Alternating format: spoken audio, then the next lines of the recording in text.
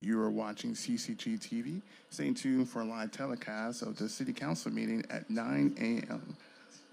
right here on the CCG TV's YouTube page.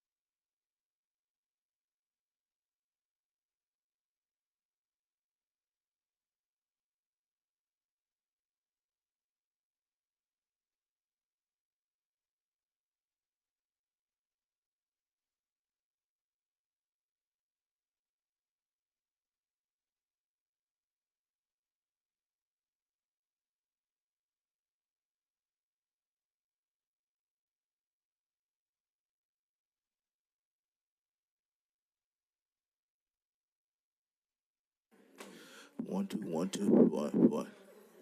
Testing 1 2 1 2.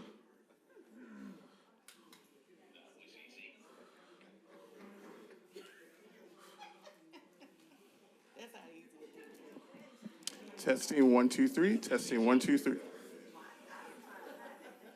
you hear that much? Okay, so yeah. I'm gonna wait till.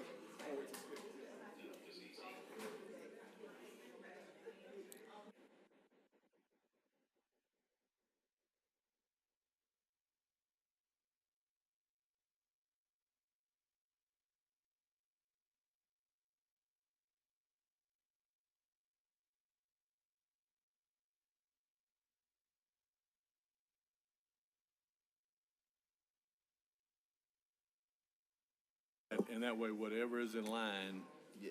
So, and then how do you turn if you got three of them on, how you turn like one of them off? So, if you will, hit that left button or right button for me. Okay. So All right, I just hit that. Now he's on. Okay, Hit your light, Toya. hit the right button. And I hit that one. So I got three of them on. Now what if I'm trying to take? You can say, let me see, next how I do it, I will go here, and I probably got you the mic off. I can go there, mic off. Okay, so I had to go to another screen, I guess. That's all it does. Okay. All right, so just hit that. It goes forward or back. Okay. All right, well, that'll help. Thank you. Yeah, that's fine. That'd be good. So, well, that one is just, so you don't want too many on at the same time because it'll start giving feedback. Yep. All right, no.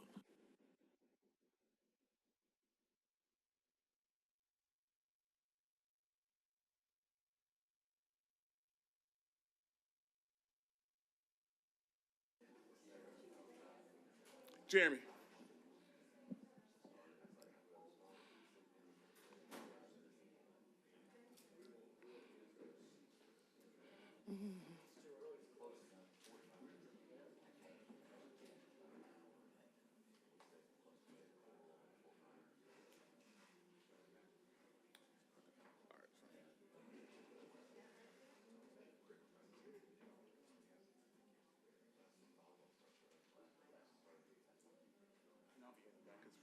I can try this. I'll do my best.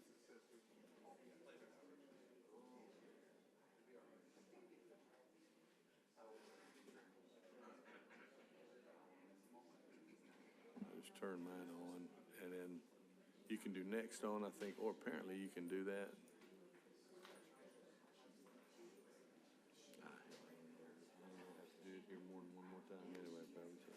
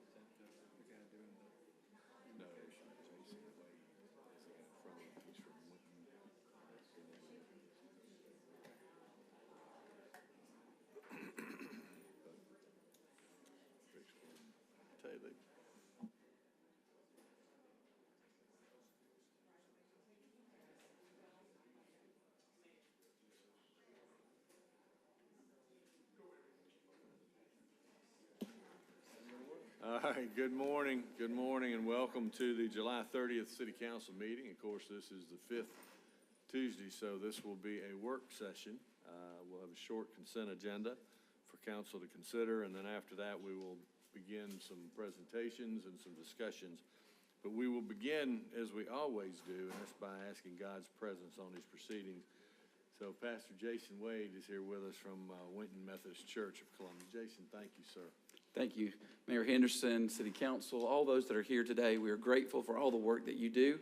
And I would just like to offer a thank you for us and here in Midland with Winton Methodist Church and all we're doing to continue to make the great city of Columbus and the county of Muskogee be amazing. And so thank you for all that you do. Let's go to the Lord in prayer this morning. Father God, what a great day once again for us to have an opportunity to make an impact in this world. Father, as we prepare for a new school year, I pray for all of our administrators, our teachers, our students, our families, Father, that will be impacted by another amazing year of education. Father, I thank you for the work of the City Council. Father, what they do to be intentional about impacting and growing this amazing city, but also, Father, for seeing the people for who they are. And God, today we come and invite your presence into this room.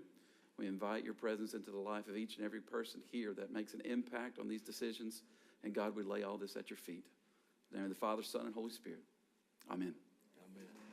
Jason, thank you, sir. All right, if you would, please stand and join me in the pledge to our flag. I pledge allegiance to the flag of the United States of America and to the republic for which it stands, one nation, under God, indivisible, with liberty and justice for all. I would ask that all of you, in addition to the words that Jason delivered to us, I would ask you to keep in your prayers the family of Kevin Lott. He's a battalion chief with our Columbus Fire and Emergency Medical Services, and he passed away at his home on Sunday evening, leaving behind a wife and 2 children. So if you would, just keep that family in your prayers. The only thing we've got really on the consent agenda, I've got the minutes. All right, motion second. The minutes from July 23rd are received. All in favor say aye. Aye. Any opposed? All right, we've got one resolution excusing Counselor Walker Garrett. Motion second to approve. All in favor say aye. Aye. Any opposed? All right, that is approved. I'll turn it over to the city manager. Oh, you are. You ought to see it from here. Hit it one more time. There we go. Thank you, Mr. Mayor, and good morning to each of you. We've got a work session agenda this morning. We're going to start with Pat Frey, Vice President, Home for Good, talking about homelessness in Columbus. And so as she approaches Mike there. Did I turn it off again? It may happen several times. As she approaches the mic, you know, I heard the prayer and I heard it very well this morning. And I want to thank the minister of the day, Pastor Wade, for that prayer. I heard him mention our amazing city a number of times.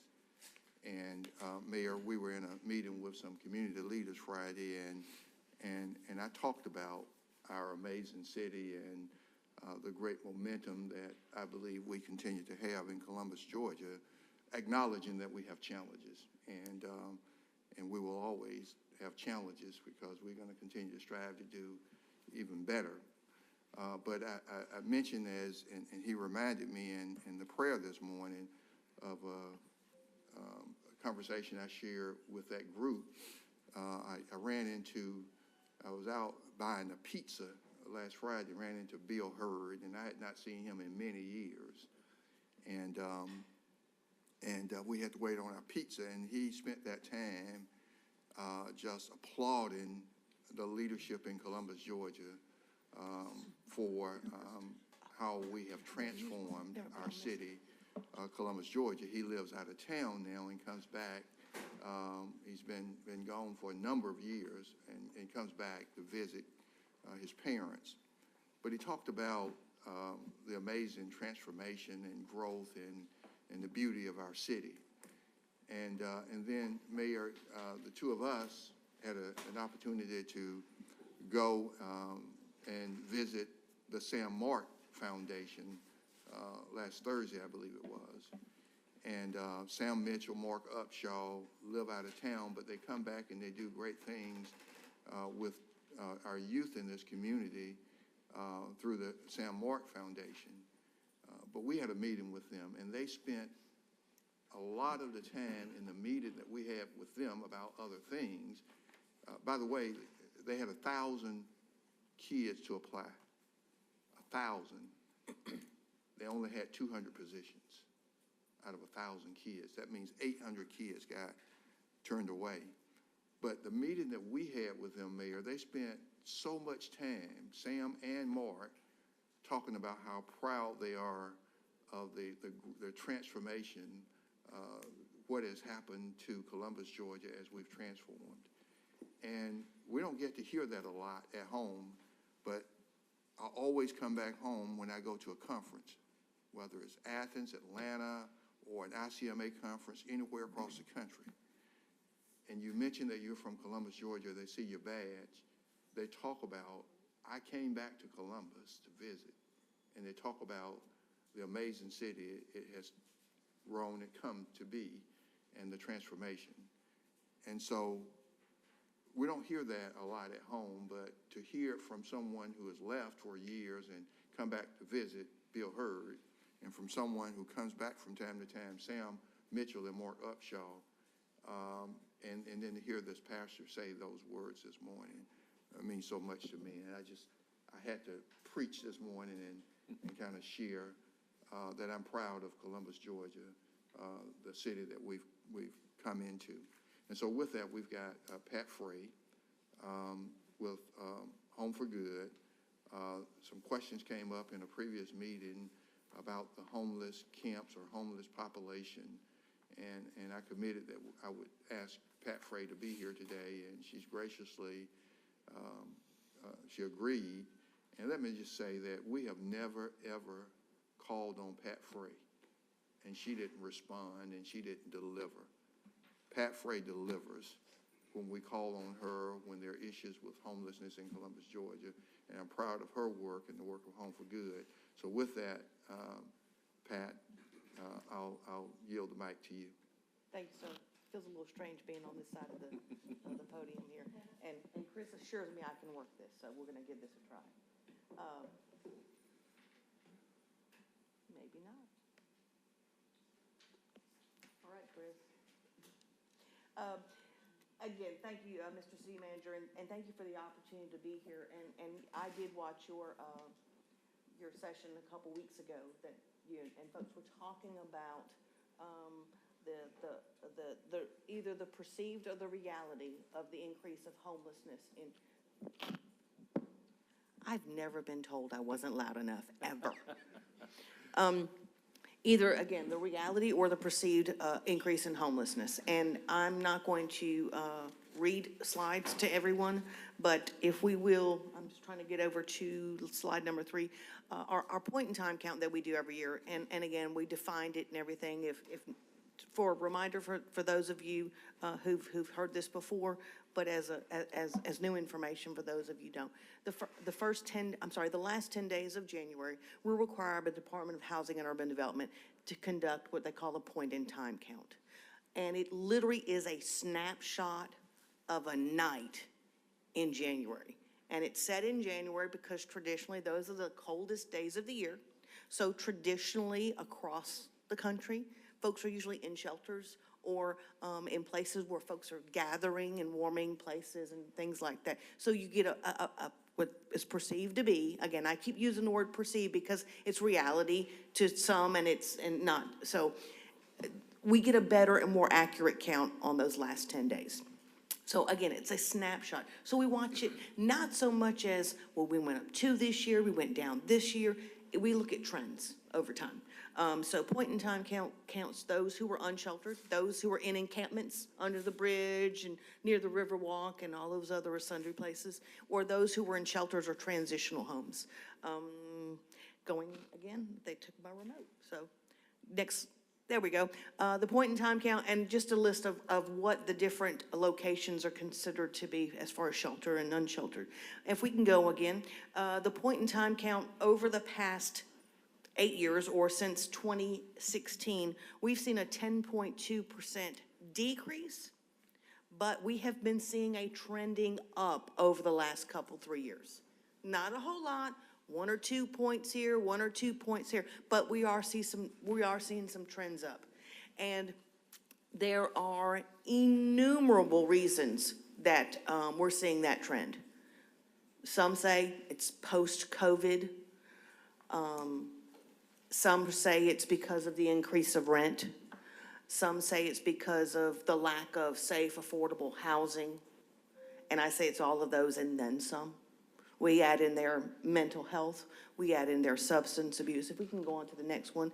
And we add on the fact that wages, not only in this area, but across the country.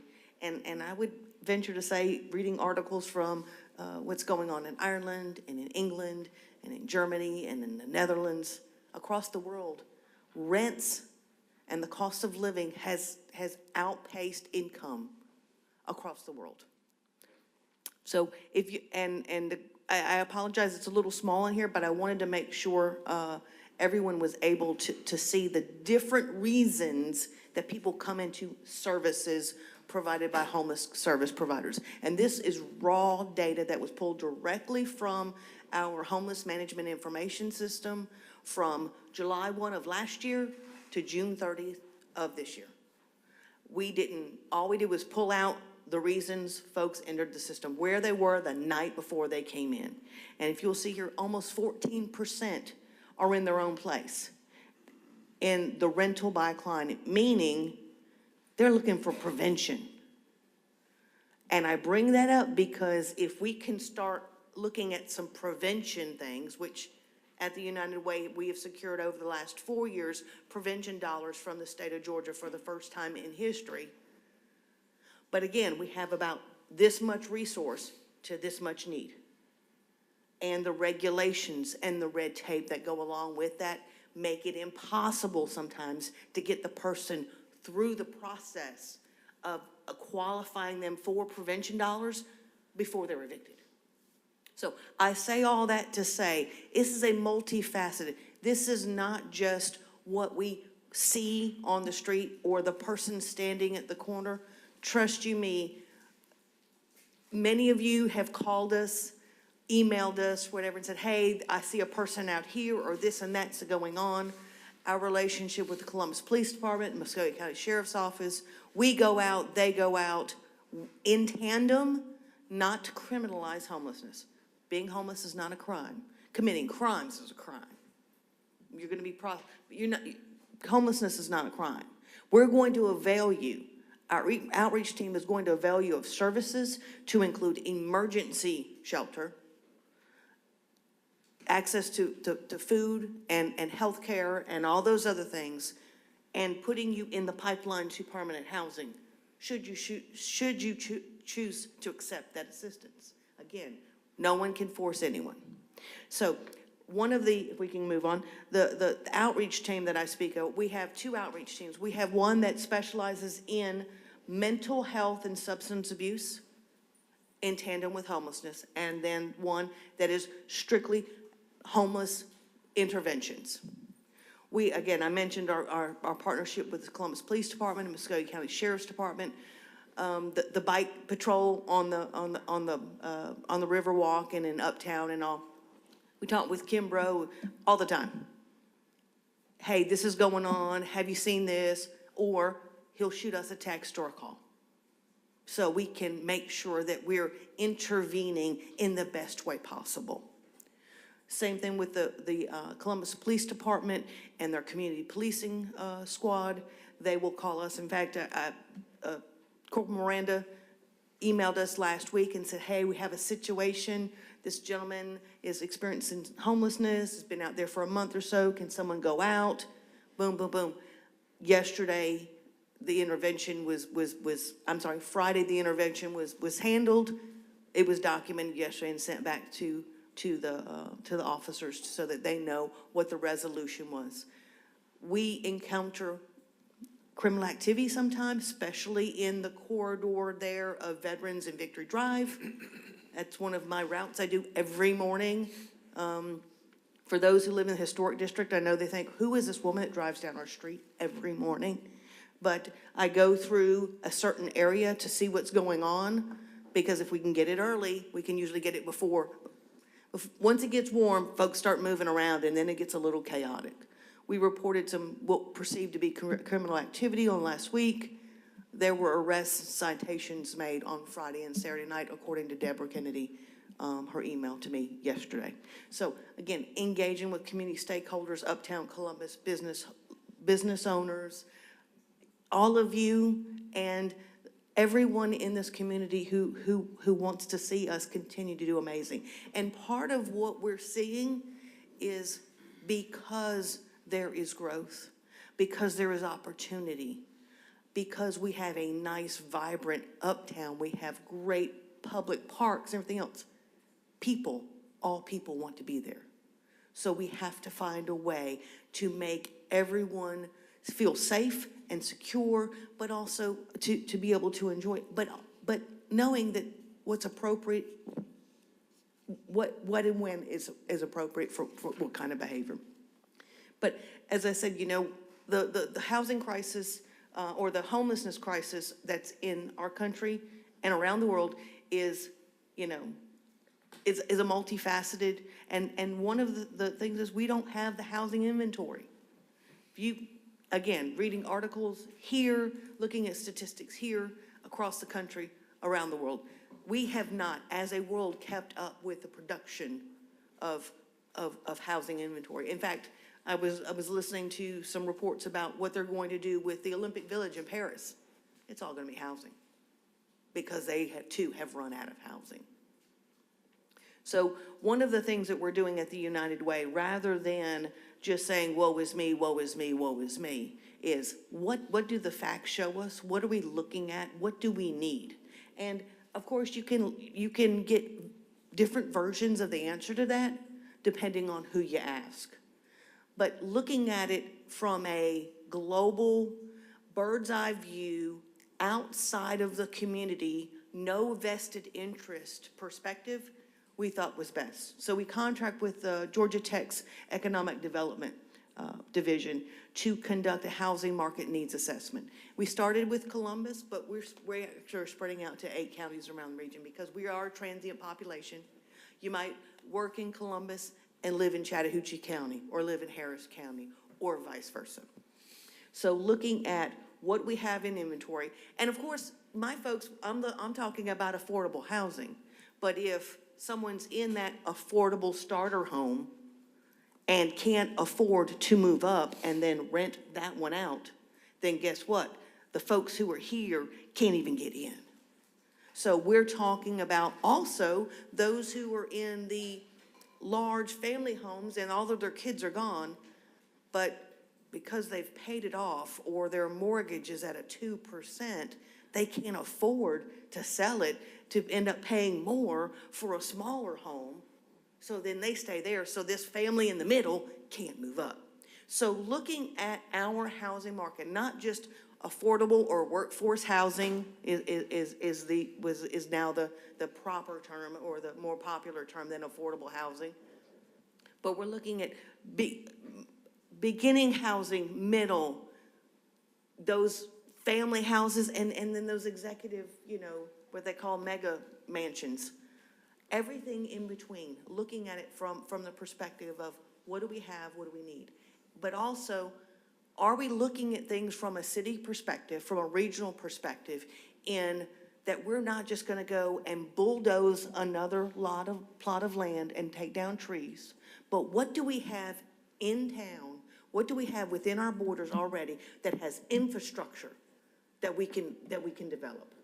How are we holding those who have housing stock accountable for their housing to make sure that it does meet housing quality standards. And yes, I could stand here and go on my tangent all day long, but I wanted to mention that we are trying to look at it from a global perspective, because yes, it does relate to homelessness. If we can get folks into housing, if we can get affordable rentals for folks to be able to transition and maintain, sustain, and then thrive, then everyone moves up, then everyone is more successful. So if the last slide just gives you a link to do the Housing Market Needs Assessment Survey. Once those surveys are done, we'll do some focus groups in October, November to talk about how we go from here as a community, as a region. Now, any questions?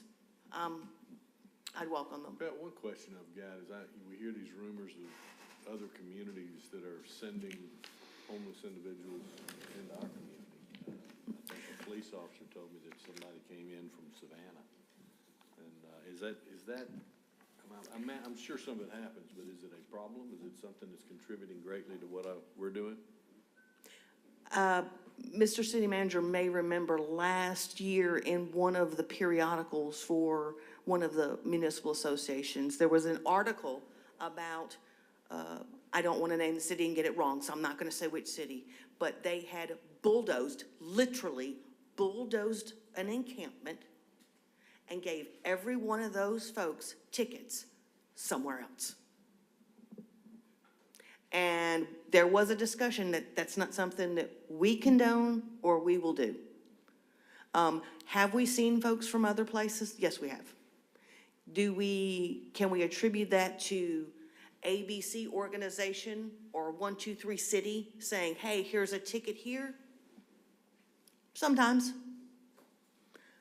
However, on the same note, if someone comes here, we had a lady from Pittsburgh that was in our building about 3 weeks ago, had came here with the proverbial boyfriend, as it always happens, and something happened. He's now a resident in Muskogee County prison, and she needed to get back home. Well, we checked her, verified her identity, and this and that and the other, and yes, we bought her a ticket back to Pittsburgh. Now, whether or not another city or another organization verifies that the person is actually from there or not, I don't know. Okay. But do we have people coming from other places? Yes, we do. Well, and I guess there's a difference in coming here from other places and being sent here from other places. I think we have some of both. We do not want to turn anybody away. That's correct. Yeah. All right. Councilor Tucker. Good morning. Morning. That's exactly what I was gonna ask in reference to, any other challenges, other than skyrocketing rents that's contributing to homelessness, because, I know you're trying to be gentle with your answer, but of course, we have heard it's coming from the Alabama side, where people are actually being dumped, not transferred from Pittsburgh or coming with a, boyfriend, but actually being brought over here. What are some of the suggestions that you have? Is this conversations that we need to have with the local leaders in those communities to say that this is not, somewhat like a sanctuary city for you to bring homeless populations to shift your numbers down, but shift ours upwards? Absolutely. I think there needs to be a leader-to-leader conversation. But before we even do that, I would say that we as a community need to have the conversations internally. I did talk with and receive some statistics from that organization you're referring to. And according to the reports, said there were only 2 individuals over the past year, because this kicked off about July of last year, that were quote-unquote unaccounted for, and who just left the program and were not able to be accounted for once they left. However, I did give some suggestions on how we can do a better job of tracking from beginning to end. And I'm not about watching and following people. Please don't misunderstand. But again, if we are bringing someone into our system, we have a process for that. And if the person was in Midtown, like the gentleman I just passed that the outreach team is going to see right now, we would take him through the process of the system. And yes, the intent was for the person to go to Pat's program. Well, the person gets to say, when you're doing my referral, please send it to Pat's program, because client choice is first. So it would not divert away from the program that had the relationship with the sending entity, but we would have the information up front in order to see how quickly the person moves through the system and to avail the person of other resources in the community that we do with everybody else. If I was entering a shelter today and I went through 211 and I went through coordinated entry, all of those other wraparound services that are required for me to end my homelessness and to sustain and thrive in the future would be availed of me. I think we need to do that. The organization is not required to do it because they don't receive federal or state funding. But I would suggest that would be a huge step in us knowing what are our true numbers and where folks are coming from. Can we, I guess, start the ball as far as setting up the meeting, who needs to be at the table? Because it's, becoming more and more a conversation where people are coming in from that said location, and shifting the population here. And, me and you work in this world for a long time together. And I think when we come together and have those conversations, the better it will be.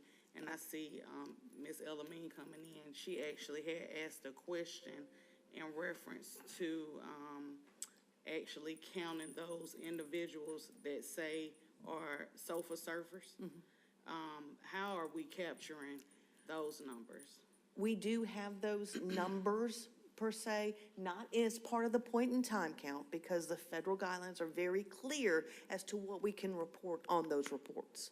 But on, I think it was third or fourth slide of my presentation, where it talks about rental by client, but, I'm sorry, not rental by, but staying with family or friends, living temporarily or permanently, those are the sofa surfers or couch surfers, or those who are doubled up per se. And those, so those numbers are being captured, and 99% of the time, those people are either looking for prevention or are going to be leaving that location within the next 14 days. They're at imminent risk of being homeless because they have to leave, whatever, lease violation if they stay there more than a certain number of days, la-da-da-da-da, and they're looking to enter a shelter. That's what I mean. That's where that system begins. It begins sometimes before you have the crisis. So yes, we do capture that information, and I'll be glad to send those exact numbers. We have the percentages of them, but I can send you those exact numbers. Yes, ma'am. That's good. I got one more question. First, I want to thank everybody that was involved, especially Councilor Davis and actually Councilor Crabb as well, regarding cleaning up under the bridge at the airport throughway location. As we all know, back in 2017 in Atlanta, a bridge collapsed because of a fire that was caused by 3 individuals smoking crack and doing meth. And some material got caught on fire and it actually collapsed, causing about $10 million worth of damage. One of the concerns that a lot of residents have is, these individuals under the bridge that could possibly cause harm to themselves and other residents. Or is that something that you're working on, or is that something we really need to be concerned with? Our outreach teams are under those bridges, Airport Thruway. You mentioned Macon Road. There was one on Whittlesea as well. The only concern, no, I wouldn't say concern, but the caveat to those bridges is that's Georgia DOT property. So working with DOT, again, we can't make anyone move, but once we engage with folks, DOT will simply say, once they're gone, we'll remove the stuff. And I think you guys ended up intervening because they were trying to get it on their schedule of when to clean up the stuff. But that's, and we've had conversation back and forth, but DOT has been very clear, you know, your resident of your city, when they leave, we'll clean up the stuff, but we're not gonna be involved in that. So yes, we need to have a way to deal with that. We will be glad to participate in any way. Again, the community policing squad and our outreach team had been out there, was continuing to engage with that individual on a regular basis. And you know, frankly, the person has just moved around the corner and is in the woods there. Now, will not accept services, will not accept interventions. So I would be glad to be part of a conversation. I know we're going to have a conversation later this week talking about the Supreme Court's recent decision on encampments. And this is a small, whether an encampment doesn't have to be huge, it could be 1 or 2 people. So I think maybe we have that conversation and continue that conversation there and bring some others in. Yes, ma'am. Thank you. Mm-hmm. Councilor Chambers? Ms. Frey, thanks for your service. Quick question. Up under the PIT count, it states that place not meant for habitation, a little over, I think it was a little over 10%. Can you expound on that number? Yeah, actually, that number has gone down over the past 8 years, but we're starting to see an uptick again. And the biggest part of that is mental health and substance abuse issues that are contributing factors that folks don't want to go into shelter because there are rules to follow. And so it does hinder us in making or in impacting that number as much as we'd like, but it's a constant battle. And I say mental health and substance abuse to say the instances of those experiencing homelessness in the general population, those numbers aren't that much different with mental health. It's just some of us have access to health care and treatment and family support, and some don't. Mm-hmm. There doesn't up. Councilor Hickey. Mm-hmm. Oh, is it? Okay. Can't tell. I have to look at the lights. Thank you, Mayor. Pat, thanks for coming today. And, Yes, sir.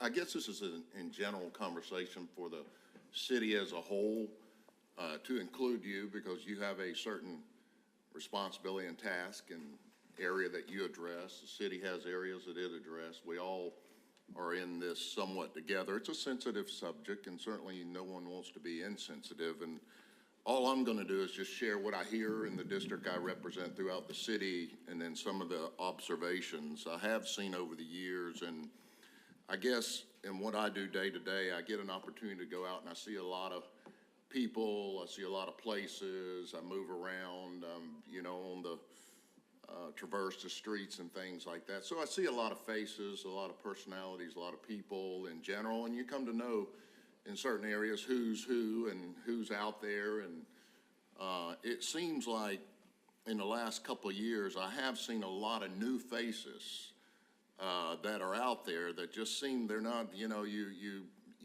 tend to ask the question, where did they come from? And why all of a sudden are they just setting up in certain areas?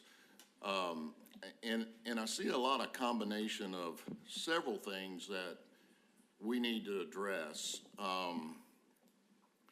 You know, we got a lot of laws on the books, and as a society, civilization, us here, we all have to abide by that. There's a certain responsibility that we all hold, and I don't think I ever hear anything negative about people who need some shelter or people that need some help and things like that. And we've got a lot of great services and a lot of great people here that contribute and give and are very charitable in our community. And I'm so grateful for that. And that is an asset that we have. But at the same time, you know, when it crosses over into a destruction of property, when it crosses over into irresponsibility, when it crosses over into people just don't care, then it becomes an issue in our community. And I think we're all, whether we're talking about litter, whether we're talking about things that we just don't want to see in our community, we got a lot of great things. You go to a lot of other cities, we've got somewhat of a, I would say, a clean city. And we have issues. I mean, we do still have issues, but over the most part, we address them. And there's somewhat, you can take pride in that. And if you travel outside of Columbus and go to other places, you know, there's some cities that just don't look too good. They just don't look good. Some people would describe them as trashy, all right? And there's an irresponsibility there. That's a people problem. There's an irresponsibility, and I don't understand it, but I guess, you know, it happens. We're trying to correct those things. We're trying to improve. We're trying to, you know, trying to get people to be responsible and get on board. And when these kind of things cross over into that area, it becomes a problem. And certainly in Columbus, people recognize that. In the last couple of years, there seemed to be a more aggressive nature, so to speak. And I'm not in this one area, but, you know, we're fixing to talk about signage on the right-of-ways and things like that. We got laws for all this stuff. And it is a form of litter and trash, even though people use it for various purposes. But when you look at it as a whole, and that's really what I'm talking about, the aggressiveness of where it's tending to happen more, not just more, but more of it and more problems, and you're starting to see it a lot more, and that's when people become engaged.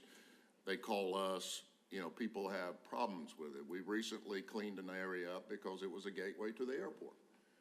That's the character of our city. People see it, our citizens see it, they wonder what's going on, who's responsible for this and who's going to address it, you know, and it gives people a negative impression of their city. So that is important. And then the destruction of property, whether it's just the, you know, I'm not going to describe the things that I've dealt with in cleaning things up, but, you know, the graffiti and things like that, that's destruction of property. And Mr. City Manager, I really appreciate the team getting out there. Thank you for coming and helping and sending the team behind us and taking care of some things, especially the graffiti. It looks like a world of difference now. It really looks great.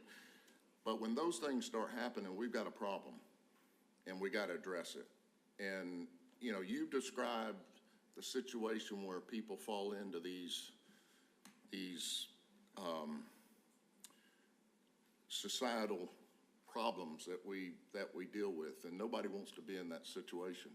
But they fall into that. You've described many aspects of that, but we don't talk about the other things that come along with it. That is just, you know, there's a tolerance level that comes with that. How do we address that? And I don't know, you're not addressing those things. That's not your area, but, you know, we have to address it as a city, and we have to deal with that as a city. How are we going to deal with it? How are we going to deal with it today? How are we going to deal with the future? And like I said, certainly, I don't think anybody has any problems with people finding shelter, people finding food and things like that. It becomes when it crosses over into other areas that are violations that we all have to live by. Everybody. It doesn't matter what situation we all live by it and how we're going to address that. We're dealing with that in many, many areas. This city deals with many, many challenges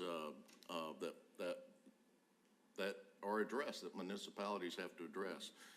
So, you know, that's a concern, how we're going to deal with that, how we're going to address that, and how we're going to what's the tolerance level, or how we're going to take care of that. Or else your city just starts falling apart and becomes one big trash pile. We don't want that. Okay, nobody wants that. We have to communicate this in such a way to individuals that they are more responsible instead of just throwing stuff and littering and just causing unsightly type situations in our city, or else we're just going to fall apart like a lot of other cities are. I mean, you go to other cities and you're like, wow, that's just not a good thing. And yes, things you're talking about, we got to address. Those are issues that need to be addressed. Housing, things like that. We've talked about that, Councilor Tucker, many, many times, whether with the tiny homes or villages and things like that, but we're not making progress. we're not making progress in those areas. It seems like we turn our attention way to other things. Then, now I want to cross over into other things that we see. The panhandling, the things that are out there, and it's not just city property or DOT property. And some of the things with the DOT, it takes for, I mean, look, they do so many things for us, and we do a lot of things for them. So, I mean, there's got to be some kind of team unity, working together. Absolutely. Because they shouldn't, the DOT shouldn't have to put out an RFP and it takes a month before they have to go through a process. We are to be able to help them, and they in turn help us. Agreed. And it works. It works good. So then the destruction of private property.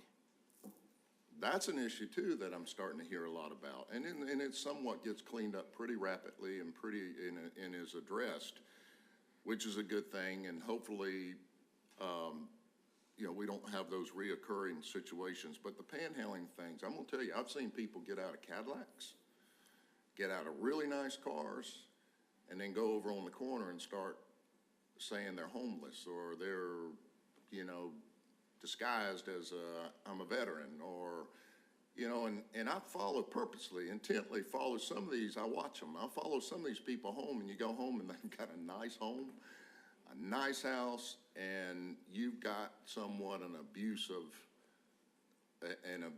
type situation where people are taking advantage of others. How do we address that? I'm not saying all of them, but we've got that problem as well. And they do, a lot of times it's on the weekend. How do we address these things?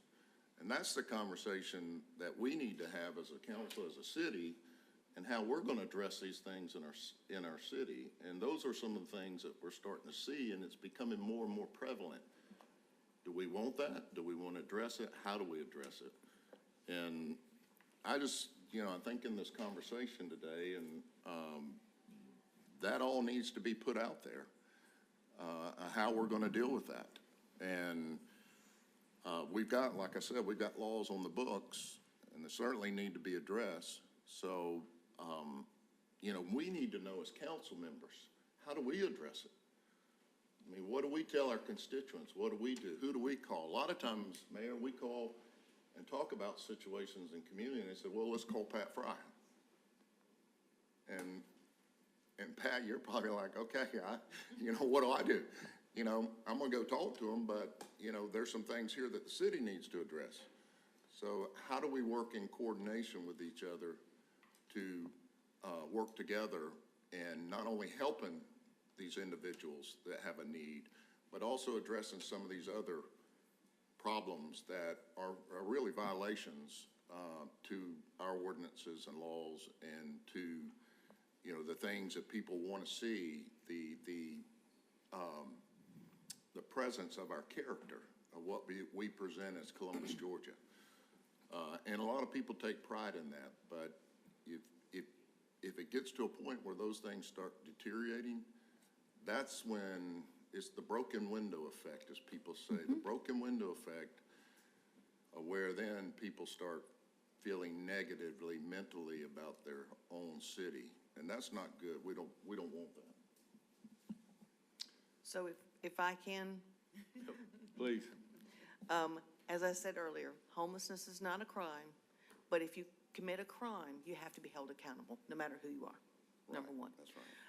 Number two, when we talk about how do we work together, you will probably regret you ever asked me that question, because I will bug you.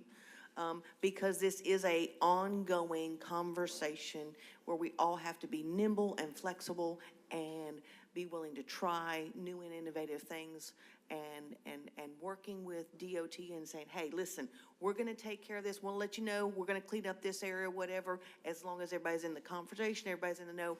I think it's a win-win. When we talk about how do we deal with trash and graffiti and all those other things, and make sure people take pride in their community, I have to go back to the All Hands on Deck bus tour that took place earlier this year in Oakland Park. And as a result of that, and the departments all being on board and pointing out what was a city issue or what was a community resident issue, and not being afraid to say, hey, city, we're gonna step up and take care of this, but you, community member, you're going to have to get that junk car out of your yard. And holding folks accountable, and again, this is the community that I've lived in since 1978. You know, we're talking Oakland Park. When you talk about the broken window effect, we're living that and doing things to take it back and to repair those windows. So I think we would love to be part of the conversation. I would love to be part of the conversation. But it's about cooperation, collaboration, and being able to talk and work together and pick up the phone and call Councilor Kogel or call Director Short or Director Pruitt and say, hey, these are the issues. If not you, then who? Who will direct us? And having that conversation with community members, because those in the community, I know in our community, in Oakland Park, those in the community are going to be very protective of their community and their homes. And when we empower the residents, I think we'll see lots of things go happen. Councilor Hickey. Good morning. Ms. Ray, I just want to say thank you for all that you do, and I really appreciate all the hard work. I got one question that I'd like to ask. I know that at one point, Open Door Community Center was one of the locations where homeless people can go to get a shower and get something to eat. Do we have any other locations that they could go to get a meal? And what do you think that we could do? I don't know what our partnership is with the private sector from the city standpoint, but I would just like to know if there's any other locations and how can the homeless get this information of these different locations? Yes, sir. Open Door Showering Program closed about 3 years ago. But showers, meals, access to services are available at Safe House Ministries, 2101 Hamilton Road. And that's 7 days a week, 365, from 7 a.m. to 1:30. Open Door still operates on 2nd Avenue, but they've changed their mission to focusing on female-led households. So they have a housing program and a transitional program for single adult females. As far as a city perspective, right now the city funds some housing-related or homelessness-related, poverty-related programs through community development block grants, but that is a drop in the bucket. A drop in the bucket as to the resources that are required to make sure we don't manage the problem. We get on top of the problem and we start preventing it going forward. Okay, thank you. Thank you, sir. All right, Councilor Kogel. I just wanted to commend you, Pat. You reminded me when we talked about, when you brought up the all hands on deck in Oakland Park. There does have to be a community buy-in, and I think that you're seeing that in Oakland Park. It's far, let me be very clear, it is far from over, but I do commend Inspections and Codes and Director Short and the rest of our administration on really helping me bridge the gap between the community and the city. It is making a big difference it's slow and it's steady, but the more and more that we are able to knock out those small little things, those low-hanging fruit, and moving on to bigger projects, we're getting some momentum and we're getting some buy-in from that community. And I think over the next few years, you're gonna really see that start to pick up some momentum and make a big impact in South Columbus. So thank you for your work in helping me, and I hope I can help you too. So thank you. We'll be participating in National Night Out at Asbury United Methodist next Tuesday. Cookout starts at 6:30 and the convo will come through about 7:20. You gave me that opening, Joanne. I had to put in the plug. Thank you, Pat.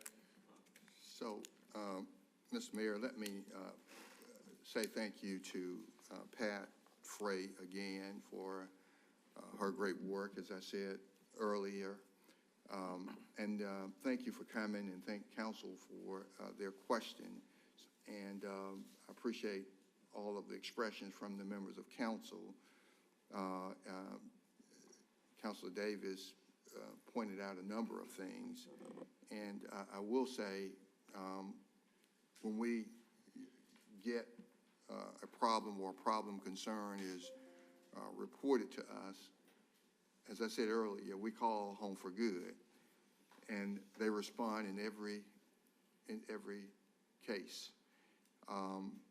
And we then partner with her and direct resources to assist. And typically there are resources at the highest level, like Public Works, Drill Short. And so we work with Pat, and we resolve that immediate concern.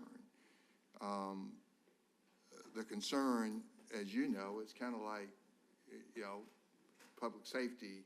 When they identify a drug house and you go and you target that drug house, they move somewhere else. And so when we deal with the problem concern and take care of the problem and get the area cleaned up, they likely go and find a new location. And then we start the process all over again with them at a new location. We contact Home for Good, and we start that process all over again. And I say all that to say that we don't, on the city side, have committed resources. Typically, when that problem concern is brought to our attention, we are committing people at the highest level because we just don't have the resources. I know that Public Works don't have the resources, but we know we've got to take care of the problem. And so I think we need to probably think about some committed resources. I mean, if we're going to be serious about this and people not just move from one location to another, and I heard, you say, Ms. Frey, we don't manage this. We're not managing it, the situation. We are reactive, and we get people moved, take care of the problem at this location, then move to another location. And so we need to manage the problem. And so I do think we need to have further conversation about committing resources so that we can start to manage the problem concerns rather than react to them and get them moved and cleaned up, and then it starts all over again at a different location. And so we've got a lot of work to do. And I agree with you, Councilor Davis. I go to cities all over, from Atlanta to cities in Texas, and I mean, it is terrible. And they've accepted that these are these huge camps, and they're right, they're literally in the inner city city area, very close to downtown, and it looks terrible. And so, we have a problem. We're not there yet, but we got to figure out how to we got to have resources, and we got to manage the problem. And so we appreciate your work, and Councilor Davis and council members. I think we need to have more conversation about what our expectation is going to be. Because when we go out, we have to be sensitive, because someone is going to complain about how we treated that homeless person and their belongings. If we go out and just move their belongings, we'll go out and leave a sign, a note for them. You need to move your belongings, and we're going to give you X number of days to do it. And if you have not moved your belongings in the number of days, then we're going to move them. And so we don't just go out and evict them, Pat. We go out and we treat them with dignity and respect, because if we don't, somebody's going to complain, and we're going to make the 6 o'clock news because of how we treated homeless people. And so those are my comments. Point of personal privilege, absolutely, and I'm glad you brought that up, because that is one of the things that we set in motion many years ago, is having a process that we follow each time so that we make sure that everyone is availed of resources and services and opportunities to collect their things, to move their things, whatever. We do the posting of signs. What I'd like to do is send this group our encampment closure timeline that delineates that, which is part of our hardwired policies and procedures. And Director Short will inevitably send me an email. Give me the date that you have on this, because she knows the process that we've gone through every time, and we do it the same way each time. Yeah. So I'd be glad to share that with you. Thank you. Yeah, and I'll just mention this. We had a problem under the Second Avenue Bridge right adjacent to the daycare center that's there. I won't call the name, but, and so we went through this process, Pat, and we went so far now. We weren't reckless. We went out and we set up a table for a couple of weeks on certain days. Mm-hmm. And if you were homeless and you could show us that this is where you're from, mm-hmm. we got them a bus ticket home, you know?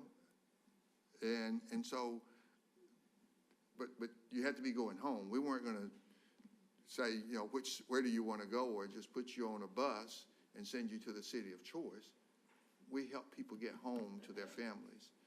And so we did it, and we cleaned up that under the Second Avenue Bridge next to the daycare, because we were really concerned that children go to that daycare. Mm-hmm. And so we've been through a process before. And so we're going to continue to do it and treat them with dignity and respect, but get those locations cleaned up. But if we had someone that's their job every day to work this, I think we could do much better. Thank you, Pat, for coming. Thank you, sir. Thank you. Thank you, ma'am. With that, Mayor and Council, the next topic is infrastructure update. I've got Ryan Pruitt, Director of Inspection and Codes, Donna Newman, Director of Engineering. We've got a lot of work going on all over the city. All over the city. Everywhere you go, roads and interstate interchanges are torn up. And I tell people we're spending $1.2 billion over the next 8 years in infrastructure projects. And we appreciate the hard work of the staff, to include Deputy City Manager Pam Hodge, for their dedication, commitment to getting this work done, that we can make our city a better place for transportation and quality of life, all of the things that we deal with. Ryan Pruitt. Thank you, Mr. City Manager. Good morning, Mayor and Council.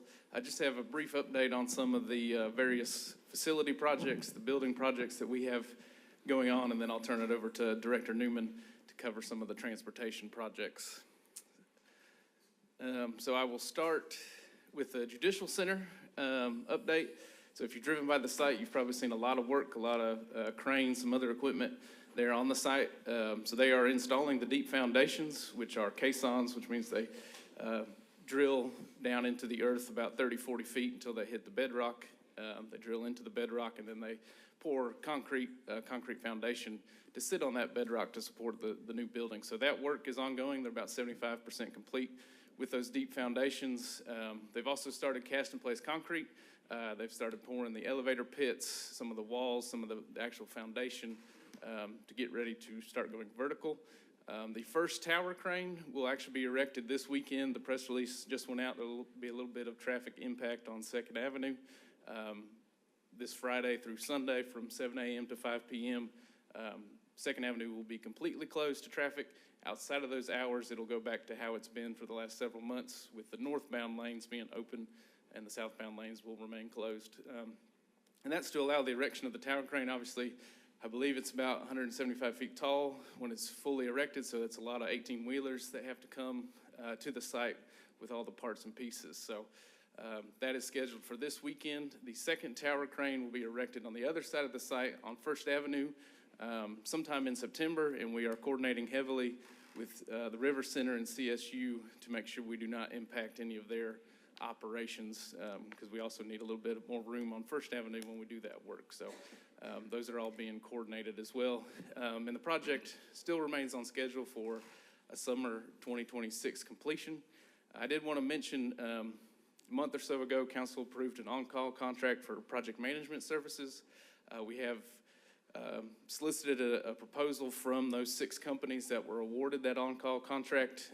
So those proposals will come in soon, and then we will be able to move forward with getting a third-party project manager to be on site for the remainder of the construction. So I just have a few pictures. This is an aerial shot of the site. You can see, again, all the work and the equipment going on. The left-hand side, you can see the crane, one of the drill rigs, and the concrete pump truck. That's where they're doing the deep foundation work. On the right-hand side, you see the other concrete truck with the concrete pump truck, and that's where they're actually pouring the elevator pits. So they're right past the east wing there. You can see the formwork down in the hole. That's actually where the public elevators are. So that's the bottom of the public elevators that they're working on right there. So I just have a couple of, whoa.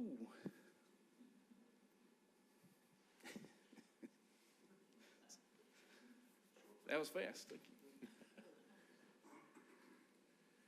you. So this is just a picture of the drill rigs. They have 2 of them on site. You can see the augers and then the rock core, those little bits out in front, kind of drill bits out in front. That's what they use to drill down to install those caissons. Then this is a picture before they formed up and poured the elevator pits. So that bottom slab, that's the bottom of the elevator pit, has a sump pump there in the middle of it. And now you can see they're starting to pour the walls and everything for the elevator. So a lot of work going on, moving very quickly. Next is Synovus Park. Work continues here at a very fast pace as well. So they have completed, cast in place the structural concrete for the 3-story patron building. So if you drive by going down the first baseline, you'll see that 3-story building. And I have some pictures of this too. That 3-story building, the structure of that is complete. They are now working on the roofing as well as installing the exterior walls at that building. They've also started structural steel erection for the clubhouse, and they haven't already, they will for the batting cage, which is directly adjacent to the clubhouse. They've also started work on the new dugouts, so part of the requirements of the project, we had to update the dugouts. They have to be ADA compliant now. They had to be made bigger for the minor league team, so all that work, they demoed the old dugouts, now they're installing the new ones. And again, this project also remains on schedule for an April of next year completion. So this is a photo, and so you can see on the very left-hand side, that is the patron building, the 3-story building. You can see the top level of that will be the club level. You can see it lines up with the top of the stadium bowl. So you'll be able to walk from the seats there down first base up into the patron building. Out in the foreground, that is the clubhouse building. So there's the structural steel going up for that. And then out, in front of that, over on the right-hand side of the screen, that's the slab for the batting cage. This is just another view from center field. Again, you can see on the left-hand side the patron building rising up over the stadium. On the right-hand side, you can see the dugout, the third baseline dugout that they're working on as well. Then I have a video, if we can get it. So this is a time-lapse video from that camera. The first picture I showed you, this is a time-lapse from when they started the project in April through last week. And I don't know if Chris maybe can help me.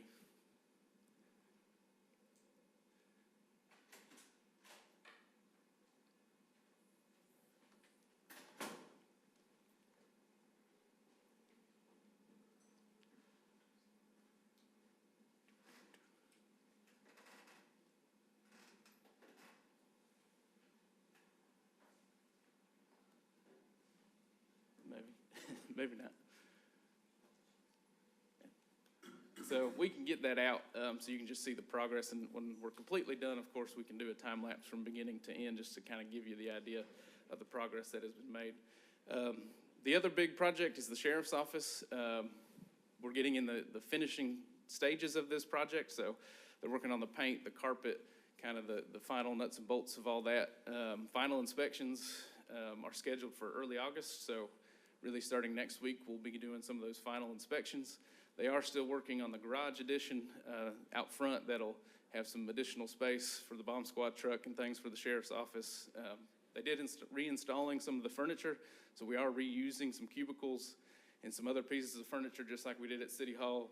The sheriff is reusing some of those furniture pieces that we acquired from TSIS when we purchased the building. And so we're scheduled to be 100% complete in September of 2024, so here in a couple months. So here's just some pictures of the progress. So this is on the exterior, actually on the north side of the building. The project had a canopy installed so the sheriff could have some additional covered parking for some of his other pieces of equipment. This is the garage addition. They're still actively working on this. It will be painted to make it look a little better and match the existing building. So that's where he can keep his bomb squad truck and some other equipment. This is a shot of the evidence storage area in the new facility. So obviously highly secured for them to be able to keep and organize all that property and evidence. This is a shot of a training room within the building, again, completely redone. The size of the room, the walls and all that, we didn't change anything, but the carpet, new paint, all that to really make it look better. And here's just another conference room inside the building. So pretty similar finishes to what was done at City Hall. Then this is a picture from inside the courtroom that was constructed in that building. So on the 10th Street side, you will notice there's a new entrance on 10th Street into this side of the building. So that is the courtroom entrance. They'll have its own security screening area to get into the courtroom.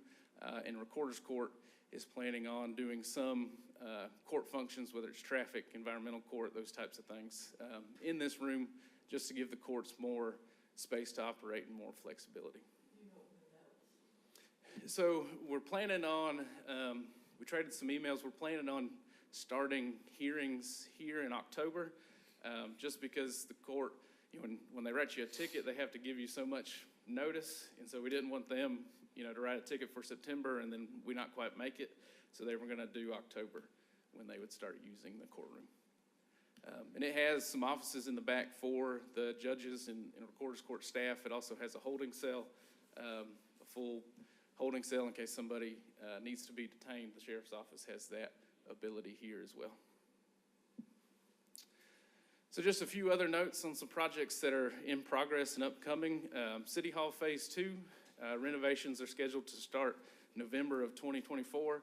That is when Synovus will completely vacate the bank building there at 12th and Broadway, and then we can get our hands on that and begin renovations. And so we anticipate that to be completed next summer, which again is when we'll kind of do some reshuffling of all the departments, and us in the annex will move over to City Hall.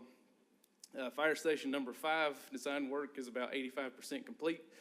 Planning on construction starting this October, so that's only a few months away. Once they complete the design process, then we go through the permitting exercise. We'll be ready to start on that construction project. And then the Trade Center parking garage, the RFP for design build services is currently advertised. So both of those, the last two there are both SPLOST projects, so wanted to give you an update on where we're at with those. Okay. Councilor Crabb. I've been receiving some calls, texts, and emails about the garage, the Trade Center garage. And so somebody that lives near has seen people going out and measuring, doing a lot of, so can you give us a little bit more details on where we are in that project? What, do the whole process, explain it to me or us as if you're explaining it to a citizen that lives next to that lot, because that's what we're coming up against. So the RFP that has been issued is for a design build contract, which means we'll contract with one entity to do both the design and the construction of the facility. So we don't have any designs. We don't really have any concepts of what it's going to look like. We don't have any renderings, exactly how it fits. We know the parcel that it's going on, which is there behind the Marriott at 8th and Front. But we don't know, the exact size, the exact height of it. We don't have any of that information. All that is included in the RFP is that the city, using the SPLOST funding that we have, is requesting design build services for an approximately 500 space parking garage. The RFP does note that it is within the historic district, and will have to comply and, fit into its surroundings and its historic neighbors. So we did meet with Historic Columbus, and I believe there's been some discussion of Historic Columbus and/or representative from the Historic District being an advisory member of the RFP committee. So like I said, we don't really have any designs, we don't have any renderings, any concepts. The work that they have seen ongoing is that the city went ahead and contracted for a full survey of the site to make sure we had the correct property boundaries, make sure we knew where all the utility locations were. So the city went ahead and did that work. So that's what they're seeing out there, is the survey company just doing the preliminary survey work. So there's certainly no work is imminent. The RFP responses, I believe, are due next week, and then, the committee will have to meet. So it's, we're even a few months, at least 2-3 months, before we even have a contract and they would start any type of design work. But there will be, from what I understand, I think there's going to be some public meetings with the residents and allow them to have some input and to know what's going on. But right now, I think there's just nothing to show them. Do we know when those meetings are gonna happen? Probably pretty soon, I would imagine, is right after they get the RFPs in and they figure they've got something to show them. Because they have talked with the president, I think, of the homeowners or whatever it is down there in the historic district. And then they've also dealt with Elizabeth and the folks over at Historic Columbus. So I know they have been putting the word out. It's very abstract. There's nothing to show just yet. Well, we need those meetings scheduled, like last week. I'm not trying to step on your toes, Joanne. It's just, I'm getting these calls now. And I think you and I have talked, but we need to jump on Yeah, that. I have been getting the calls and emails as well. Councilor Kogel? Yeah, thank you, Councilor Crabb, for bringing that up. There is a large amount of concern about what is going on in the Trade Center parking lot, and so I just wanted to reiterate the need for several public meetings that are set as soon as possible, because I do think that there are a lot of residents in the historic district that have a lot to say, and a lot of viable concerns about the height of a parking structure, of whether lights are going in people's houses, and what that's going to look like, and property values, et cetera, et cetera. So I know that a lot of people saw that RFP on the agenda last week, and it did cause a little bit of email chaos and phone chaos for me. So I know that they would appreciate the communication, as would I. So if we can set those meetings as soon as possible, that would be great. So thank you. Okay. Okay,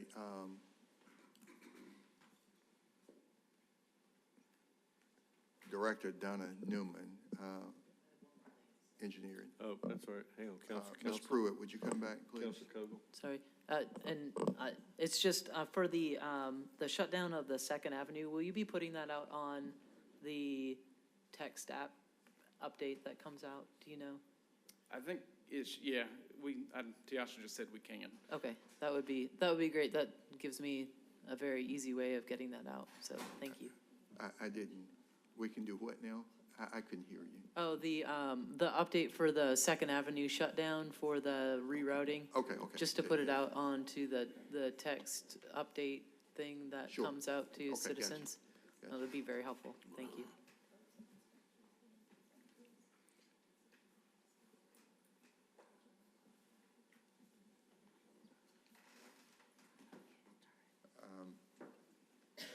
I think, yeah. There we go. Okay, there we go. Our projects aren't near as excited as what Ryan's doing. Okay, we're gonna need you speaking to the mic in a little. I'm sorry. Yeah. Can you hear me now? Okay. Come Our on. projects aren't near as exciting as what Ryan's Closer. doing, but they are every bit as critical to the community. Director Newman, if you will step up and move your mic just a little bit. Yes. Okay. Here we go. going. There we go. So we're going to talk about some of our projects that are under construction now. I know many of you are getting calls as you're referring them to us. Our first project is the Williams Road, Fortson Road Roundabout. This project is a long time coming. It is in the very early stages. We, approximate start date was April. Right now, what they're doing is doing some preliminary grading and construction to get the detours in so that they can get started on the roundabout. The budget is approximately $5 million. And we have listing there are the different funding sources to fund this project. Estimated completion date is September of 2025. There we go. The next project is one that's been on the books for a while. There was an older deed from Bibb City that required that in the event the owners of a piece of property decided to develop or redevelop that property, there was an old CSO, which is a combined sewer line that was on that property, and that system had to be relocated, and that's what this project entailed. So we had to install approximately 975 feet of a 60-inch diameter concrete pipe along 35th Street and carry that to 2nd Avenue. This project is basically complete. We are doing some fine tuning to the culvert itself and inspection of the culvert to make sure that we, everything is in place. Approximately $2.5 million. And again, we list the different funding sources. It's about 90% complete. Obviously, we're going to have to do some more grassing and cleanup work.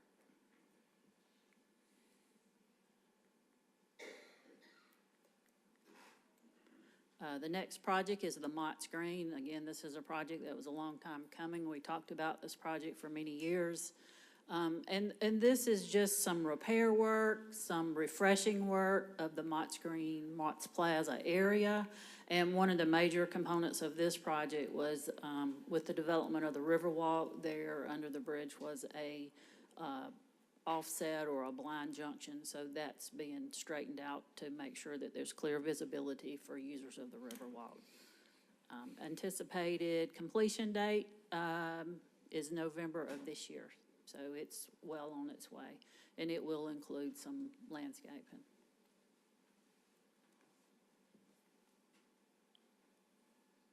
Well, there we go. These are some projects that are out for bid right now, one of which, the first one is Infantry Road. That's another project that we've been talking about for a while. What we found with the development of the Infantry Museum was there were a lot of out-of-town visitors that were coming in, and they would go down South Lumpkin Road, and basically there wasn't a roundabout or a turnaround at the end of South Lumpkin Road, and they appeared to get trapped, so some of them were cutting through the Infantry Museum, creating a safety problem cutting through the parking lot. So that's partially how this project came to be, and so it is now ready for bid, and it will include connection of the trail that was completed on Fort Benning Road.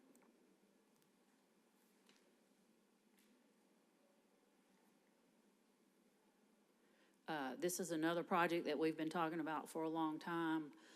The Wilson Apartments housing area has a history of flooding problems. And again, when we talk about flooding problems, we're talking about combined sewer in this area.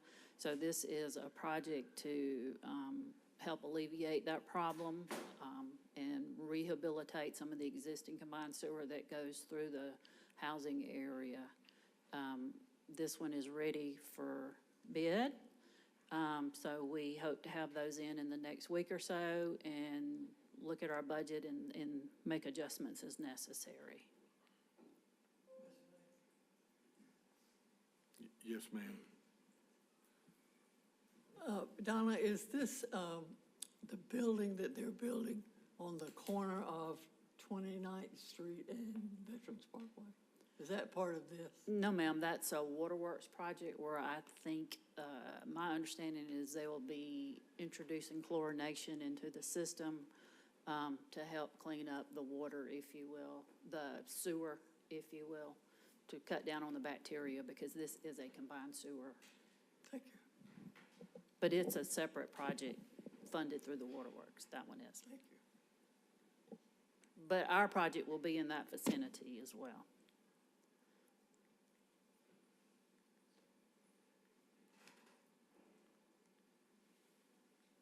There we go. Project that is awaiting award. This is the famous Spiderweb project that we've been talking around probably for most of my career here.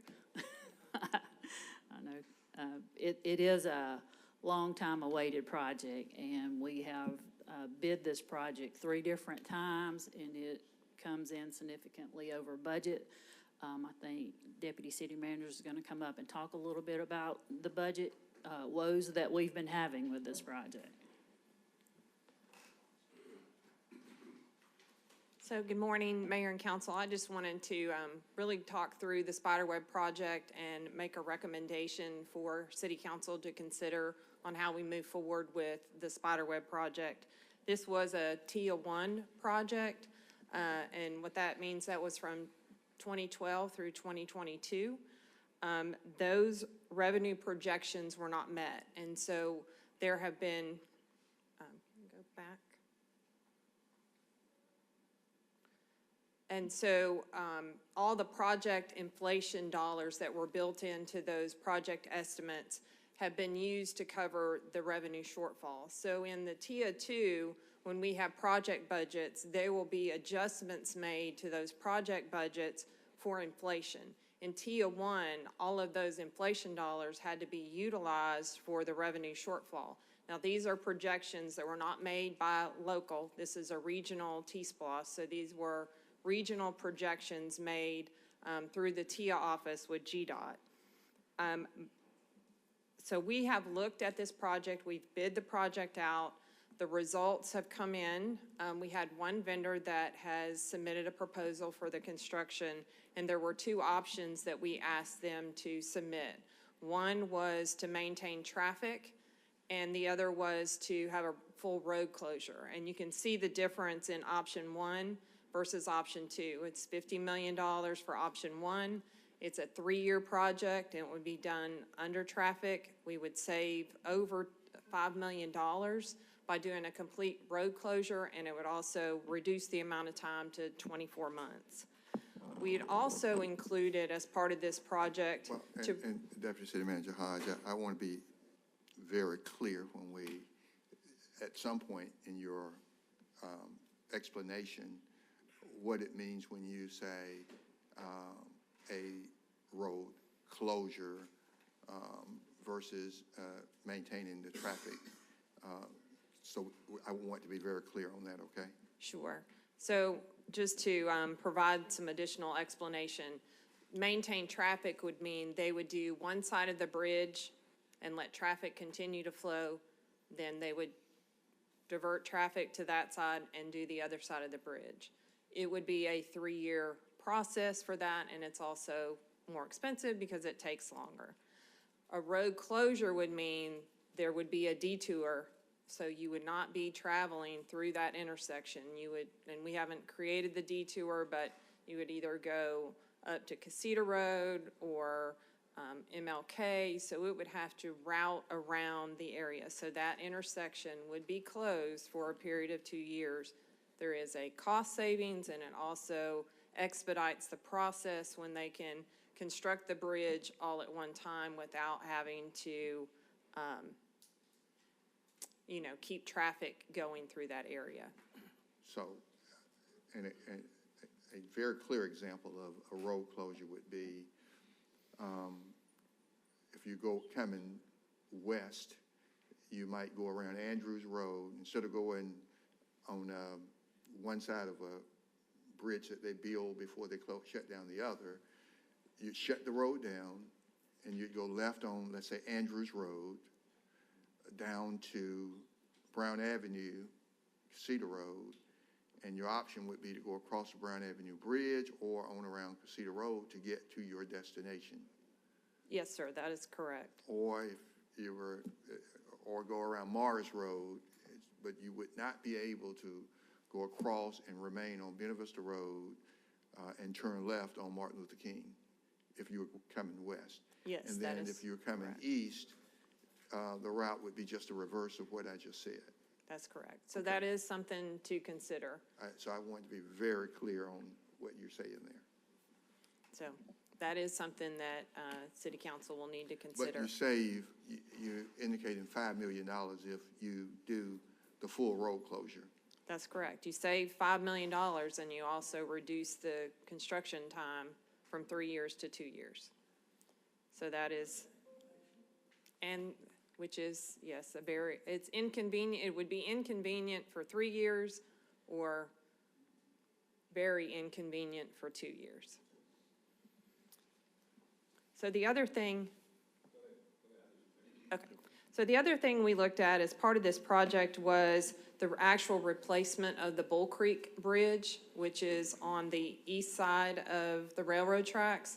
And we have been working back and forth with GDOT and the TIA office. There is a significant expense in this bid that goes for the replacement of the Bull Creek Bridge. So our recommendation is to not replace the Bull Creek Bridge at this time and remove that from this bid proposal. We would still have, obviously, the bridge over the railroad tracks, but that bridge that's just east of that would not be replaced at this time. Councilor Huff? Yeah, let's back up for a minute, because thank you for the update, but I'm still not happy. Well, I need to finish. What I'm trying to understand is,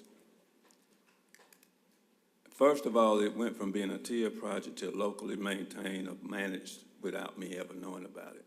I found out later. Two, this should have happened. I was told a couple of times that that the cost of materials and things went up because of COVID. But it was, it should have happened. It should have been going on before COVID. It was voted on 2012. It was in tier 2. And I started talking about this and getting information probably about 2014, 15. So between 15 and 20, we should have been able to get off the ground. And correct me if I'm wrong, if we gotten off the ground going according to schedule before the 2020 COVID, we should have been able to do some things for less cost. So there has been activity. So there was a lot of utility relocations that had to occur. There was the alignment of Annette with MLK, and that had to occur. That was finished, yeah. There was a significant amount of right-of-way that had to be acquired for this project. So all of that has been taking place, and the design work. So it was in process. Most of that was done, besides the KFC piece. The roadway projects and things were done before COVID. Well, let me just say, too, now, is this the second or third time that we've gone out to bid? I think this was the second time that we went out. We had originally gone out and had quotes that came back several years ago. We met with the TIA office.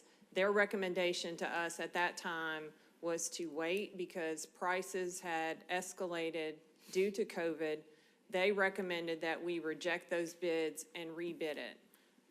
Prices have not continued to decline. They are continuing to escalate. So we do have a solution to move forward with this project, and that's why we wanted to come today. But I want to be clear that it went out to bid a couple of years ago. I don't know the exact date. It was in 22. 22, yes, sir. and the numbers were so high with COVID, post or COVID, or while you were still in the COVID situation, that we were encouraged to refuse those bids and wait until things settled down, costs would come down on materials, and then go back out. And so, yeah, I think there's been like you said, and I'd like for you to do a timeline to share with the counselor, you know, from when it started and the period, environmentals, acquisition of right-of-way. I think you may have just settled with the last, if it's settled.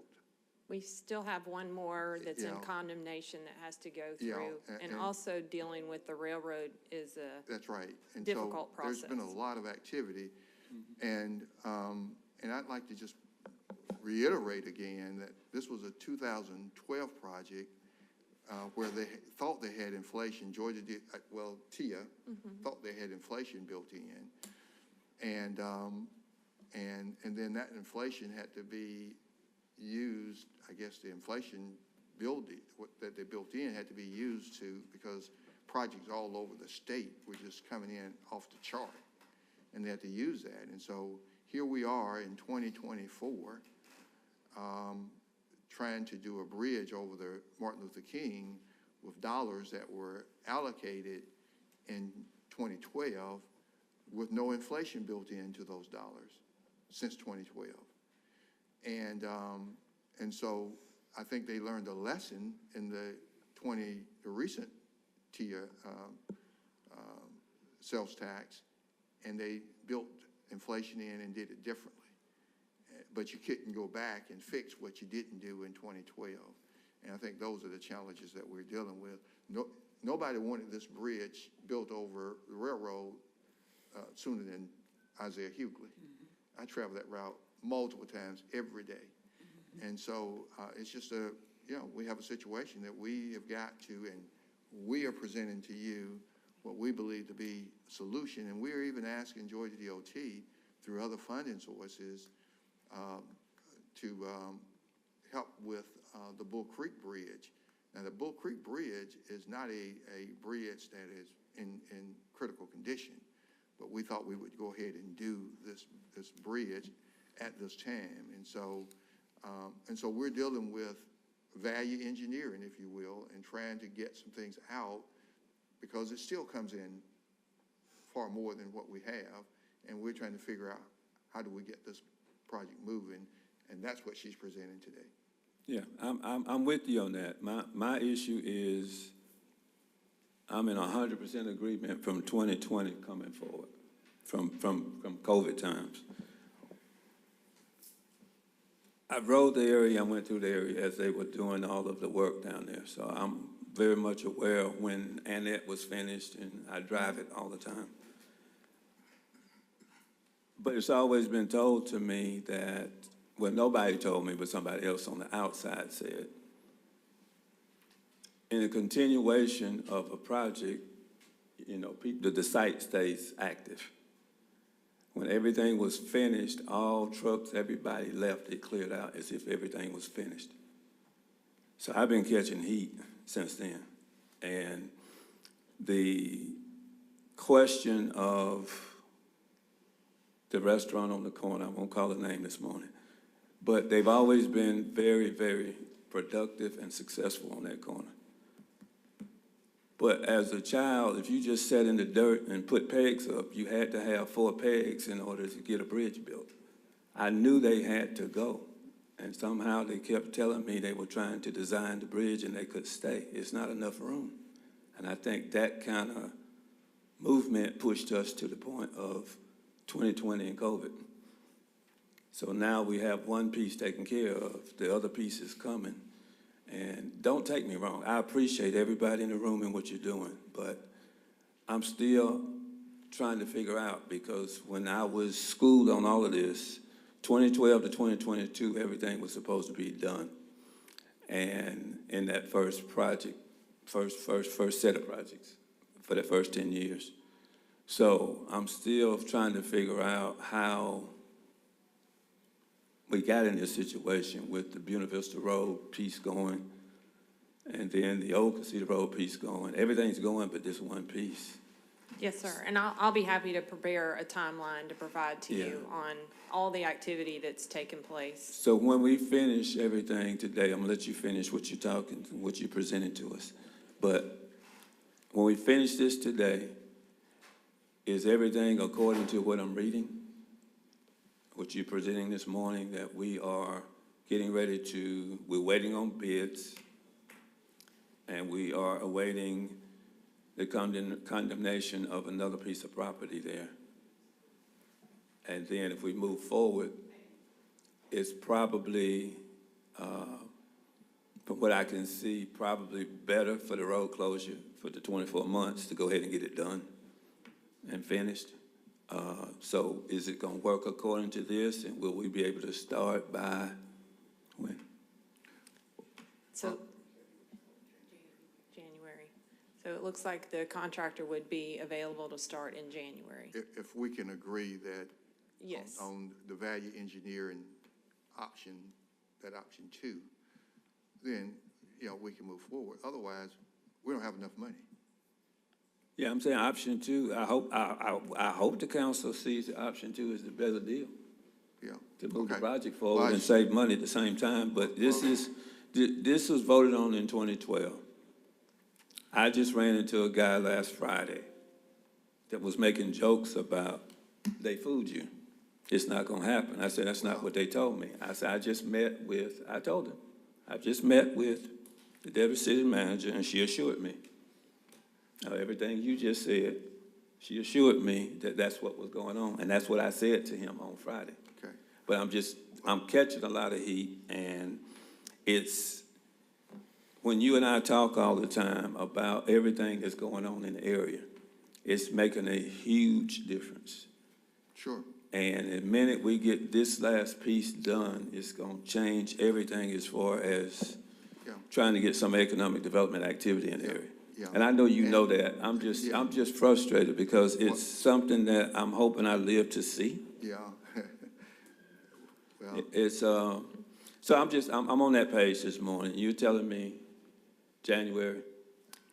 Yes, If we can move forward, January, okay. So our recommendation would be to go with option 2, which is the full road closure, more from the timeline and the financial aspect of that.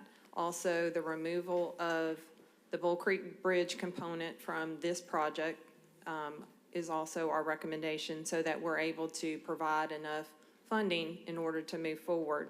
And so if we look at what we've expended and committed to date out of the total project budget, is $26 million, and that was phase 1, all the utility, all the railroad, right-of-way acquisition, the design work.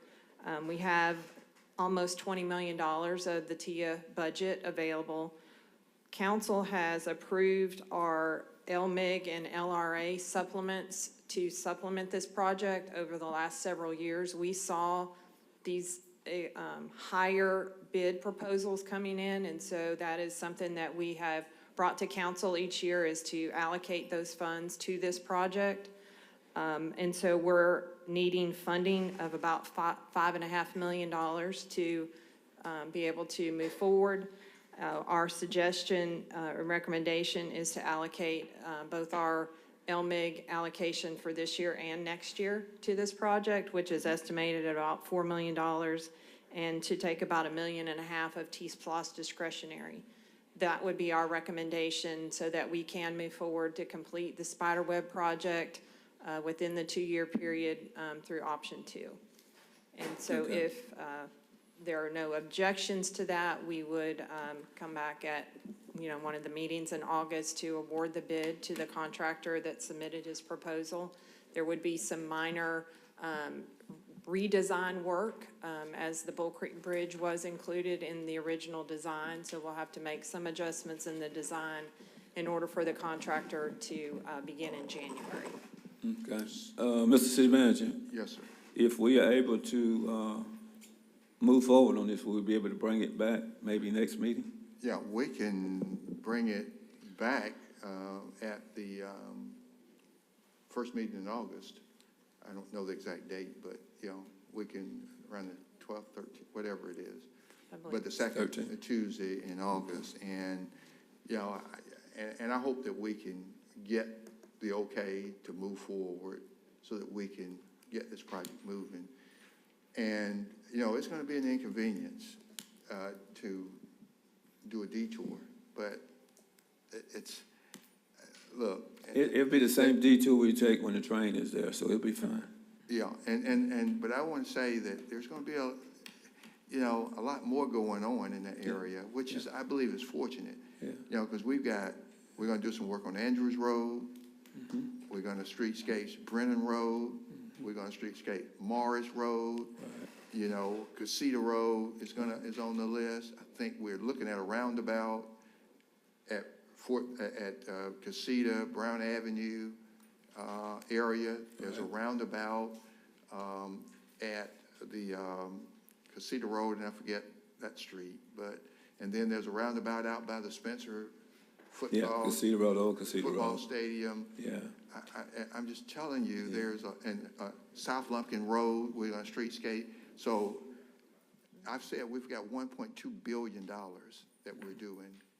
And these projects have already been approved, and there's a lot of great work that's ahead of us that's going to inconvenience us, but it's going to be good for Columbus. Yeah.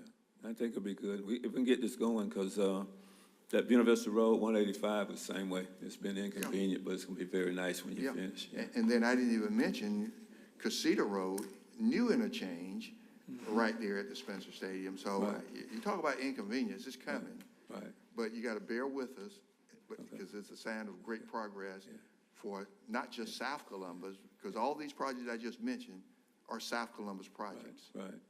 And but it's great work for Columbus. Yeah. I just needed to get started.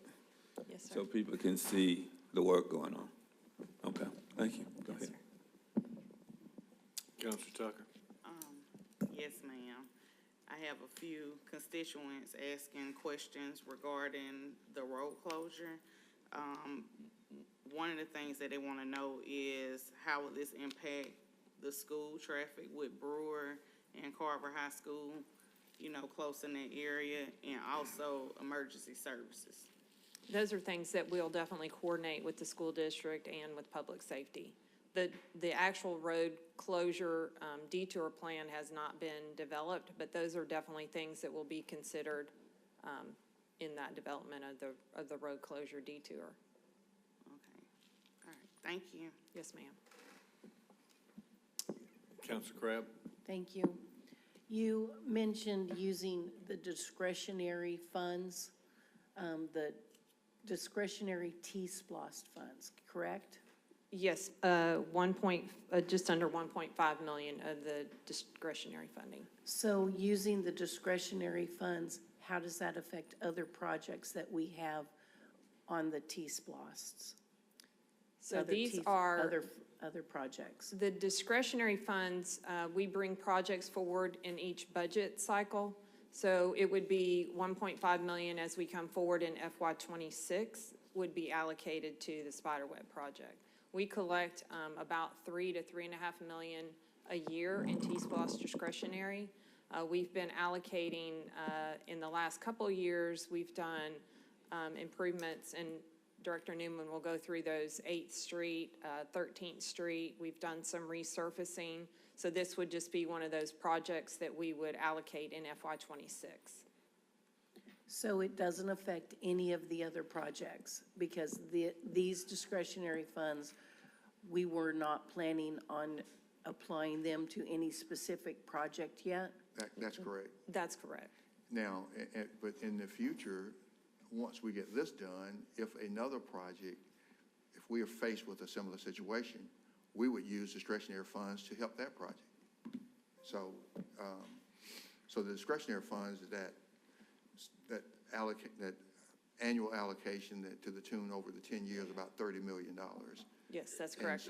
And so it's not intended, those discretionary funds, to help a project on the TIA list, the T-SPLOST list that was approved. It's to do other things with, but we would do this to support this project, and then we would do the same for any other project, wherever it is in Columbus, if it becomes necessary. Yes, that is correct. Councilor Huff, do you have something else? I'm good. Oh, you through? Okay. I think that's it.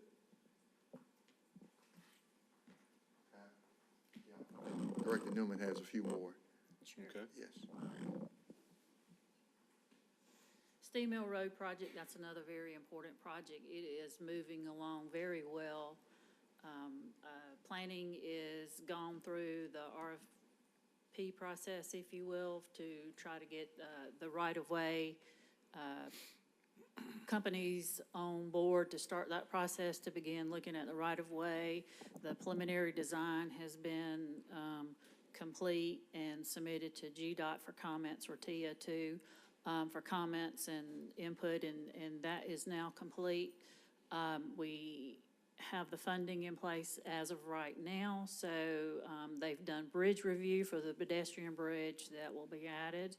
So this one is well along on the way. The design estimation for completion is about 2025, March, which is just a few short months away. And right now it's on schedule. Two other BAM 1 projects are Fifth Avenue. Basically, this is going in and connecting where the existing Dragonfly Trail ended and connecting it to 10th, where it ends on the southernmost end.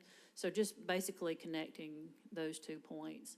And then the other one is a roundabout at 13th Avenue, 17th, and Linwood. We have had some preliminary concepts, and we have met with the design engineer, and we're looking at some estimates right now to determine the best orientation of the roundabout and the impacts to the adjoining property. Ms. Newman, Councilor Tucker has a question. Yes, ma'am. In reference to Steam Mill Road, I spoke with Deputy City Manager Hodge about a tree that was dogwood, Steam Mill. I've received a lot of phone calls in reference to trees in general going up and down Steam Mill Road all the way up to, I think, Tiffany Estates area. And one of the things that I did explain is that we had this T-Splice project, but could we send somebody out to just evaluate those trees? Because I'm not sure when we will actually get to the, I'm gonna say, starting the project versus we have a real bad storm and then those trees are, you know, toppled down on Steam Mill Road. So that was one of the questions that I've been receiving like the most from constituents, and even Ms. Gladys Ford came in here. She thought she was gonna be able to hear that part. Her and that community has really been asking questions about those trees. And then two, I know that the one house that was part of the roundabout, we did shift that we're not taking any of the, I guess, property, any right-of-way acquisitions for the Johnson's property. That is correct. It's not targeted. She's talking about it, Southern Pan, MacArthur, that, Right. yeah. We're not taking the house. There may be some easements required because there's a retaining wall that'll have to go in to avoid that. So it'll just be easements. Okay. And are you clear on where she's talking about with the trees? Because She has sent that to us. Okay. That will, right now, because we don't have a contractor on board, Okay. that would be a Public Works. okay, yeah, Would need to look at that. But we did speak with the engineer the last time he was in town, which was last month.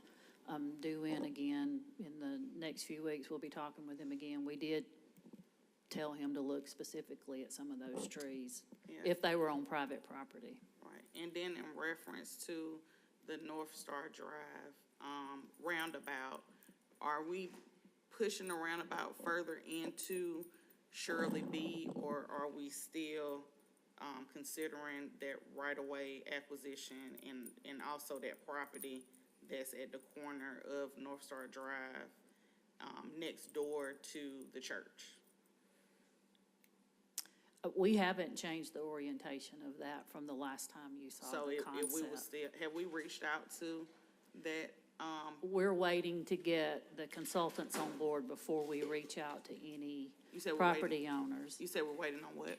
The consultants, the ones that would be doing the negotiations and looking at the value of the property and easement locations. We had to make sure there weren't gonna be any changes based on the TIA review and GDOT review before we start talking to people. So, but right now, it's still in place for that property to possibly be taken in acquisition, That one location. that one location. Do you all have the owner? I mean, that way we can, I mean, I hate for it to be closer to the project when we reach out to them. Is it We can something look that- at that and get the owner's name, Okay. the current Thank you. owner. Thank you. So do you know when you're gonna start right-of-way acquisition, easement, so forth? I don't know if you had it on the slide or, I don't know that we do. I'm not sure about the contract. Do you know about the contracts yet from planning? I know that was in the process of getting them under contract. So as soon as we get them under contract and get the final right-of-way plans, which are very, very close, they should begin that process. all right, thanks.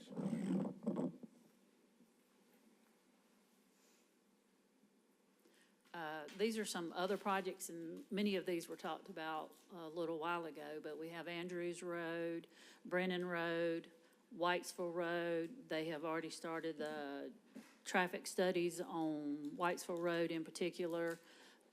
University Avenue, we had a meeting with TIA within the last month on, and included CSU as part of that, to look at what that might look at. Right now, it's proposed for a road diet, and right now, we're pretty confident that we can move forward with that. There may be some adjustments based on usage and traffic patterns, but that one is well underway.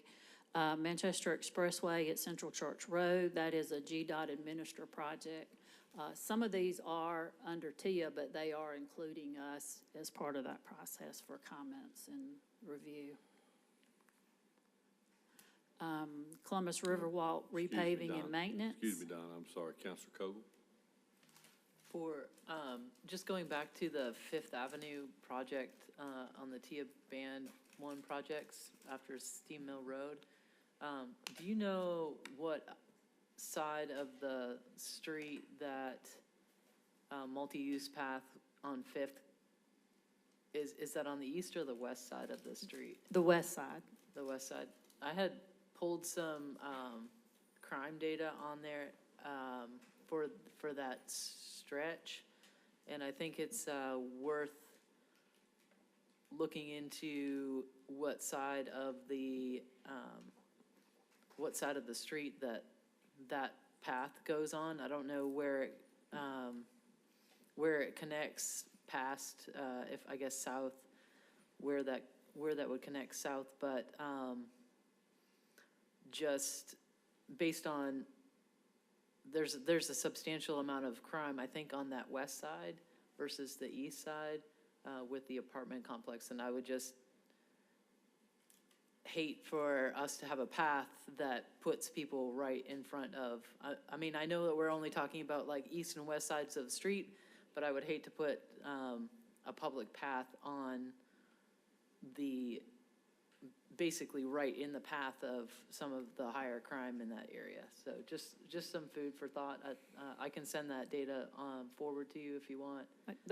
You can send us the data, but the part of the driving factors for choosing the west side was the grades, the elevation differences, if you will, in meeting ADA requirements, and the requirement for utility relocation. There's some major utilities in the way as well, like power poles and signal poles and those sort of things. So it was a significant cost increase on the east side. Okay, well, I'll still send it forward. Okay, that's Thank you. fine. Yes, we would look at that. Continuing on with the TIA Band 1 projects, Columbus Riverwalk repaving and maintenance. We are looking at that, looking at potentially adding some concrete sections on high problem areas that are subject to flooding. We are working with Dragonfly on some of the suggestions that they have.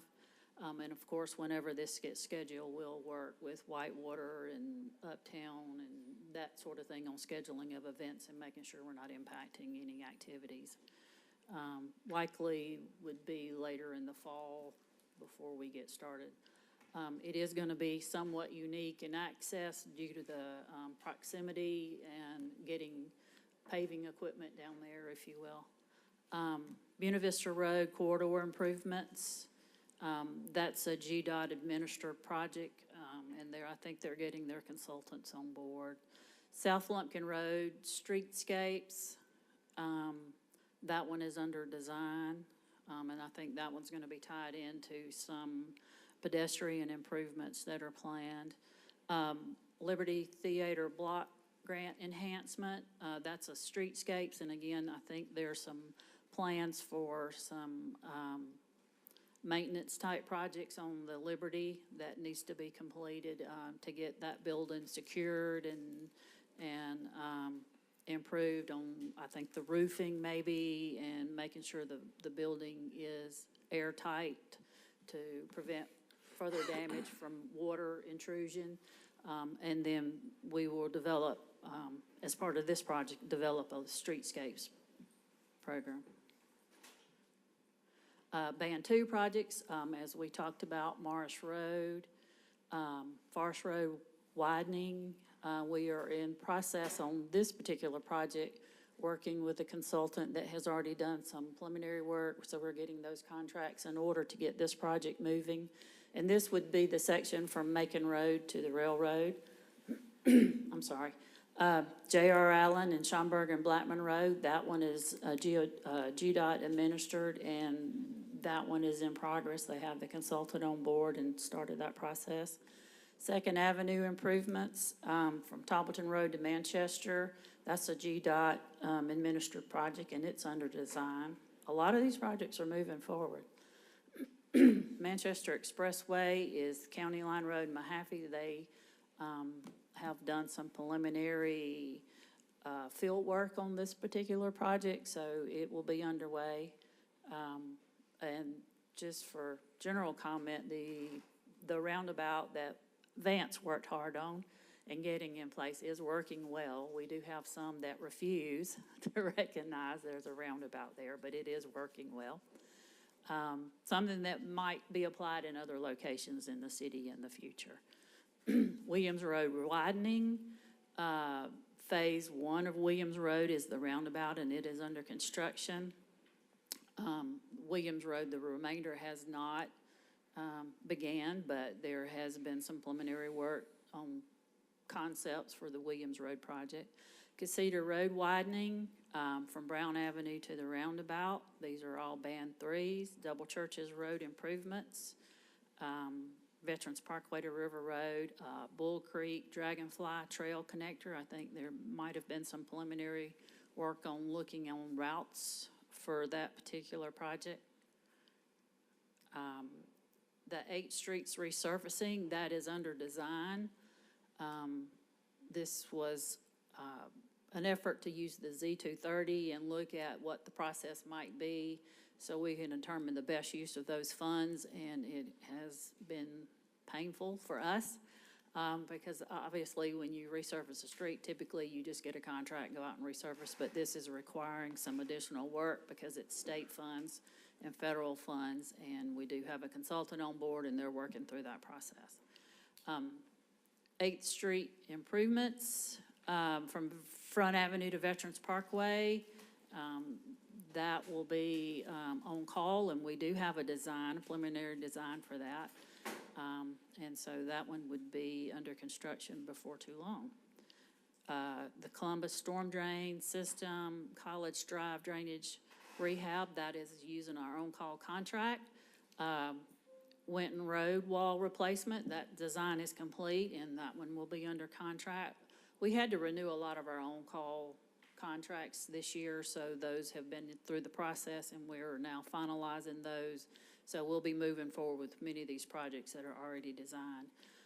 Front Avenue from 10th to 11th Street, that would be primarily an on-call contractor. That's a CSO failure, in the street itself. And so, again, that one's already designed. Street rehabilitation, we are working with the Historic District on this particular project. Again, this is where the sewers and the storm are failing, and you have a lot of sinkholes or cave-ins. It's also primarily brick streets in that area, so we're working through this process, and trees in the median, so it's a complicated process. But we have been working with Historic District on this. Military Drive, that one's under the design. And I think that's all. Very good. Oh, I am. Yeah, if you're finished, I just had a couple of points I want you to take with you and check on for me. Okay. Out working late at night, the traffic light coming off of 185 to St. Mary's Road, somewhere in that 11 o'clock time frame to, I've come through there as late as 3, 4 o'clock in the morning. The light's not changing. So a lot of us, even last night, I came through, last night, I think it was last night before, I came through there about midnight. And 3 of us sat there for 5 minutes. We just ran the light. Okay, we'll check into it. You check that for me. And the all infamous volleys, I need you to check that for me. I need them before somebody gets hurt. We've had near misses up at North Star, the roundabout, North Star, St. Mary's Road. If we could get volleys there in front of the church, right there, so the people would have to come out of the gas station on the North Star around the roundabout to go back up to Bunker Hill. They're shooting across the streets. So kind of like the one we did up by Hardaway there off of Hilton, going towards CBS. We just need to corner that off there and put that there to make it safe. We'll look at it. Thank you. Yeah, that's why I was checking, because I knew you would look. Right. Yeah, but this meet or something, we got to figure out a way to get it done. Okay. And Councilor Huff, I know that you brought that up before, and I did ask staff to take a look at it, so. All right, thank you. Yeah. Councilor Cogle? Can you tell me what the ETA is on the South Lumpkin streetscape? I sort of maybe recall 26, maybe, from a previous 2026. I'm not sure of the date on that particular project at this time. For the street. Right. Is there a target date? It's just started the process, so it'll be a while. For South Lumpkin? Mm-hmm. Do you know what the, completion time? I don't have that. Do we even have a consultant? Councilor, we'll take a look. We'll look at it. We'll Okay. get you an Get you estimate. something. All right, perfect, thanks. I believe that's all the questions. So we'll put that on the referral, on the list of referrals. Wait a minute, we've got one more, Councilor Tucker. Can you also add on the referral, we know school is starting, and that new Buckner Elementary School, I saw some, it looked like they was doing some road pavement, where the sidewalk is kind of doing some upgrades over there. But remember, we talked about the traffic, Yeah.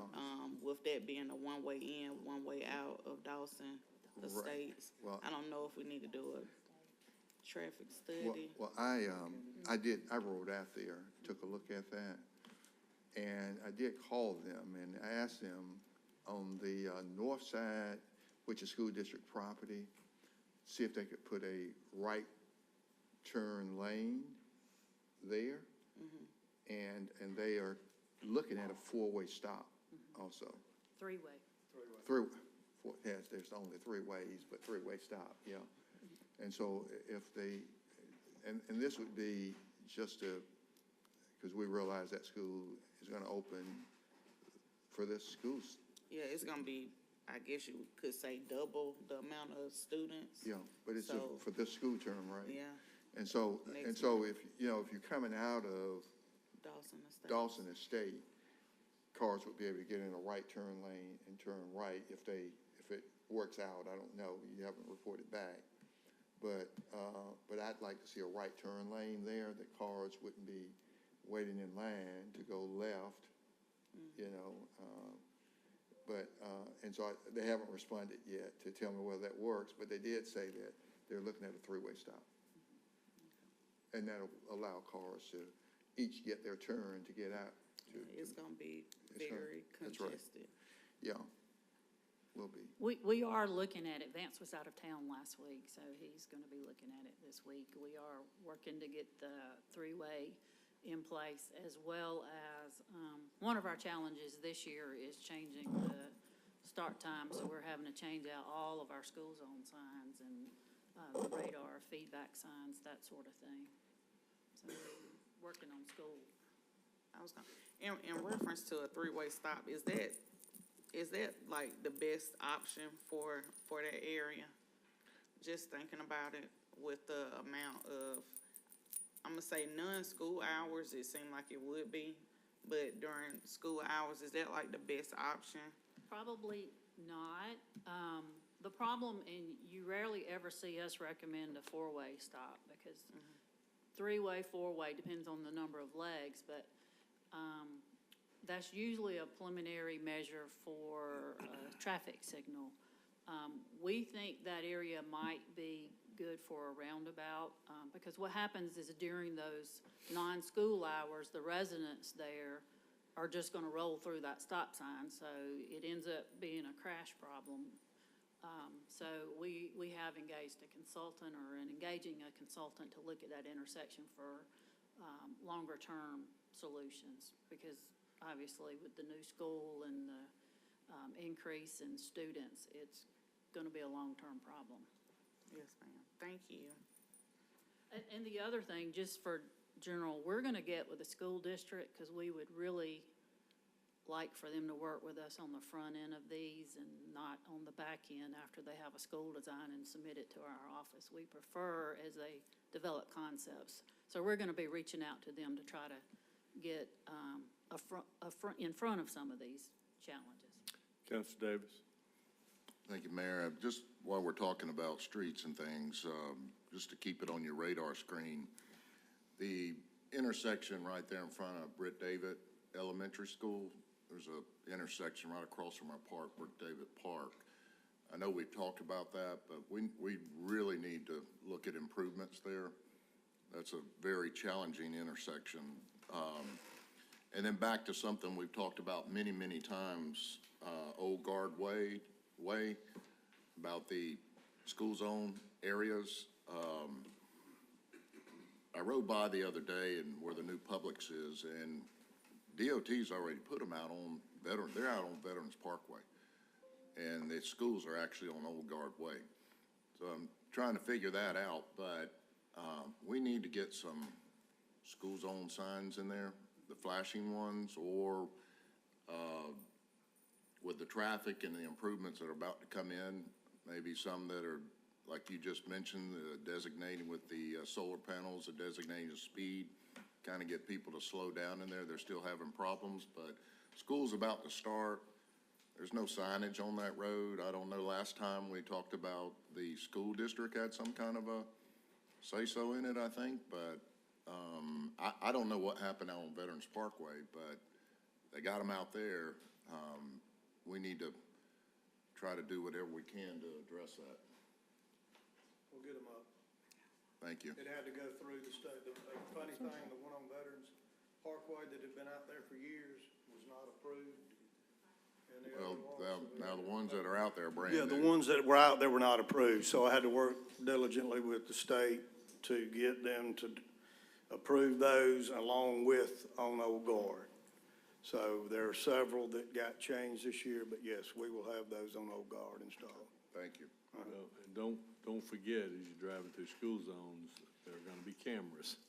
So if you're exceeding the speed limit by more than 11 miles an hour, chances are you'll get mailed a ticket, or a warning at least. Just gonna clarify something, as far as school zones go, we can't just arbitrarily put up signs and establish a school zone. It has to go through the process, through the state and approved through the state, in order for them to use radar in those areas. So that's part of what takes so long to get it established.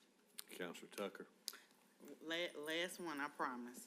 First, I want to thank you for helping me address the issue, a safety issue on Box Road. and I was trying to get an update. So what happened, the kids, we have this thing called the Beck Center now, and that's where the athletes go and the athletic trainers, and they're constantly crossing the street from the main campus of Pacelli going over to the Beck Center. And then also they have added that as a parking area for those who are juniors and seniors. Well, really juniors, because seniors get priority. But regarding the everything in reference to the project, or is that going to be done this year or next year? Are you speaking of a crosswalk The in that area? crosswalk. Yes, I've been working with Pacelli. That'll get put in pretty soon.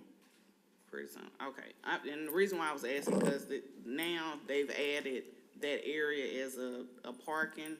So Right. the kids will be crossing the street, going over to the main campus from where I had sent that information to you all about the Beck Center. So that'll be in like an overflow parking for those lower level students. Yes, ma'am. We're gonna So- get a crosswalk in. Okay, the speeding over there is terrible on Box Road.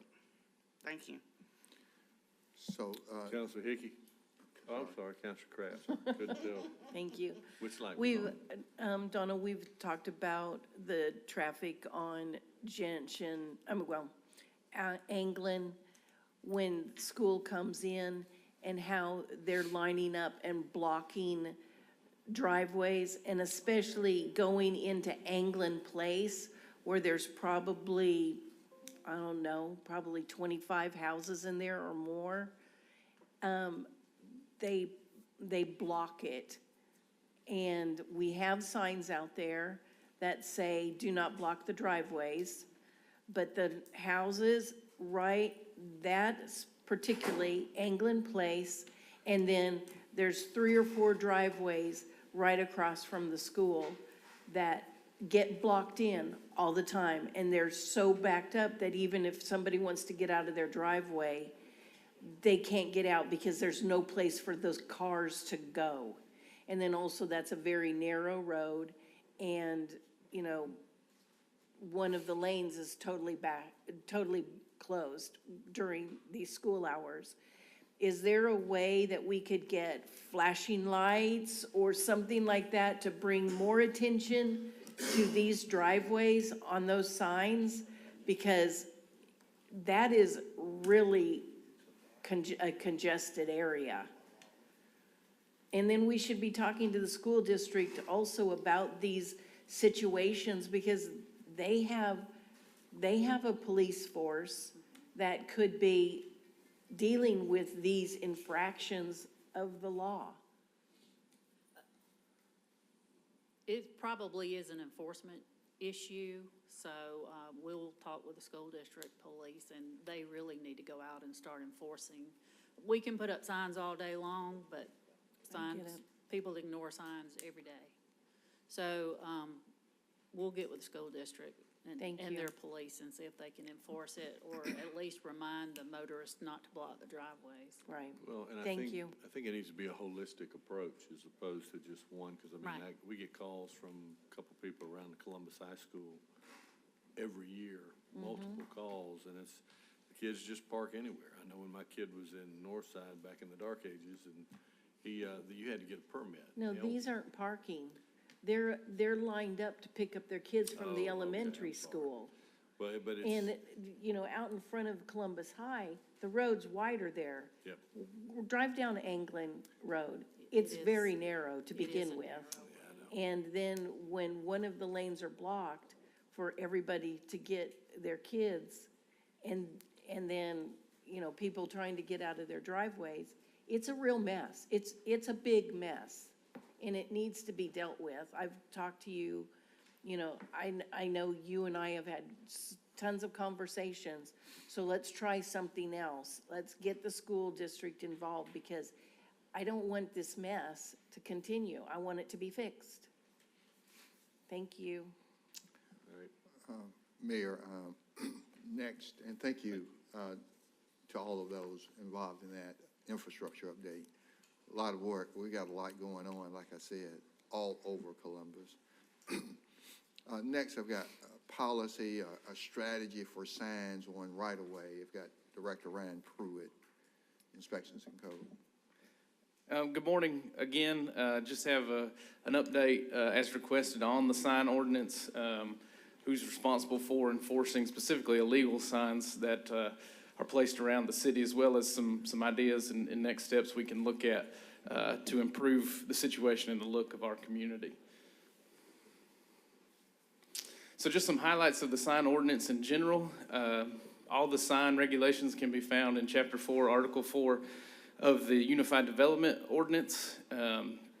One of those requirements is that any new billboard or monument signs that's over 15 square feet must be permitted and inspected by Inspections and Codes. So there's an application process, an inspection process that goes for all those new signs. So when you see new signs pop up, new business opens or something like that, the big monument sign, ground sign that they built should be inspected and permitted by my department. And when we get those, there's different requirements based on your zoning district. If you're in an overlay district, the sign has to look a little better. It can't be as big as in some of the other zoning districts. So we do look at all those billboards and monument signs. One note is that wall signs and window signs are unregulated. So any sign that is in the window of a business, whether it's a convenience store advertising certain products that they sell, or a fast food restaurant offering, their 99-cent hamburger, whatever it may be, those are unregulated, as well as wall signs. So anything attached below the roof line, you can't have a roof sign. But anything attached to the side of a building, no matter how big it is, what shape, any of that, we do not regulate currently. Some things that are exempt from permit are kind of some of your miscellaneous signs, address signs, real estate signs. Obviously, if you have a property for sale, the sign should be on your property. It should not be in the right-of-way. But that real estate sign, you don't have to get a permit for. A construction sign, you see them on most projects where they're advertising the contractor, developer, the bank that financed it. All those are good. Flags, anybody can erect a flagpole, whether it's a business, even residential can have flags. I'm not talking about the little signs they stick in the ground that have advertisement. A flag would be like, the state flag, the American flag. Those, you can't have advertisement on your flag, but you can, have those other types of flags. Incidental signs, that would be things like when you pull into a big shopping center or you pull into the mall, the little sign right when you pull in that tells you, which business is located to the left and right. Those smaller signs do not require a permit. And then banners and menu boards, there are some rules with banners, but they do not require a permit. And then menu boards for fast food restaurants are also exempt. So some common violations, which we have all seen in the city, and I just pulled this picture off the internet, and this is not an issue unique to Columbus. It is an issue really across the state.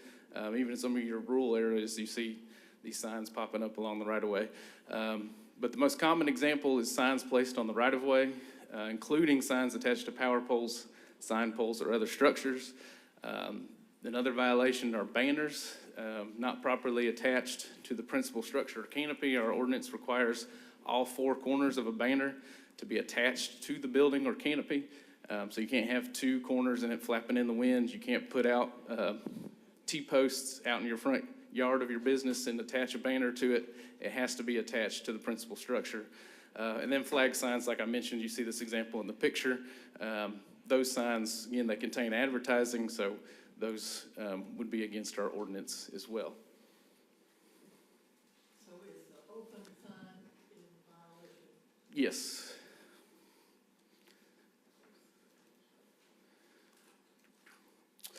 So currently in the ordinance, I want to talk a little bit about the penalties that are currently in the ordinances, and I'll get to some of the challenges we have with enforcing these later. But the ordinance does allow for fines up to $1,000 per violation. Again, this would require a citation being issued, physically issued to the responsible party for that violation, them going to court, over to recorder's court, and the court deciding what the appropriate violation, but that would be the maximum penalty. Of course, there is no minimum penalty, so the judge would determine what the appropriate penalty would be for the violation. And then the ordinance does allow us for signs on the right-of-way. It does give the city the right to recover from the owner or person responsible for placing the sign the full cost of removal and disposal. And again, we'll talk about some of the challenges with actually implementing that here in a second.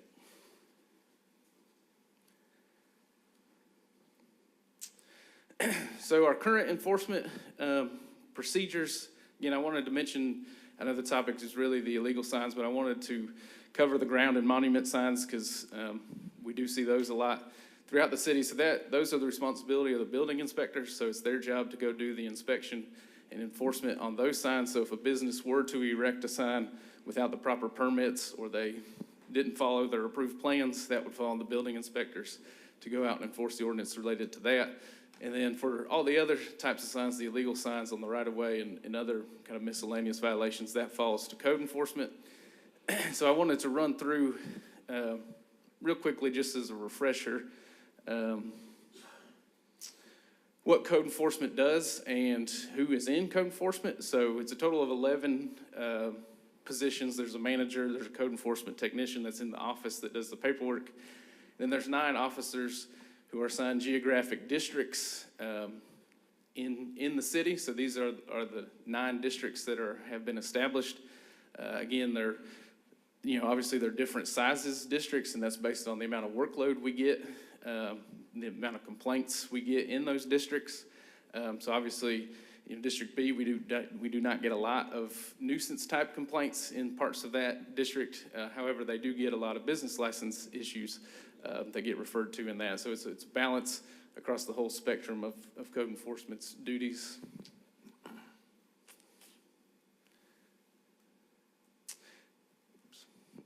So code enforcement is responsible for all of these things. The most common when people think about code enforcement is this first category, which are the nuisance type cases, the weeds, the solid waste, the junk vehicles, the dilapidated structures, the demolition process that we bring to you many times a year. They also do landlord-tenant issues where, any tenant in the city that has reported an issue with their dwelling to us that the landlord has not fixed, we will come do an inspection free of charge to that tenant, document any issues that there are, and then work with the landlord to try to get those issues corrected. Mr. Pruitt, excuse me, Councilor Crabb? Hold on. Oh, no, I'm sorry, I got Councilor Tucker first. You can hit. No, go ahead, it's in order. Yeah, we don't want to start miss. messing with Yeah, it, we don't I'll want to blow miss it it. Okay. The map. Yeah, that map. She wanted to, the contact information, a list to be sent to the counselors. Is that right? Okay. Of those people for the districts. So. I know. It'd have taken less time to wait. But one of the things that we know in per that map, you saw heavy concentration in certain areas, probably eastern, south, Columbus. Regarding the quality control team, did I say that right? Right. I know we have some new counselors. Can we get a list of when they are going out, which Saturdays, and who is on the teams now? And then maybe we can show some of those, hot spots. And I know you all are riding around, but we still have that issue with the signs being actually on the stop signs and different directional signs. And some businesses that are local businesses actually have their signs in the right of way. If you go Macon Road, close to Chick-fil-A, you'll see some of those signs, and those are like actual, you can look them up and they have it. So I think far as your suggestion of providing, the sign ordinance and letting them know that they can't put their signs up all throughout the city, I think that would really be helpful, because I'm sure they probably don't know. And a lot of them are nonprofits too. So, but definitely if we can get that list, with who is over what, far as, the code enforcement districts, And then in linking up with the quality control team, especially for the new counselors. But I don't even know who is doing it now, because I know they switch for my district. Thank you. So in addition to the previous slide, code enforcement also handles these issues, things on the right-of-way, legal signs, which we're talking about, vehicles obstructing the right-of-way, commercial vehicles. If there's a semi-truck parked in a residential district, that would get referred to code enforcement. We also handle zoning ordinance violations. So, there's things like your dumpsters got to be screened, kind of miscellaneous provisions like that. And then they also do handle alcohol and business license enforcement. So we get referred issues and cases from the finance department that code enforcement gets assigned to go out and address. And so I do just want to note, all complaints received and ordinance violations witnessed by code enforcement will be addressed. So as an officer's riding around during the day, he may notice a sign on the right-of-way. He may be on his way to another case, another call. He may have scheduled an appointment with a tenant to go inspect their apartment. So he may not be able to address that issue immediately, but they will, find time throughout their week to get it and address it. And we do take, as citizens call us, or counselors call us, or the city manager, or anybody lets us know, hey, over the weekend, these, they came and put 100 signs in this part of town. We will give that a priority and go get it addressed as soon as we can.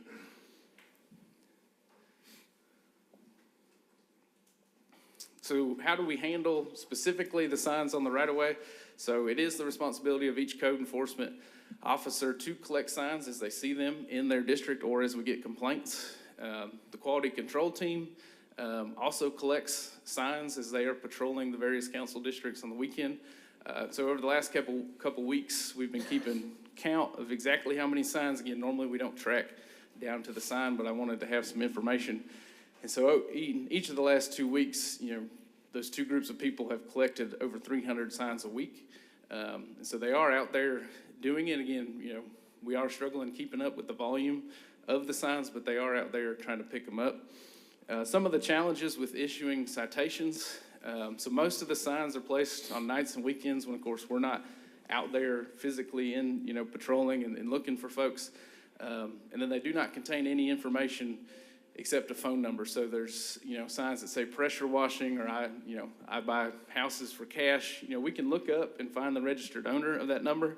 Majority of the time, they are going to be out of county. Even if they're in county, the time and effort to track them down, try to confirm it's actually that person, and that they were the ones that put the sign out there can be a challenge and just takes a lot of hours that frankly would result in a backlog in some of our other cases. So our typical mode of operation, if it's, some of those pressure washing, I buy houses, the Obamacare signs we see all over the place, we're going to pick those up and throw them away. If it is a brick and mortar business that has placed signs in the right of way, we usually go to that business, and again, it is an education issue because they see all the other signs, so they think it's okay for them to do it, but we give them a warning, hey, pick up your signs, don't put out any more, and if they fail, we may give them a week or two to pick up the signs that they put out, and if they fail to do that, then we will issue them a citation because we can find them because they're a brick and mortar location. A couple of questions. Councilor Tucker. Yes, on one of the slides, code enforcement responsibilities, you had alcohol business license enforcement. Is there a dedicated team or an individual that does special enforcement? Because I know that's like a huge responsibility as well. So no, as the cases come in from finance, they're again geographically assigned in those districts. And so all of the 9 positions get assigned business license Okay, cases. so they go out based on that map. So if the business is in that Correct. location, then that's who would Correct. go out. And I would just say that with some of the changes, we are getting more enforcement actions from finance and revenue as they're working through the licensing, and now they're in the 2024 year. So it is weekly. We're getting several lists weekly of businesses that are currently not in compliance that we need to go take action. Yeah, so when we was looking at the map and we saw, you know, some of the areas where it was a smaller, location, but it seemed like it was a heavy offender type situation. Is that the same case with maybe the business license as well? regarding special enforcement? You know, a majority of our calls are the nuisance, you know, my neighbor's yard is overgrown, and so the smaller districts, you know, we see more of those nuisance type issues in those districts. You know, some of the areas in the Panhandle and you know, other places that there are more business license cases, just because that's where some of our major shopping centers, you know, like the mall has a lot of business license cases, just because there's 100 different businesses in that one location. Thank you. Councilor Hickey? I'm sorry. Thanks, Go ahead, City go ahead. Manager. Go ahead. Okay. Ms. Pruitt, I just got a question. I received an email from one of my constituents concerning, and I'm just going back reading about all complaints received and violations, ordinance violations witnessed by enforcement code are addressed. They had contacted me in reference to a neighbor on Reese Road that continuously have yard sales. And I think the ordinance requires only 2 a year. And when I received this email, I rolled out this weekend myself. But I know code enforcement is not out on the weekend. So what would you recommend me to share with the constituents? Should they just call the police? So I am familiar with that specific issue in the email in question, and the citizen is actually referencing a ordinance section from Columbus, Ohio, not Columbus, Georgia. We don't have anything that specifically limits the number of yard sales that you can have. Typically, the house that's having all the sales will leave it outside all the time, which allows us to take some action because they're stockpiling and, you know, really have some trash out there. In this case, we'd really have to be able to prove that, you know, this enterprise qualifies as a commercial business, that they're operating out of their residential, you know, home, which would not be allowed. Because right now, there's nothing specifically in our ordinances, you know, that limits the amount of sales, yard sales, garage sales, that any one location can have. Correct. Okay. All right, thank you. And Mayor, I was just gonna say, I'm sitting and I'm thinking, how can we put a dent in this nuisance of signs on right-of-way? And I see them, and I literally, like, I'll get out my car, if I'm in my city car, and, you know, I just pick them up and put them in the back, you know, the car, if I'm at an intersection. But I'm just wondering, I know your people are really busy, you don't work weekends, and we got quality control on weekend, and they're out there doing a lot, many other things other than just, you know, picking up signs. But if we had, let's say, 2 part-time people with pickup trucks or trucks on the weekends, and that's all they do, would that be helpful? Certainly, the more, you know, resources that were provided for it, if there was, you know, a dedicated person or persons, you know, that this is your only task, because it's not a hard task. Sometimes it's hard to pull over in the middle of Victory Drive and get the one in the median, but, you know, the majority of them, it's real simple to put it in park, hop out and grab it. And yeah, so if there were more resources, it certainly wouldn't hurt the situation. So I'd like to have a conversation with you and Deputy City Manager Hodge about maybe a couple of part-time people. And, you know, they're gonna have to, I mean, if they go out and really work like I think they could on a Saturday and Sunday,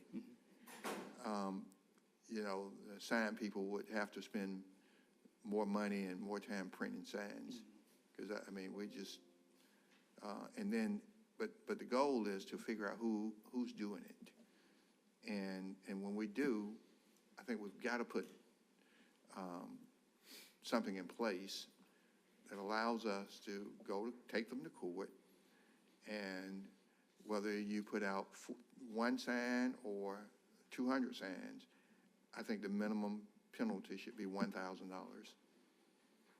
And so, you know, the part-time people, if we can get a couple working, you know, all sides of town, collect as many as they can, and with the goal of catching a person with a photo, putting the sign out, take the picture, take a picture of the person and vehicle, and we take them to court, and they may be getting paid a fee to put them out, but when we go to court, we're charging you because you're putting them out, and the fine is $1,000, and I'd like to go to court with you. So I'd like to have that conversation with you all.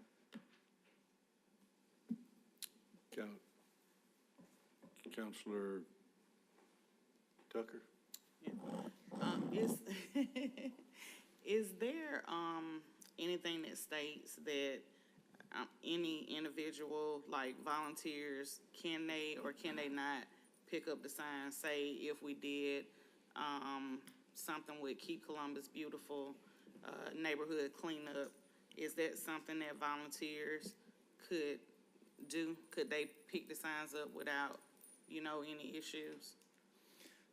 I don't know if the city attorney has any thoughts on that. Obviously, we're the enforcement arm for enforcing the city's ordinances, and that's why it falls to us. I don't know if, you know, if a regular citizen, you know, would have any issues or liability or anything for picking up somebody else's signs. There's nothing that prohibits it. Yeah, or an altercation, you know. Mm-hmm. And I would say D. Armstrong from WTVM has covered this issue heavily, on her show. But the question is, if we, would Keep Columbus Beautiful and did a cleanup day, and citizens cleaning up the area actually remove the signs from the right of way during the cleanup project for the area. Is that illegal or? I don't know which one is yours. Here we go.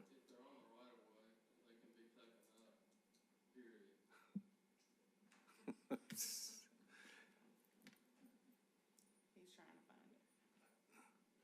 Well, he is C10.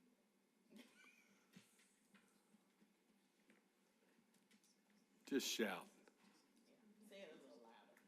Yeah, if they're on the right of way, they can be taken down by city people or others during a citywide cleanup. So volunteers could, if we're doing a cleanup, in an area we can pick up. Okay. Only this on city right of way. Okay. Thank you. Turn your light off. Yes, sir. Not yours, I was talking to. I know, it's, Right here came up and that wasn't up before. But go I'm not sure who's next. Now none of them are working. Come here, Chris. What am I doing here?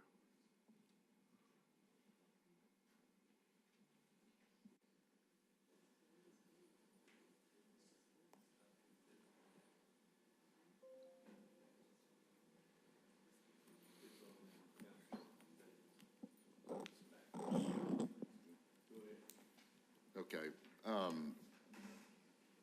Ms. City Manager, I'm glad you started this dialogue, conversation here. And that's really where, one of the reasons I asked to have this conversation.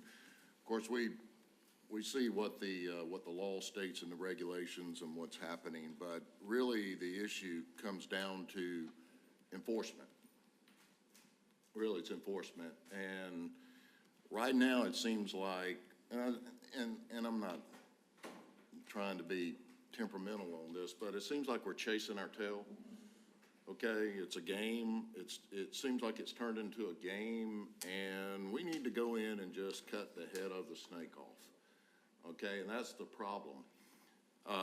And it's really, it's unrealistic to expect codes enforcement with what they got to do every weekend, you know, when you think about it. And, you know, I've been working with codes enforcement and the deputy city manager on this for quite a while, but what it seems like is you know, we're not able to take any action, so the perpetrators, the ones who are out there doing it, it's almost like a game to them.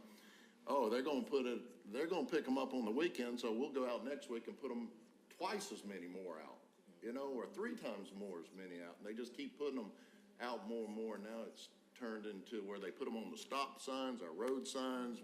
Okay, if they're gonna pick them up, we're just gonna put them 15 foot up on the telephone pole. So that's what I mean by it's almost like a game that's being played out there, and we just got to go in and start enforcing this, because it is a form of, it's a violation. It's aggressive. We talked about earlier on some of the aggressive, I guess, presence that we're starting to see with folks. And the same thing here with these signs.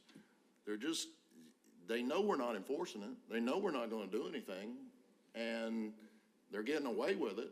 They're making money. Somebody's making money. I don't know who it is, but we know somebody is charging to put those signs out, and it's coming from all over. I don't know what they're telling their clients, but they're not being held responsible, and they're just going to keep doing it. And that's where that aggressive nature comes in, and where they do it more and more and more and more, like you said.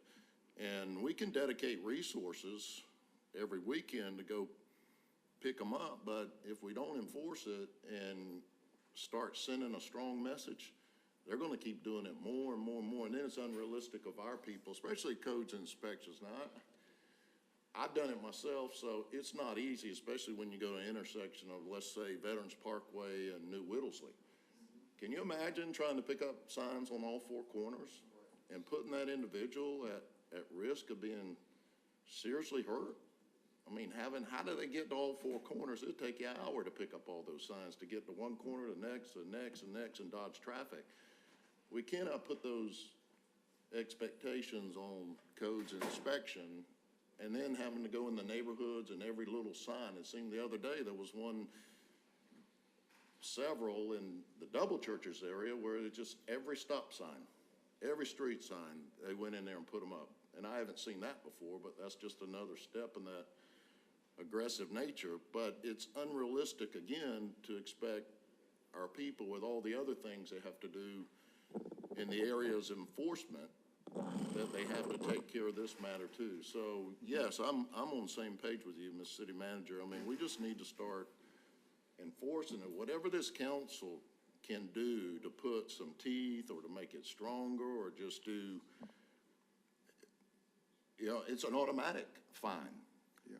Not go to court, it's an automatic fine. Oh, yeah. And then let them figure it out themselves. All it'll take just once or twice, and they won't do it again. They'll find another alternative to advertise. But we know who some of these people are. And I sent yesterday, I just sent a lot of, you know, just stuff I'm seeing in the district and around town, just to keep the staff and the management informed of what's going on out there. I sent you a bunch of signs, and we know there's a bunch of photos of these violations, and we know there's some individuals, we know who they are. And then some that we don't, but we can certainly find whether we need to engage law enforcement. They'll find out who it is. Yeah. They'll find out who's making you go to them and you waive their penalty, they're gonna tell you who's putting them out, okay? And then we can find them and we can deal with that. But we're gonna have to turn up the heat on these individuals somehow, some way. It's a business. Yeah. And it's a violation. But we're getting this on all over the place, and then it goes into that issue of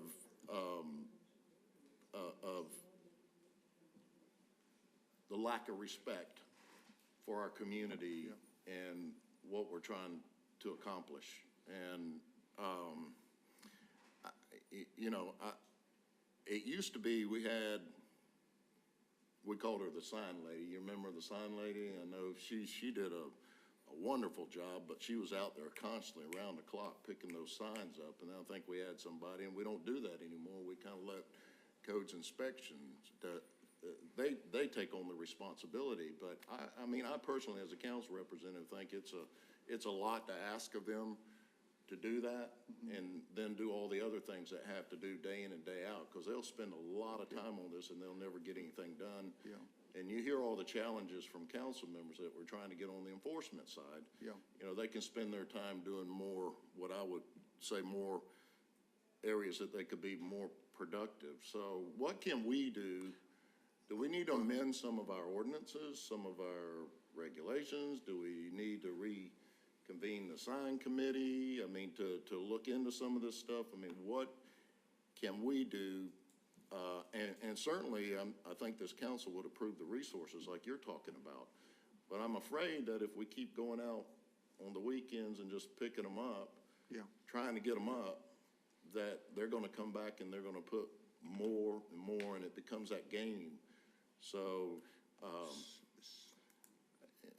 you know, that was one of the reasons that I wanted to have this conversation today, because I see that. I see it becoming, again, that aggressive aspect of, you let them get away with it for a little while, and then it starts snowballing more and more and more. Well, let me have a conversation with them away from here, and then maybe bring a, 1 to 2 page or 3 or 4 slides on what we think you can do to help.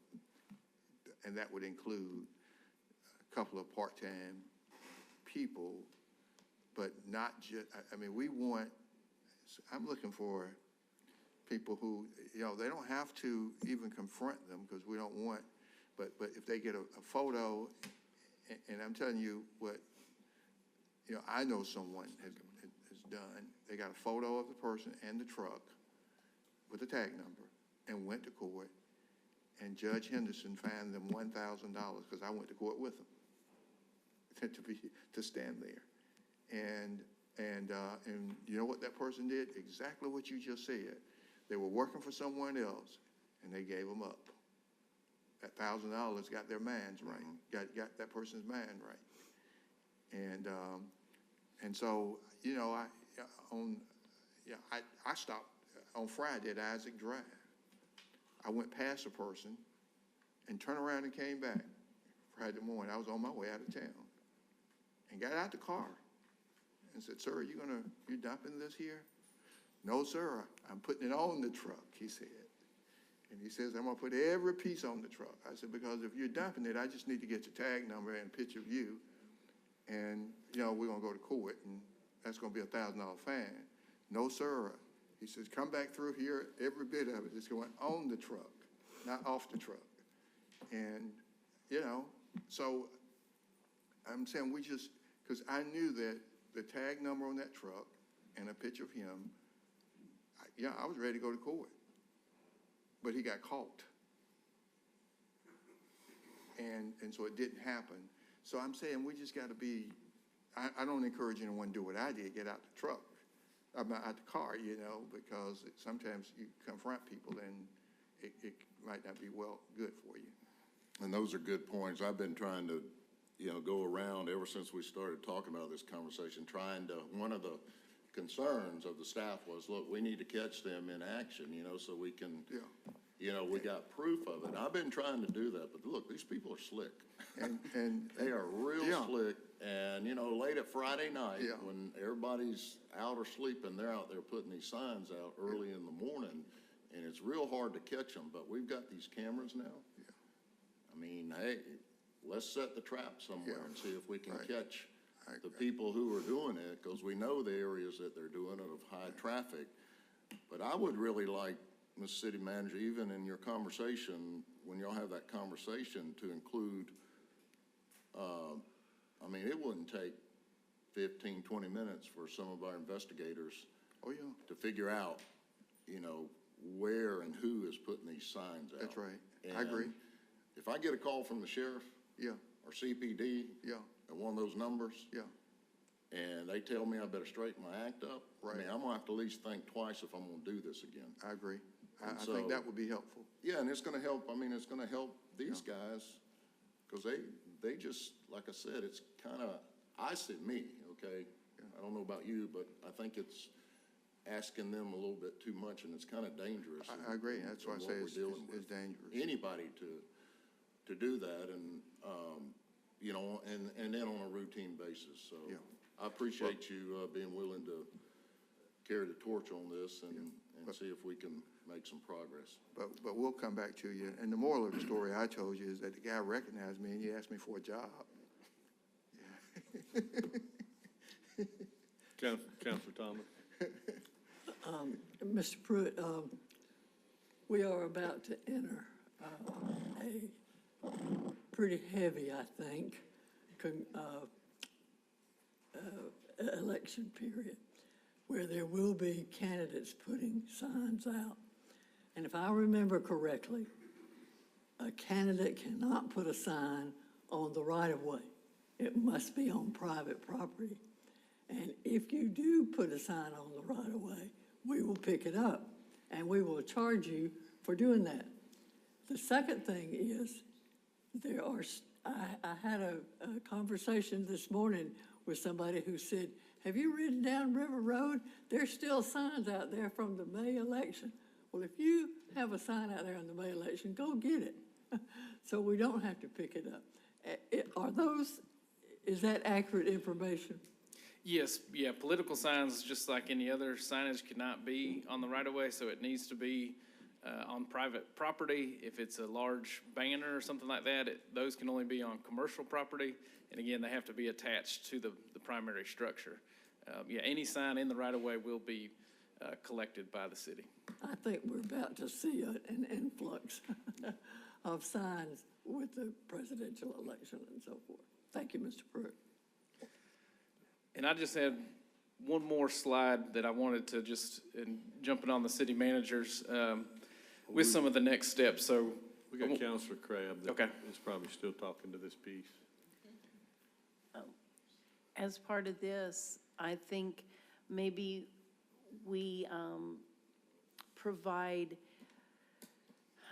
ordinance, the sign ordinance to sign companies in our town that they can provide to people that are buying large quantities of signs as kind of a proactive approach so that we know that, they can help us out.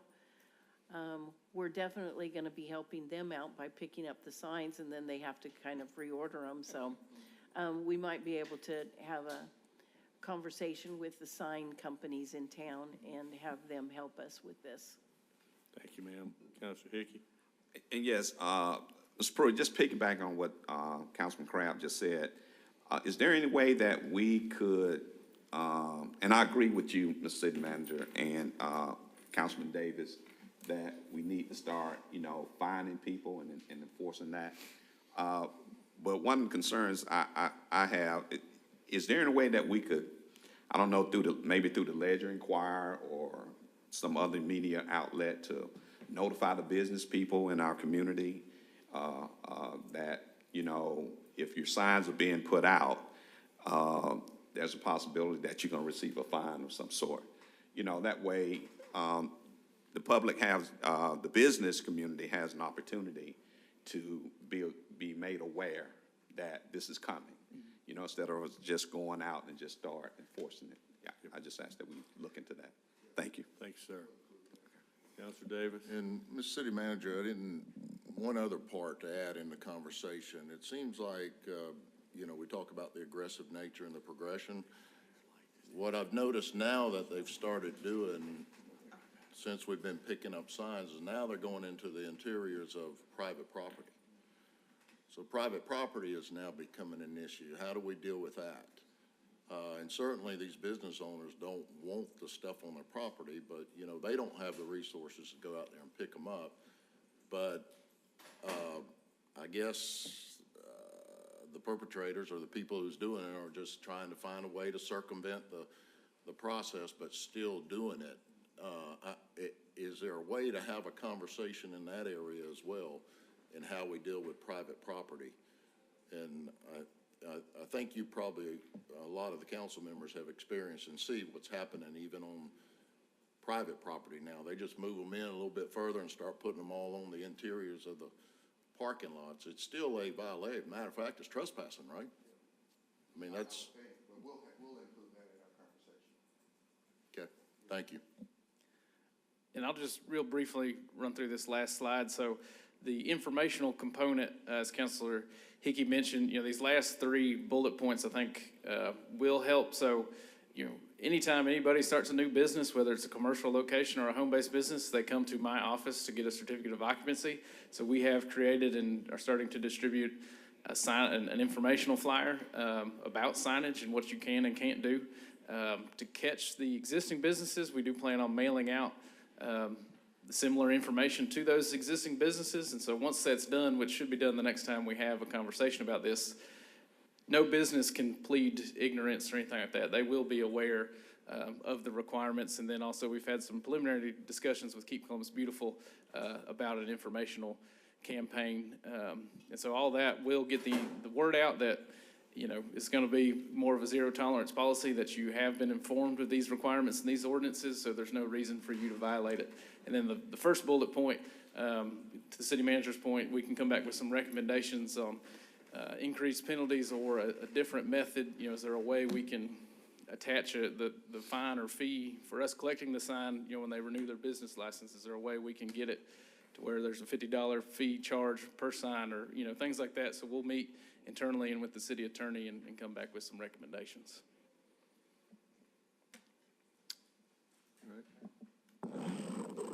So if there are no other questions, Mr. Mayor, I will move on to waste collection cart policy update effective Monday, September 9th, 2024.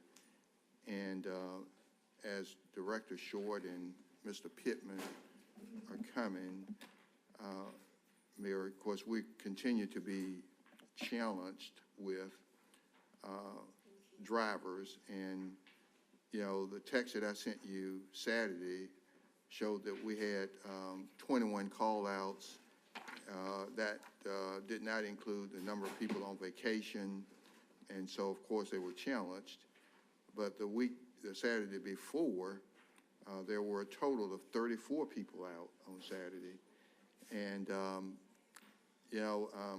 obviously these employees are tired and they don't want to work on weekends. And of course, they're valuable to us. And, a choice would be to discipline them, fire them, but then where do you get drivers? And so, we're looking for a different solution.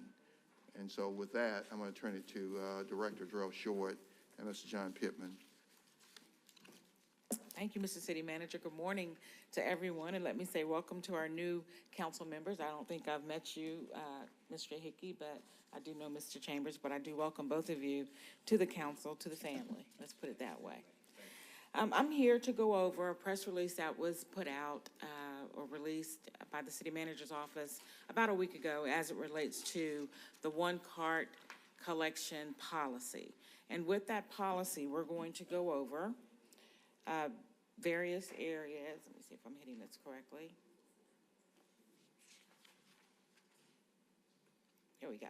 We'll talk about the one-cart system policy, residential household waste collection, second cart deliveries, residential yard waste or the second cart, tree for fee policy, and of course, bulk pickup, overview, summary, and then I'll open the floor for questions.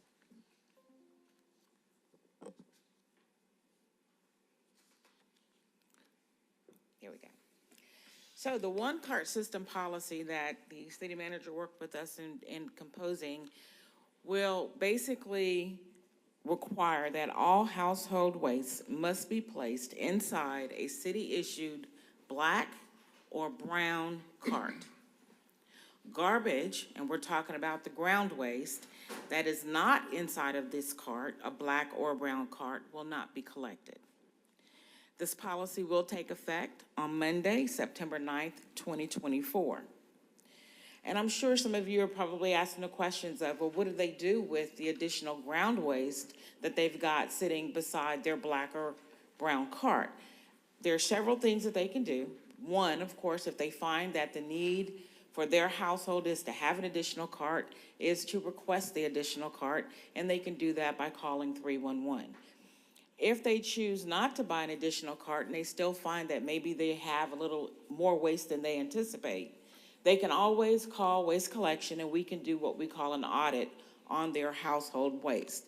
What are we looking for? We're looking for recycling. We want to make sure that our residents are recycling as much as possible because that reduces the amount of waste that goes into the black or brown cart. Residential household waste collection. There we go.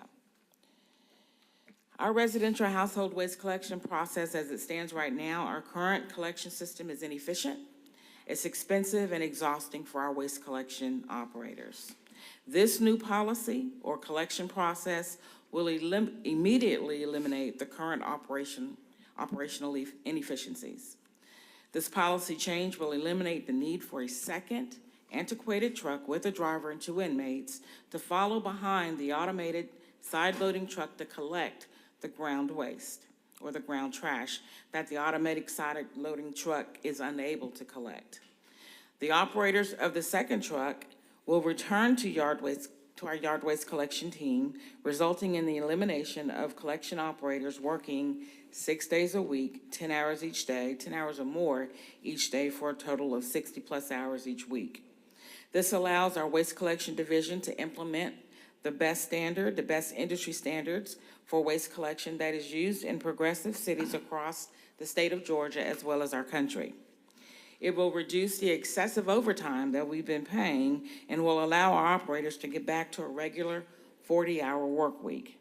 It will also help to reduce the liabilities of having tired individuals out working more than 60 hours a week.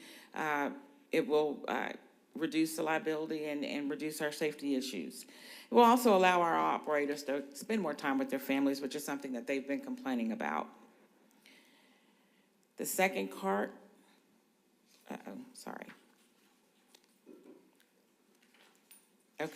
The second cart delivery, residents who have already requested to purchase a brown cart receive them via delivery starting on July 20th, 2024. The $55 cost for this cart will be added to future water bills and from the Columbus Waterworks. Those bills will be on the Waterworks bill. For residents desiring a second cart, they must call 311 to put in this request. When they call, the 311 person will ask for their name, address, and telephone number, along with their customer number from their water bill, as well as that account number from their water bill. This just ensures that it is placed on the appropriate bill and that it is delivered to the appropriate household. Qualified low-income residents who have applied and been approved based on the federal government poverty guidelines will be eligible for a Brown City-issued household cart at no additional cost, Please call 311 as well to get on the list to have a cart delivered. We've had approximately 173 requests for an additional cart, and all 173 have been delivered.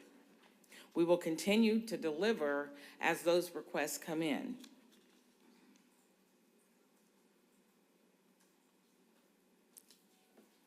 Residential yard waste, or the second cart for the yard waste, there is no change currently in the yard waste policy. Yard waste pickup will return to your normal day effective September 9th, 2024. For an example, if your original day was on a Monday or a Tuesday, your collection day will return to Monday or Tuesday. There'll be no waste collection for yard waste on Wednesdays or Saturdays. A second cart system for yard waste will be offered soon. We will be ordering additional yard waste carts.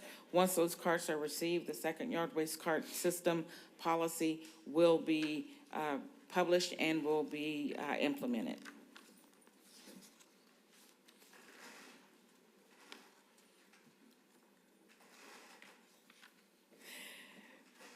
The tree for fee policy, and for bulk pickup, there is no change in the tree for fee policy or for bulk pickup.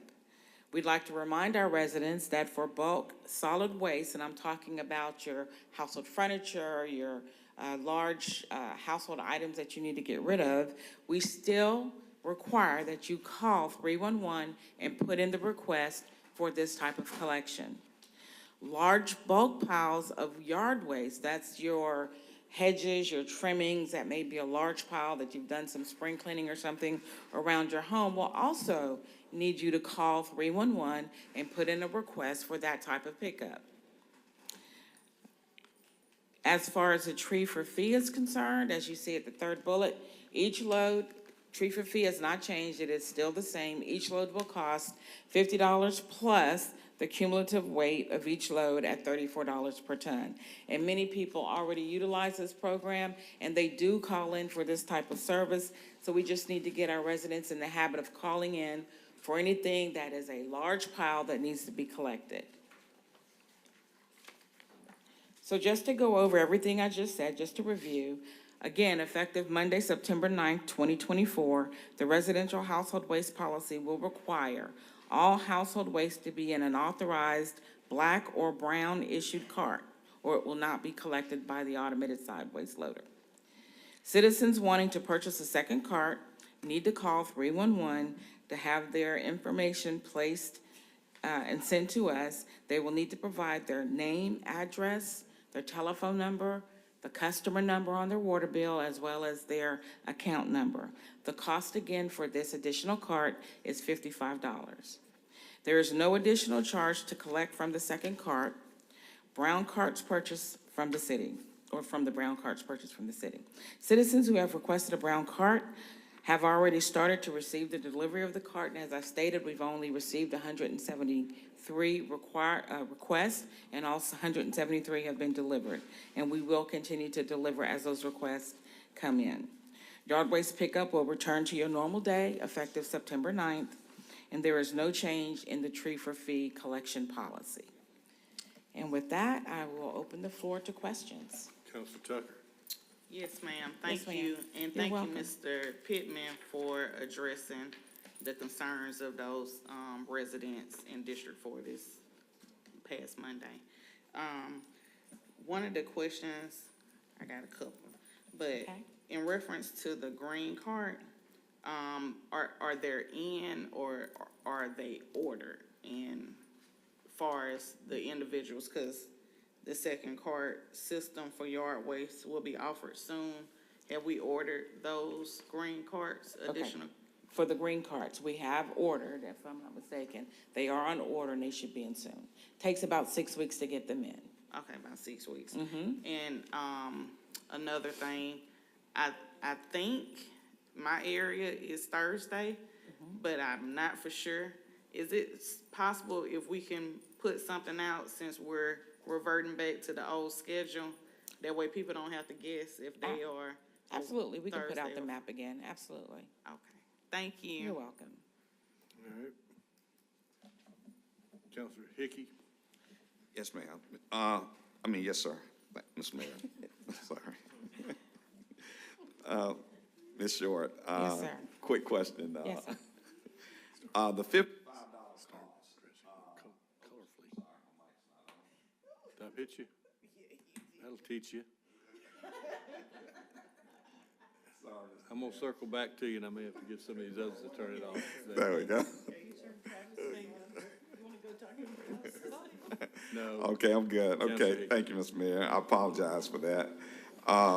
Ms. Short, the $55 cost, is that a one-time cost? It is a one-time fee. Okay, great. And also, when you call for pickup for the bulk solid waste, like the shrubberies you said, you said there's a cost to that? No, sir, that is only the cost I was speaking on was the tree for fee. That's the only one in the building that's off. Did you push the button? 'Cause you gotta be next.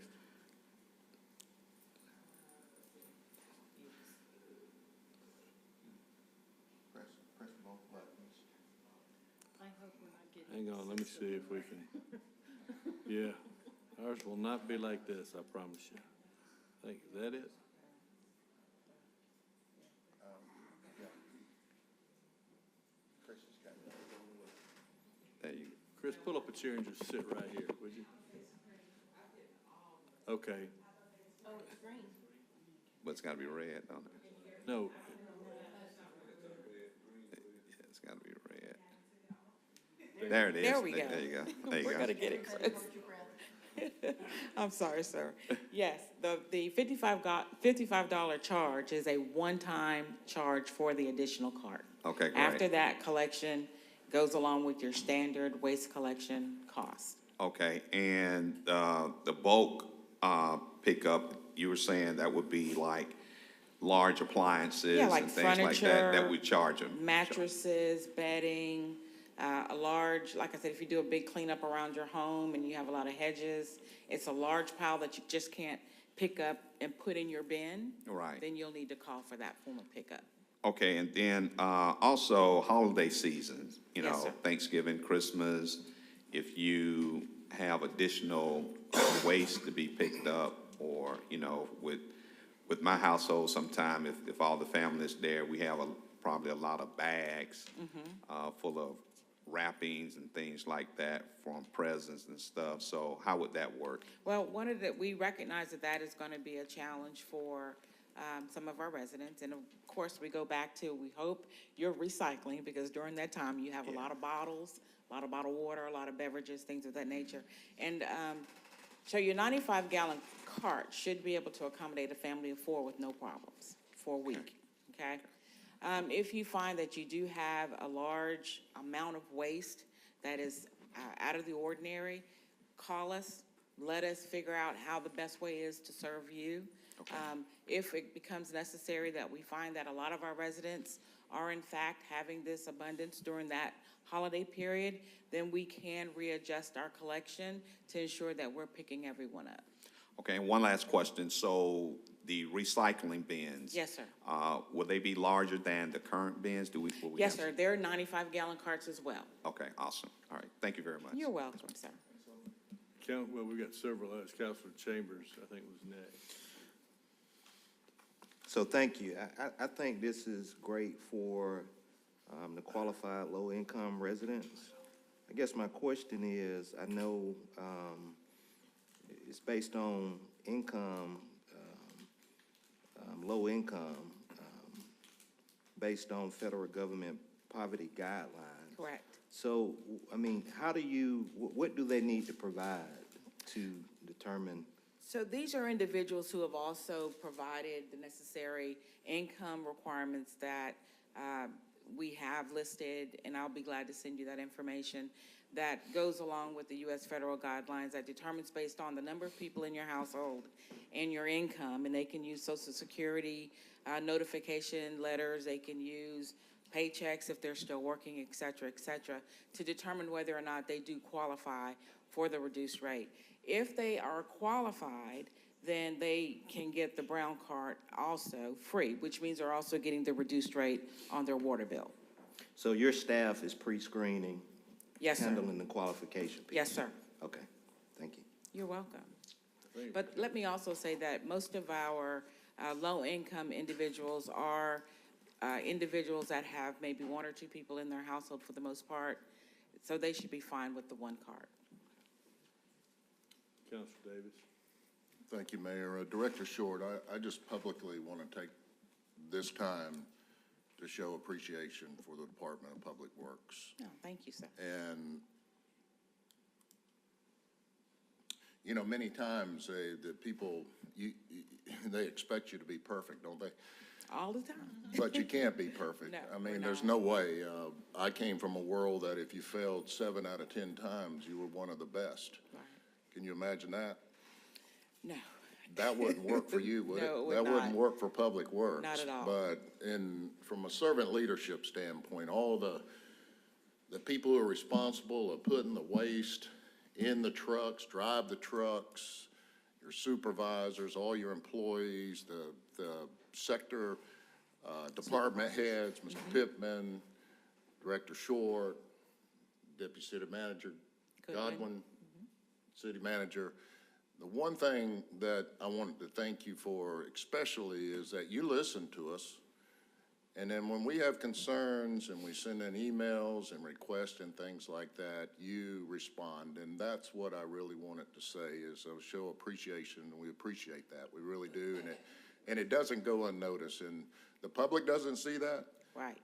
And you get a lot of requests, you get a lot of correspondence, and, you know, good, bad. I mean, But you take it because it comes with the territory. That's what Public Works does, and there's a lot of moving parts, and there's gonna be a lot of issues and things that have to be addressed. So we really appreciate that, and thank you too for, the team, being part of the team. When you came out, we called, you came out, picked up the plastic bags and the waste and stuff, even went a little bit beyond, had a special request, went to the other side, picked up a couple things under the overpass, and then had I call them the graffiti team. They came out, took care of all that. That was, you know, that was bad in itself what happened, but it's all cleaned up and looks really nice now. So just we appreciate that, and thank you. I did want to, I sent some photos again, and I wanted to just say if one of the things I see is that a lot of people may not get this message about calling in, especially with the yard waste and the bulk waste and that kind of stuff that's out there. And you still have little piles that accumulate here and there, and people are just, they're not calling, but they expect you to pick it up or somebody pick it up, and somehow, you know, over time it gets missed. It might be in a area that's to the side of the house or a different area, but, and then there's areas that, you know, that they're out there, they're on the right of ways, probably not in an appropriate place, but they're out there. And I'm just asking if there's a way that when we have the trucks go through, that if they notice some of these things that are out there, maybe the communication, that if they notice that, even though it may not be exactly right, or you didn't get the phone call or whatever, could they just stop and maybe grab it, you know, on the way, and hopefully it goes away, and then at the end of the day, you know, our city is much cleaner, it looks a lot better. We talked about character a lot today, we talked about the presence, we talked about image, we talked about a lot of those things today. It's great, you know, conversation in this meeting, but those are the concerns that we get from our constituents, and we just try to communicate those. But if we could do that, and I know I've even seen, I know some people are being somewhat, well, I don't know the circumstance, to be honest with you, but I know that there's not the piles that we talk about, the limbs and things like that after storms, but actually trees get cut down, things like that. And then you got violators that will just throw it on the right of way in places. But if there's a way that we can, if we know who it is, then, you know, we can talk to them about, hey, we got a trees for fee program, you know, we can do this, but it's, you know, you want us to pick it up, but we're gonna charge you.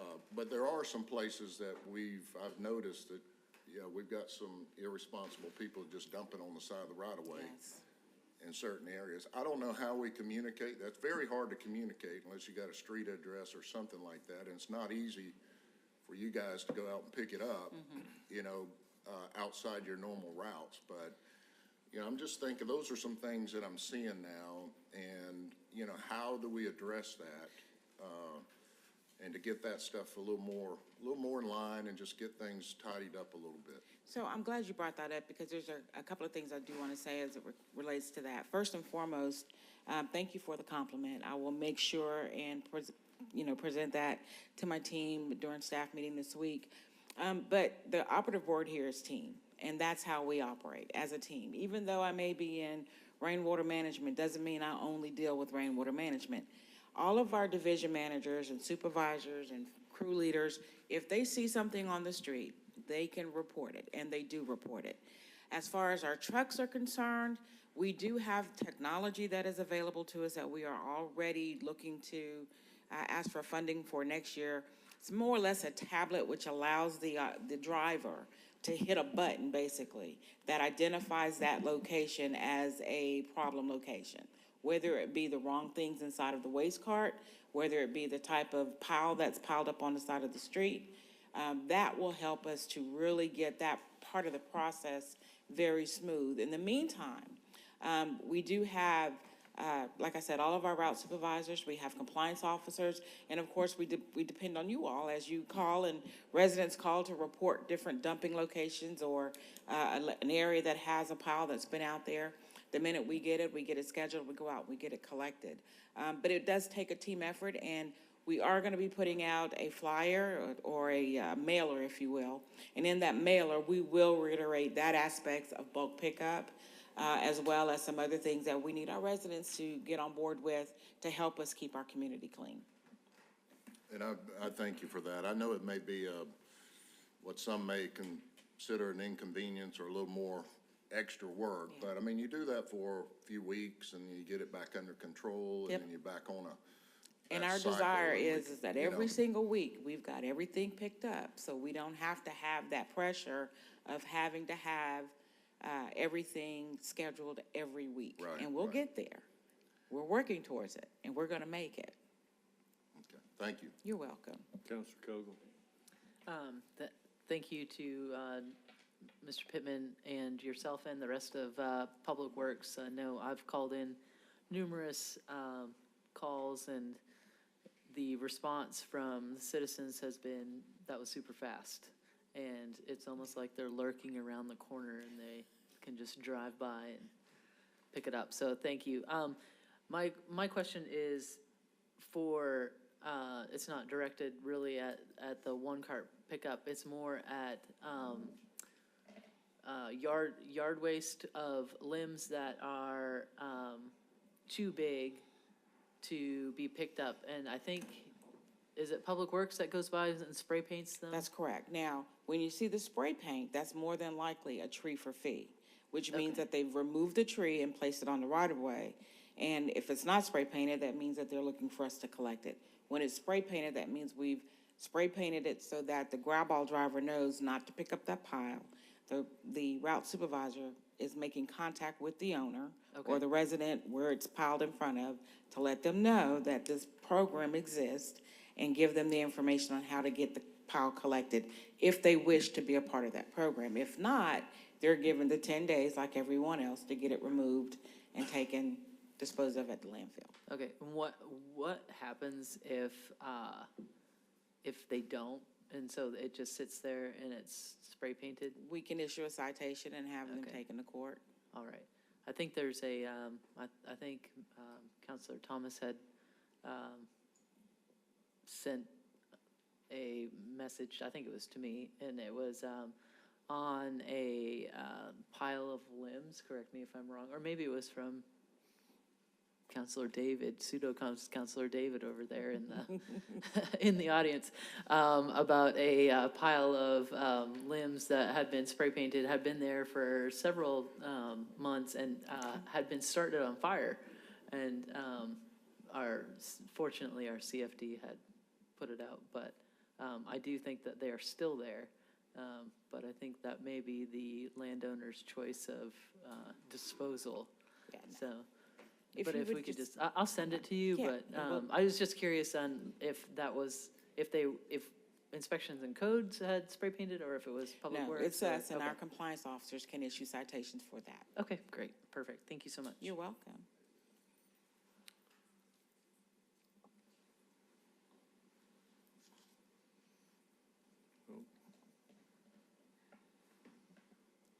Councilor. Thank you. It's not working. There we go. Councilor Crabb. Thank you for everything that you do, Darrell. We Yes, really ma'am. appreciate it. I wanted to ask, I wanted to get clarification. So on this, if there's an occasional time when someone cannot fit everything in their cart, not on a regular basis, just every once in a while. I have been telling people that at that time, if they can't put it in the cart, then they're supposed to call 311 to Correct. get a special pickup. Correct. Does that continue? Yes, ma'am, absolutely. Okay. I That's just wanted what to we make want them sure, to do. I didn't quite hear that when I was Yes. listening in the back.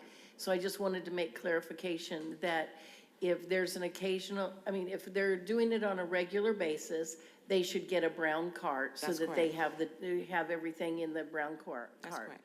But if there's an occasion, like a birthday party or, just something, they Just- got, and they're not gonna fit it in the cart, then they should, Call call 311. 311. That's right. For a special pickup. Correct. And that will be taken care of. Yes, ma'am. Okay, thank you. You're welcome. Councilor Huff. Director Short, Yes, Assistant Director Pittman, thank you all. Congratulations. I'm saying congratulations because I see an actual date. We worked a long time to get to this date, September 9th, 2024. The silly side of me, I mentioned to a friend the other day, there's a kid side of me that I keep in place at all times so I don't lose perspective on life and get to be such a grown-up that I forget how to enjoy life. So I was on Disney, the new movie on Pixar for Inside Out 2 has now become the box office hit, has outsold everybody in receipts. So to understand, before I went in to watch Inside Out, the first one. And in that movie, they were talking about the family moved from Minnesota to a particular place. And I guess the movie was done 3, 4, 5 years ago. And the parents were sitting down, talking and explaining to the child about them having the different color carts to pick up the different waste and everything. Wow. And I said, wow. So that happened to me Saturday. So when I sat down, I had not looked at my agenda until Monday, to yesterday. And I thought about the movie, and I saw the date, and I kind of like, hoorah, we got there. But to everyone that's with you today and everybody in Public Works, congratulations and thank you. I waved at one of your drivers this morning on the way in. I see them all the time, but they beginning to recognize me because they're like, who's the idiot that constantly waves? So he was going on his route this morning, coming in this morning, and he kind of looked and smiled and nodded his head. Yeah, so he didn't take his hand off the wheel. Yeah. But I will continue to just work through you all and work with the constituents in the area to get it done until we get it right. Thank you. I appreciate that. Oh, the name of the movie is Inside Out, and the new one is Inside Out 2. Inside Out, the first edition, has that part about the cards. Thank you. Yes, I definitely could not do your job. I toured the integrated waste facility in Tampa where they're turning waste to energy, and they're actually powering government facilities, and then they do enough extra based off of waste to power 250,000 homes. I mean, they're over a million in population, but it definitely gave me a different perspective when we talk about integrated waste. I do think that, one, we are very, I'm gonna say customer friendly, because they charge, I think, about $150 per ton for business owners to dump their waste. So their landfill they're maintaining the landfill very low because of different things like you mentioned with recycling, and it made me think to ask you this question. I know we've posted it before, but can we post it again? I almost like choked my family members last night because I was using canned foods. I made one of Judy's, Councilor Thomas' favorite things, the corn salad. So, but can you do some type of graph of what can be recycled? That way we can promote that and get more people recycling. Because now I don't even get paper bags. I get, not paper bags. I get paper bags and not plastic bags when I go to the commissary, things like that. That way they can use more recycle and probably offset the cost of probably having to get an additional bin. But just I do know all of our recycling items are listed on our website, but we can definitely get you a copy of the brochures that we have that we can send out to the public as it relates to what is recyclable and what is not. And it's just really interesting that you brought that up, because I was up north last week, and I went to the store, and they literally charged me 10 cents for a plastic bag. That's how it was in Germany. Yeah, and so it's going to get here eventually, I'm sure, but I was just really taken aback that I had to pay for a plastic bag. So I walked out with my items literally in my T-shirt, because I had too many, because I refused to pay that 10 cents for a plastic bag. But I thought, how smart are they? Because they don't have that issue now in their landfill, because they've been doing it for years. So I'm hopeful that as we continue to move forward and grow our recycling program, that radical thinking ideas of that nature will become a part of our everyday. And those things do help. I mean, They do. that was in 2003, and we was paying 15 euro cents for paper, plastic bags. If we had to get one, you better bring your reusable bag, or you're gonna pay that little extra money. And I gotta beg Deputy City Manager Lisa Goodwin for all hands on deck for District 4, September 10th. And that's one of the things, especially with us going to the one-cart system on the 9th, you know, to update those individuals about that. Yes, ma'am. Thank you. You're welcome. Councilor Cole, did you? Oh, no, I'm just still, my mic is still on. Mayor, if there are no other questions, I think that concludes the update. Last comment.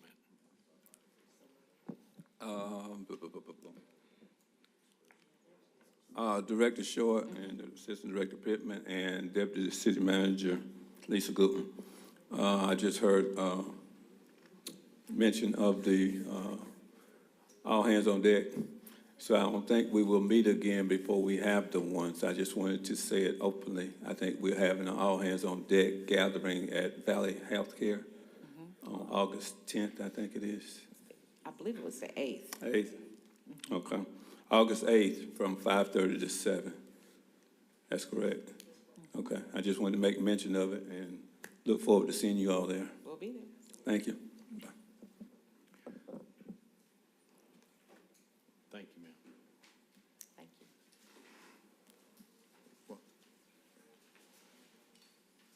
Councilor Thomas? Oh, I didn't see it on down there. Councilor Thomas?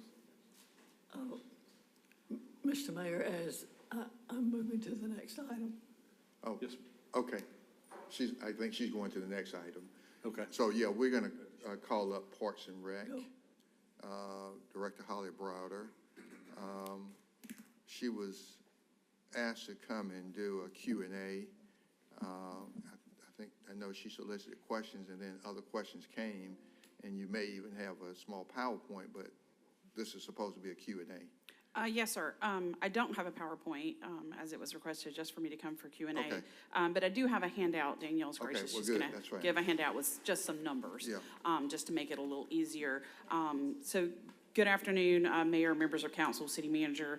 I also have to echo to Mr. Hickey and Mr. Chambers, welcome to the CCG family.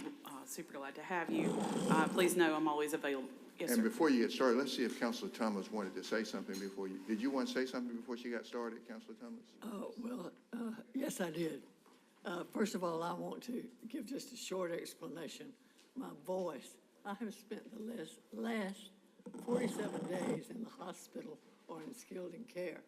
And one of the things they did was a something or other cardiogram to put a small tube down my throat that had a camera on it to look at my heart. Well, they scratched my vocal cords. So y'all are just gonna have to put up with this for a while. But I had asked that Director Browder come and answer some questions that I know I have been getting from citizens, particularly about the swimming pool. Is the biggest issue at this point, and I don't know if other counselors have also been getting questions. I believe that they have. So I don't know, Mr. Mayor, how you want to do this, if you want me to ask the questions or if you want her to make a presentation or whatever. I think the request was for a Q&A. Yeah. So if you've got questions, and then if there's a lull in the questions, I think Ms. Browder probably had some general information she wanted to make sure we got. So if you want to ask a question, you've got the mic, you can ask it. Well, I have a number of questions to ask. A couple of weeks ago at council, Mayor Pro Tem Allen said that the pool reconstruction and so forth was authorized by a SPLOS. Do you know when that SPLOS was passed? Yes, ma'am, it was passed in November of '21. And that was the first time that the SPLOS covered the swimming pools. For the current pools? Is that the question for the current pools, for the renovation of the current pools? The renovation and Yes, and ma'am. the rebuilding and so forth? Yes, ma'am. Okay, and how much was that? 15 million. And how much of that have we spent? That's not an answer. Deputy Mayor, City Manager Hodge might have to. Well, while she's looking that up, tell me the pools that were included in that renovation. Yes, ma'am. So the 3 pools that were included in the renovation are Rigdon Park, Shirley Winston Park, and Salmon Road Park. Those were the 3 that were listed. Say again. Rigdon Park, Shirley Winston Park, and Salmon Road. And how long has Shirley Winston been closed? I do not know the exact date off the top of my head. For several years, it's been closed. We deemed that it needed to be closed due to the issues that we had with the loss of water, which affects the chemicals, which affected our operation and our ability to treat the water and have a safe pool for the community. So generally, was it 2019? I can't remember because we closed all of them at different years between Salmon and Shirley Winston and Rigdon. Shirley Winston was one of the first ones, I believe, in 2017 to close. And then we followed with Salmon Road. And then Rigdon was the very last one that we closed. But I apologize, I do not know the years off the top of my head. So you think Shirley Winston was closed in 17? I do believe, yes, ma'am. Can you tell me why we did not do any renovation on Shirley Winston until 2022 or 3? Unfortunately, no funding was allocated to the department to do so. You said the 21. Yes, ma'am. And is that when you started? When we started, I apologize, I'm not sure the question. When you started renovation of Shirley? No, that's when the SPLOS was passed. Renovation started after the money started being received and the project began, after the bids were placed out by Director Pruitt and Inspections and Codes, and once we were able to identify vendors to do the work. One of the things that we have been told several times about some of this renovation is that it was slowed down because it took 5 months to get a permit from the health department rather than the usual 3 to 4 weeks. Is that permit still good? Yes, ma'am. I mean, did it have an ending date, or you didn't have to renew it? No, ma'am, we don't have to renew it, but we did have to get a permit, and it was for the design. There were questions regarding the design, which our designers felt were things that were done across the state, and there should be no issue. However, when it was submitted to the health department, there were questions that had to be answered, and that was done through the contractor and the builders. And when was that done? I can't speak to the exact date. Mr. Pruitt would have to answer that potentially. Because we are not, from the Parks and Rec Department, we're not involved in that process of the permitting. That's more handled on inspections and code So you're side. not involved in the process to get your design approved from the health department? No, ma'am, we do not. Well, I'm going to ask Director Ryan Pruitt to come and respond to some of this.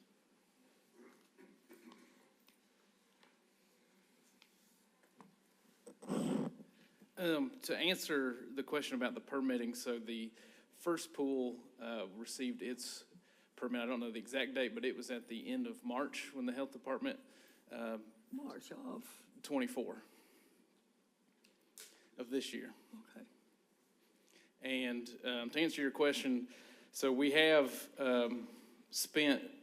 we have actually written checks for $9.1 million to date, And I just got another invoice for July's work. It totals to 1.6. So through the end of July, we have completed $10.7 million worth of the 15 million across all three pools. Is that just Shirley Winston? No, that's a combination of all the pools. So we spent the most at Rigdon, second most at Shirley, and then Salmon Road is last. One of the major concerns that I have heard, and Ms. Browder, you probably want to speak to this, is that the pools were not open this summer, but it seems like the renovation has been going on for a long time. School starts next week. Kids can't go to the pool in the daytime and live and do well.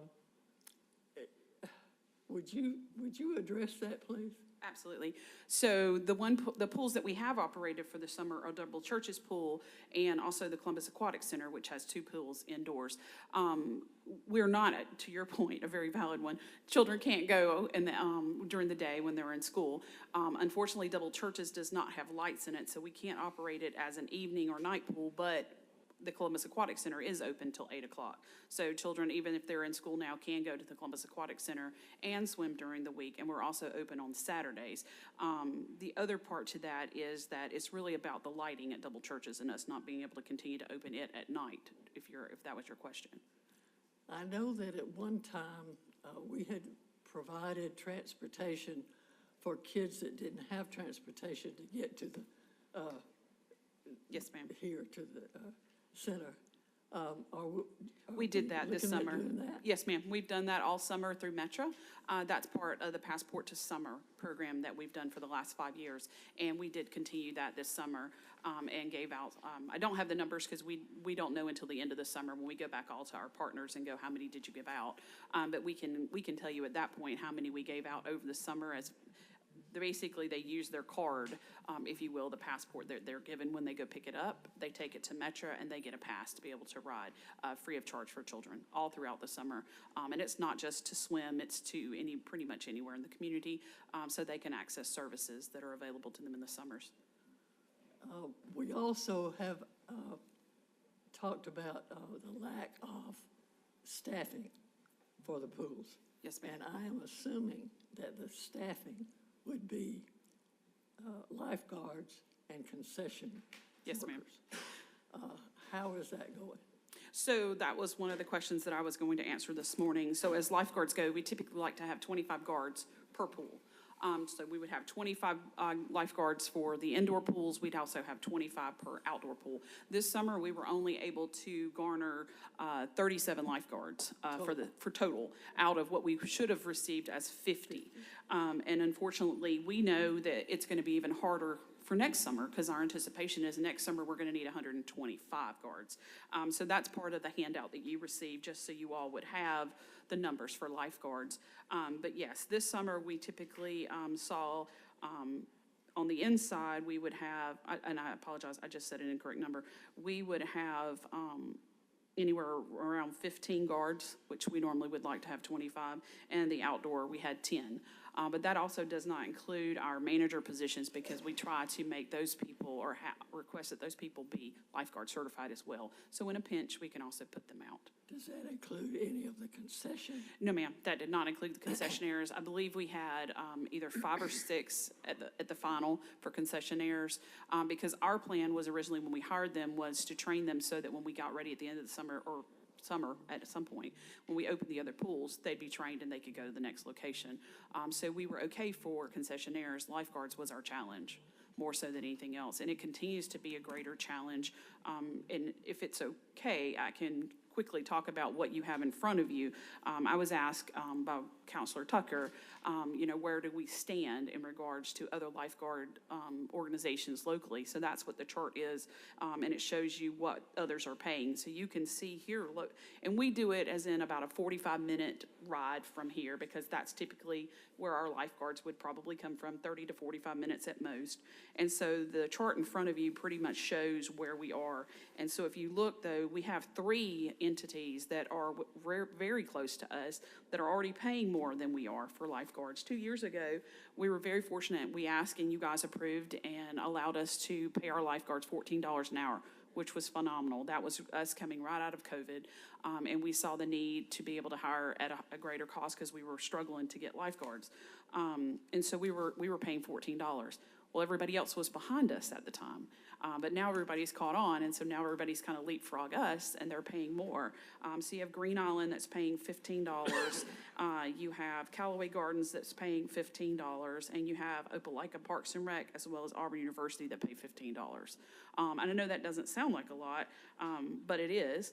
And also Fort Moore that's paying $16 an hour. And so please note, though, I had someone call my office a week or so ago and ask about lifeguard shortages, and I said, if you just Google, we're in year 3 nationally of a lifeguard shortage. It's not just a Columbus problem, it's the national problem. Nobody really understands why, but it is a concern, and it's a deep concern for us because we want to be prepared for next season and have enough guards locally.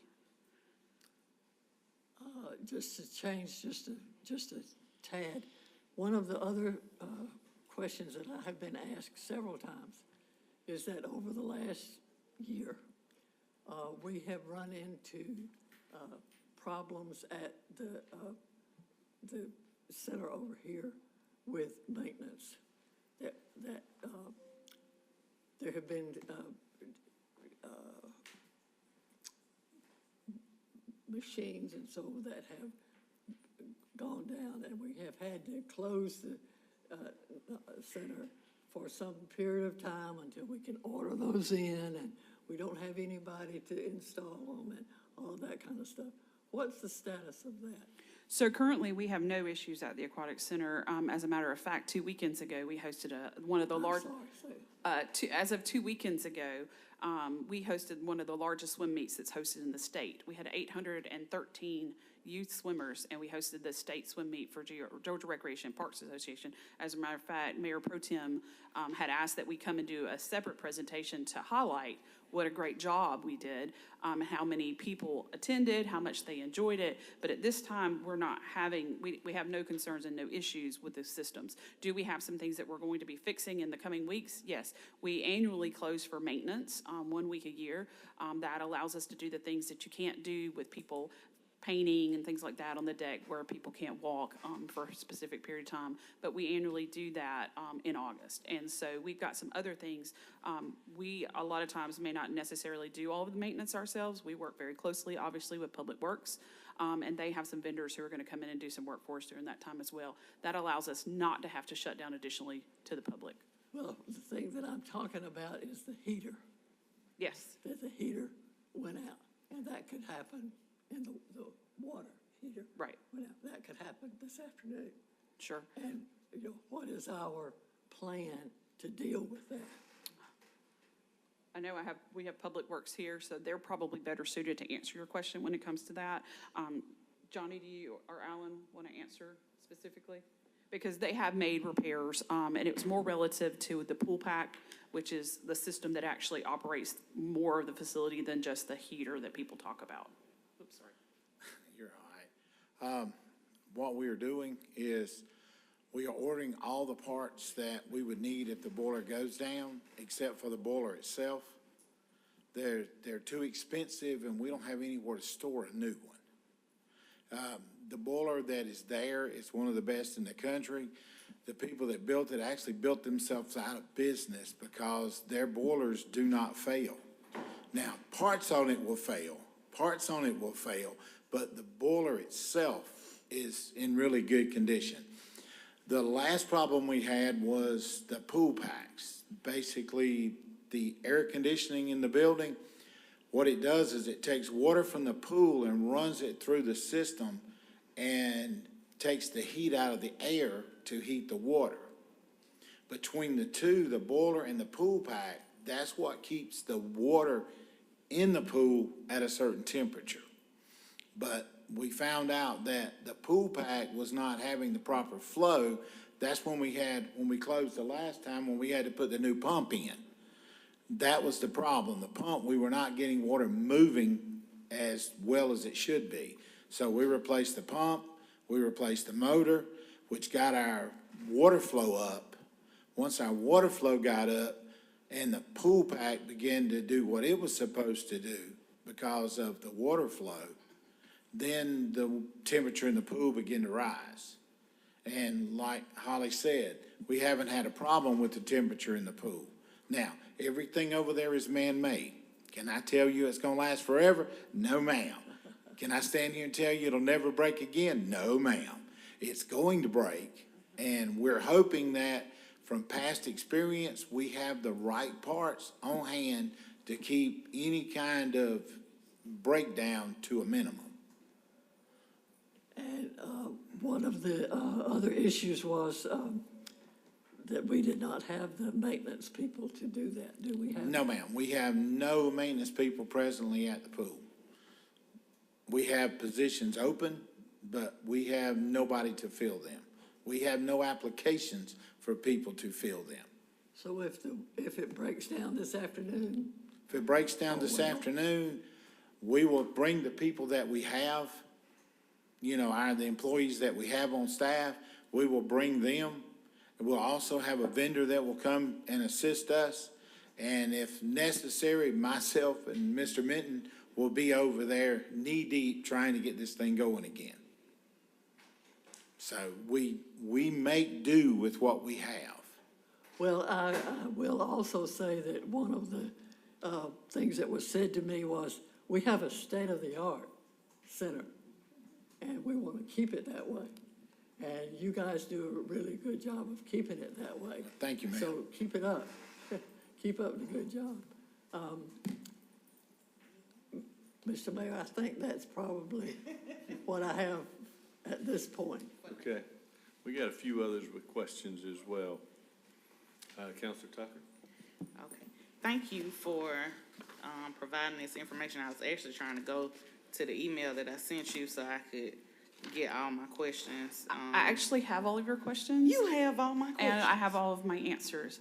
Okay. So if you're okay, I'll just go through and answer all of your questions. And I have additional, I told you I was going to have additional ones. But That's okay. But I do have answers to the questions that you submitted. So the first one was the pool status.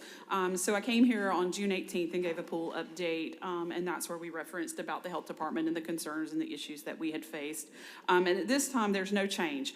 We still look at having Rigdon complete the end of August, Shirley Winston the end of September, and Salmon Road the end of October, which is what we reported back in June. Splash pads to be completed. We anticipate trying to open Carver Park and the City Service Center in spring or summer of next year.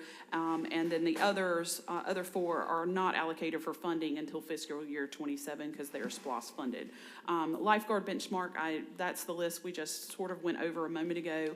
And the concerns that we have as a department is that we seriously need to consider a bump in our lifeguard pay to keep pace with other local communities or surpass them so that we can ensure we have enough lifeguards when summer comes of next year. So that was also one of your questions. Also wanted to add, when it comes to lifeguards, just so people understand how we tried to hire lifeguards. What did we do? Did we just post it out on the city website and that's all we did? No, that's not.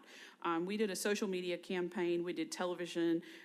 We contacted retired city employees, teachers across Muskogee County, and guidance counselors as well, both in Columbus, Smith Station, and Phoenix City School Districts. Not only looking for retirees, but also looking for students and teachers. We know many times teachers are looking for jobs in the summer, and they make wonderful lifeguards. We also reached out to the retirement services at Fort Moore, trying to get veterans or retirees from there. So please know we tried many avenues and many resources to acquire lifeguards, and it's just still a struggle for everyone. And as I mentioned, we are still within that 3-year national lack of lifeguards, for a better word or better terms. But I believe those were your questions regarding pools and splash pads.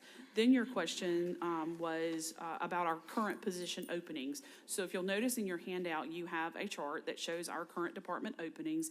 At present time, when I put this together last week, we had 114 vacancies in part-time, and we currently have 20 full-time. Now, please understand, some of those full-time are because those are the brand-new positions that we were just allocated, so we've worked with finance and HR to get those listed, and because that's been less than 30 days, we may not have hired those individuals just yet. But a huge thank you. Our staff couldn't be happier on the allocation of those positions. So again, a huge thank you to you for allocating those positions. Concerns in regards to our part-time positions, some of the bigger concerns that we have are wages.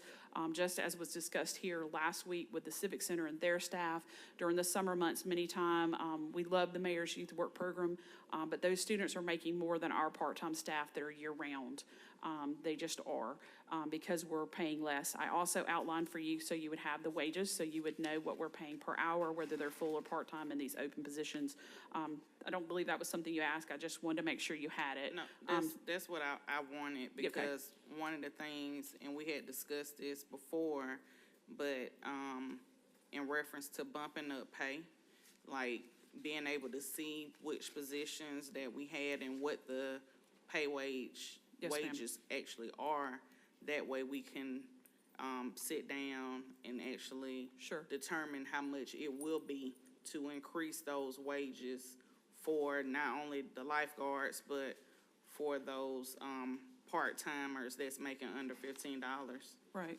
Well, and I want to bring it to where we are now to give you an example of why it's impactful for the community, especially when it comes to part-time. So our department operates with primarily part-time. We're probably 3-to-1 part-time versus full-time. So we rely heavily on our part-time staff to operate and to provide the services that we do for the community. In particular, when it comes to our schools and the school district, earlier I heard you all mention the Mary A. Buckner School.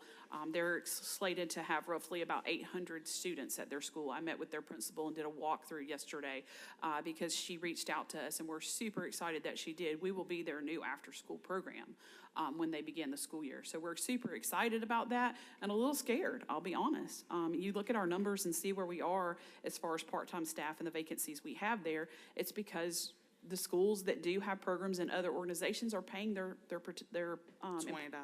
They're paying, yes, ma'am. They are paying them $20, and we're paying ours $12.50 and $13.50. The national average right now is $15.22 on average for those same type positions.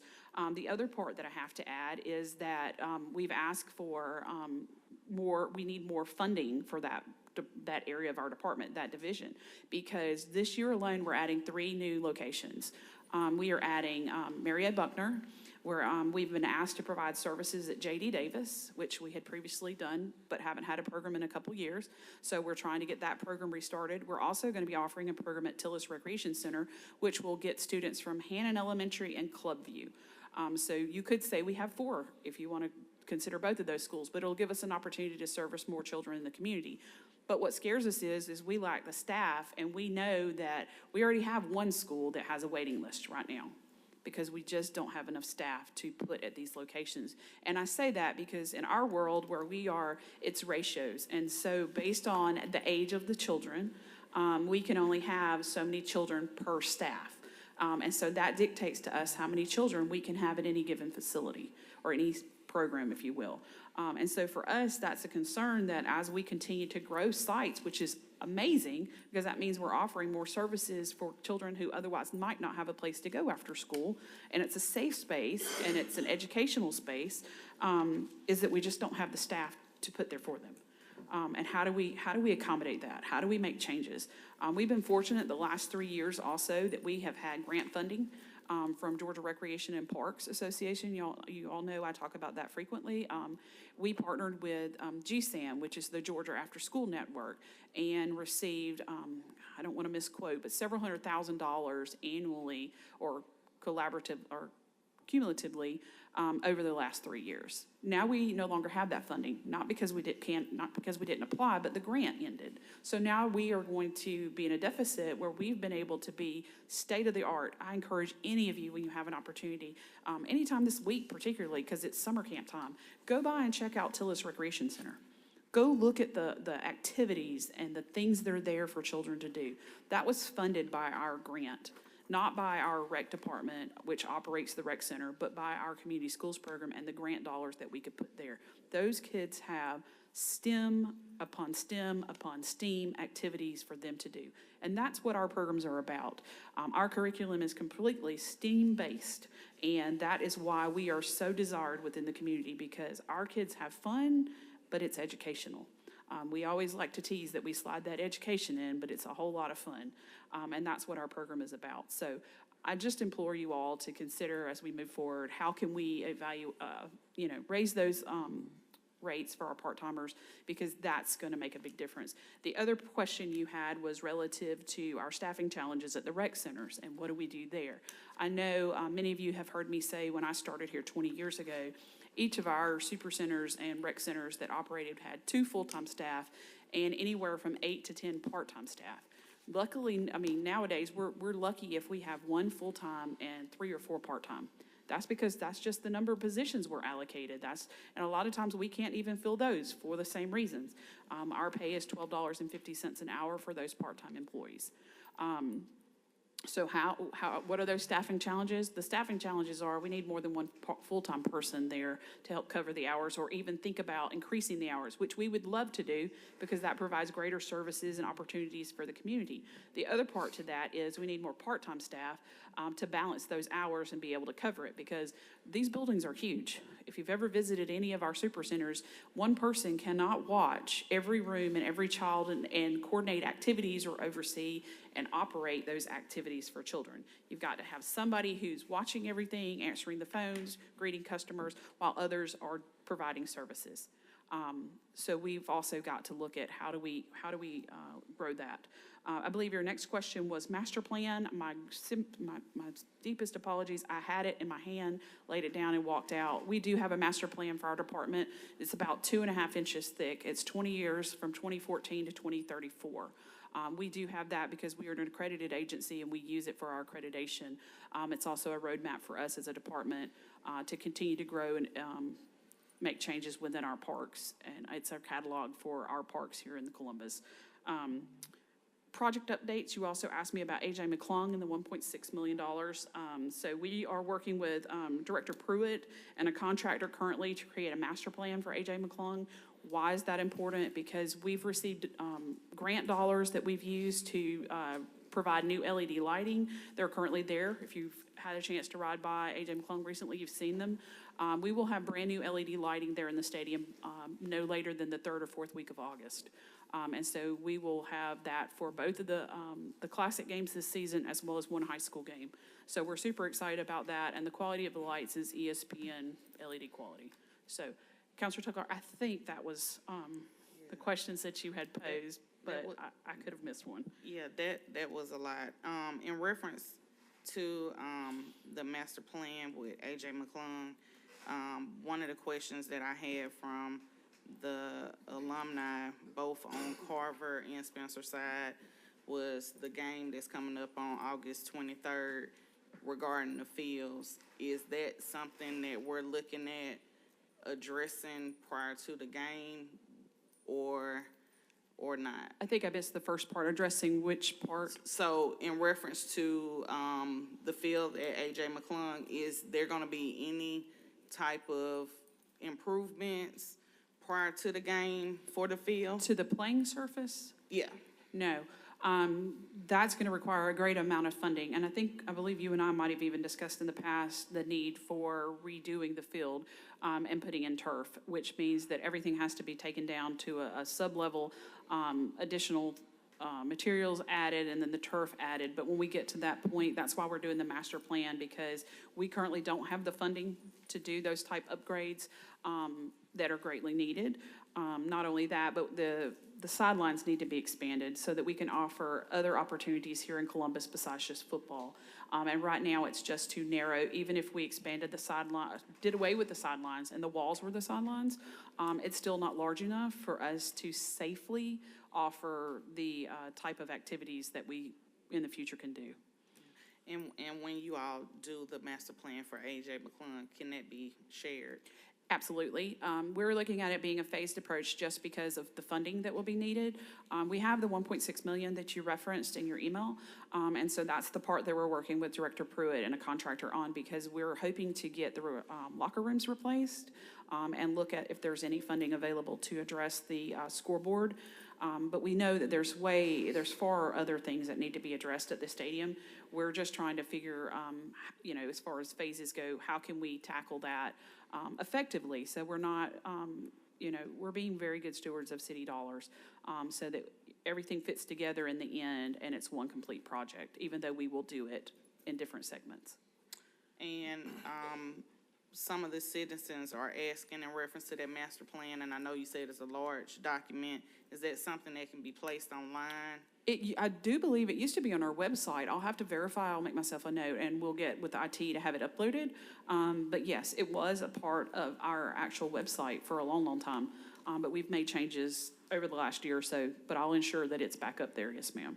Okay, and another question regarding those master plans, and they're asking in reference to long-range planning and comprehensive planning.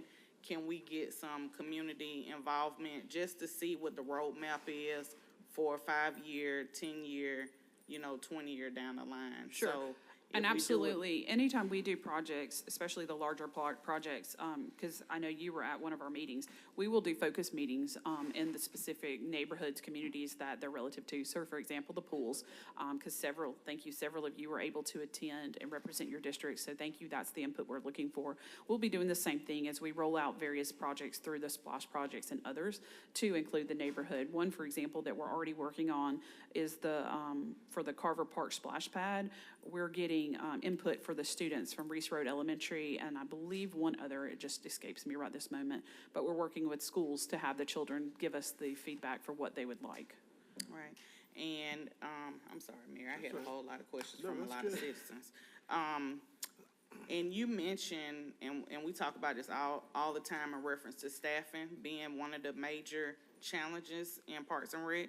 So, a lot of people are asking about the hours of operations for our rec centers. Really just reiterate what staffing challenges, how that hinders hours of operations. If we had enough staffing, could we extend those hours of operation? So absolutely. So previously, and I say previously as in almost 20 years ago, the hours used to be greater. We used to open at 9 or 10 o'clock, depending on the facility. We closed at 8 or 9 o'clock. We were open Saturdays and Sundays, whereas now we're only open on Saturdays. That has a lot to do with it, because that's the 2006 to 2008 time period is when a lot of positions were unfunded or cut within Parks and Recreation. So those positions are what allowed us to be able to have those additional hours. That's also when we had 2 full-time staff members per facility, which allowed us to cover that. The struggle that we have now is that we have that one person that's full-time, and maybe we're lucky if we have, a couple part-time.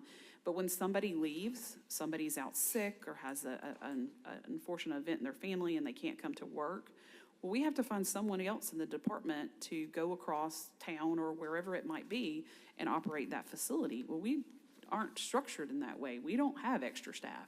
I don't have people just sitting around somewhere that I can say, hey, I need you to go over there now. Unfortunately, then we have to double up, and they have to cover 2 sites instead of just one.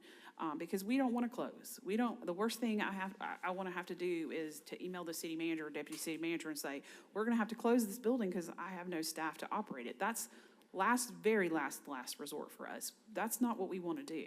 So we make it work. As someone said earlier, we use our resources to the best of our abilities, and we make it work.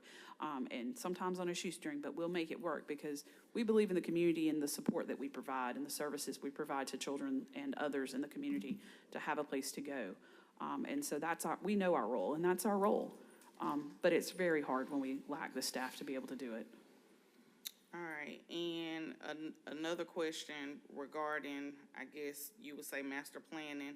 So, of course, we have Belvedere Park that's been there, I don't know how many years. I know it's just empty since I've been back in Columbus from being in the military.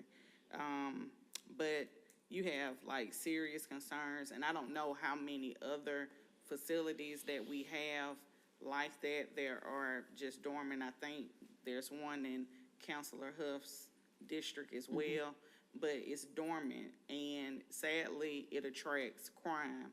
I think both of our parks have had incidents where somebody was murdered, you know, at the park. So are there any plans on addressing those locations, whether, you know, we're trying to renovate, sell to a different nonprofit, or just completely demolish? So there are two, and you are exactly correct. One is Belvedere and the other is Promise King in Councilor Huff's area. And Belvedere, we've had a couple of different entities reach out about purchasing, I believe, but it's been years. And for one reason or the other, it did not pan out. It did not go through. But it would be one that we would sell. It's going to be an extreme expense because of the damage to the building, because I've been with the city 22 years, and it only operated for 1 or 2 years when I started in the early 2000s. The city did not operate it. It was operated by a church. And after they left, it has not been operable because we didn't have the manpower or the operation to be able to do so. Promise King is even further. Promise King, I don't even know that it has ever operated in my 22 years that I've been with the city. And it needs to be demoed. That would be our recommendation for it because it's so far past being able to be renovated. And Belvedere, I'm not a contractor, I don't know exactly, but it's in really bad condition. Not to the outward appearance, but if you go inside, it's got a lot of water damage and age, just what you would find in a building that's set up that long. Yeah, I'm not sure if it would be beneficial for us to actually go in and see the level of damage, because we have had several people who have asked, just like Jerome Bryant, who has the kickball, you know, and they're doing some other sports, flag football, and they were talking about using a different location besides Shirley B, because we're running out of practice locations because we have a lot of kids in youth sports, and it's just getting larger and larger. So is it a possibility for us to kind of go in the facility and see exactly maybe an estimate of what it would take to get Belvedere back up and running, or possibly what it would cost a nonprofit to a nonprofit is who looked at Belvedere and decided it was not advisable or in their favor to do so. They're one of the ones who walked away and said it was not going to be something they could do. Yeah. Oh, I thought Mr. Pruitt was coming up. I was looking. Well, let me just say that, I mean, I believe it's beyond repair, and I think it's been recommended through that we demo it, but certainly I don't have a problem with someone going in, you know, to look at it if someone wants to look at it, if they think they can do some good. Absolutely, and our facilities maintenance team, they have reviewed that. They've looked at that, and I think they have told us, you know, based on the condition of it, that it is, I mean, it would take a lot to repair that. I think even just the last couple of years or so, we did have a nonprofit who was interested in going in, but because of the condition, it was going to be really, it was not going to be advantageous for them because they would have had to put money, that amount of money and whatever that was going to be, and we don't know exactly how much, but it was going to be a good cost to bring it back. It really is in poor structural condition. Yeah. So what would be, I guess, the process to demo the area, and also I guess, the baseball area? You got a lot of bad stuff going on in that baseball area. Yeah. In one of that building, it's not boarded up, so you get a lot of things going on that should not be going, illicit things going on. That's right. That building and the restroom both need to be yes, demoed, ma'am. because that's where we had the issue, I think, in that restroom. And I think we probably would have had them on the demolition list by now, but we had the dollars that we had, we used them with other priorities in residential and areas and so forth. But I think what I recall is that it was recommended we demo it and sell it, That's right. you know, and so So it's something sell- we can come back to. Sell the with. land, Yeah. sell the Yes. land. Because, you know, it could be residential or, I don't know, but that's the recommendation. Yeah, and when we had that all hands on deck at, Miss Kitty's hair salon, that was one of the things, I think the most loudest, concern was That's the right. safety, in that area, and it has, you know, it calms down and then it just get worse. But we have had operations in the area and actually made a few arrests, but it's not getting any better, in that area. So that was one of the questions that one of the citizens had was about Belvedere Park, and, you know, can we come up with a timeline for, you know, actually addressing and making that area not just safe, you know, safer, but vibrant, because right now it's not. We can At certainly all. move forward in putting it on the list for demo, and then, of course, the eventual sale. Thank you, thank you. One more question, well, a couple more questions to Director Broder. First of all, can you send this to us electronically? Absolutely. One of the things I would like to see, because I know that we're gonna have some challenges getting these lifeguards.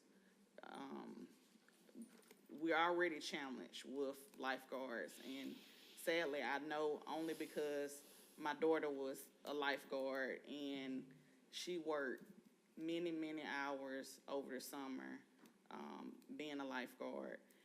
But we really need to look at moving that pay for our lifeguards up the scale, because we're losing our lifeguards from CCG going everywhere else. A lot of, and it's not like they're poaching our kids or anything, somewhat, but they're going to Fort Benning, they're going to all other locations, and I know for a fact we're losing our lifeguards. And in reference to the community schools issue, that $20 CSU is paying for the part-time to work those positions, at those schools, they're starting at $20 an hour. And part of for- their program has lost funding, I just learned yesterday.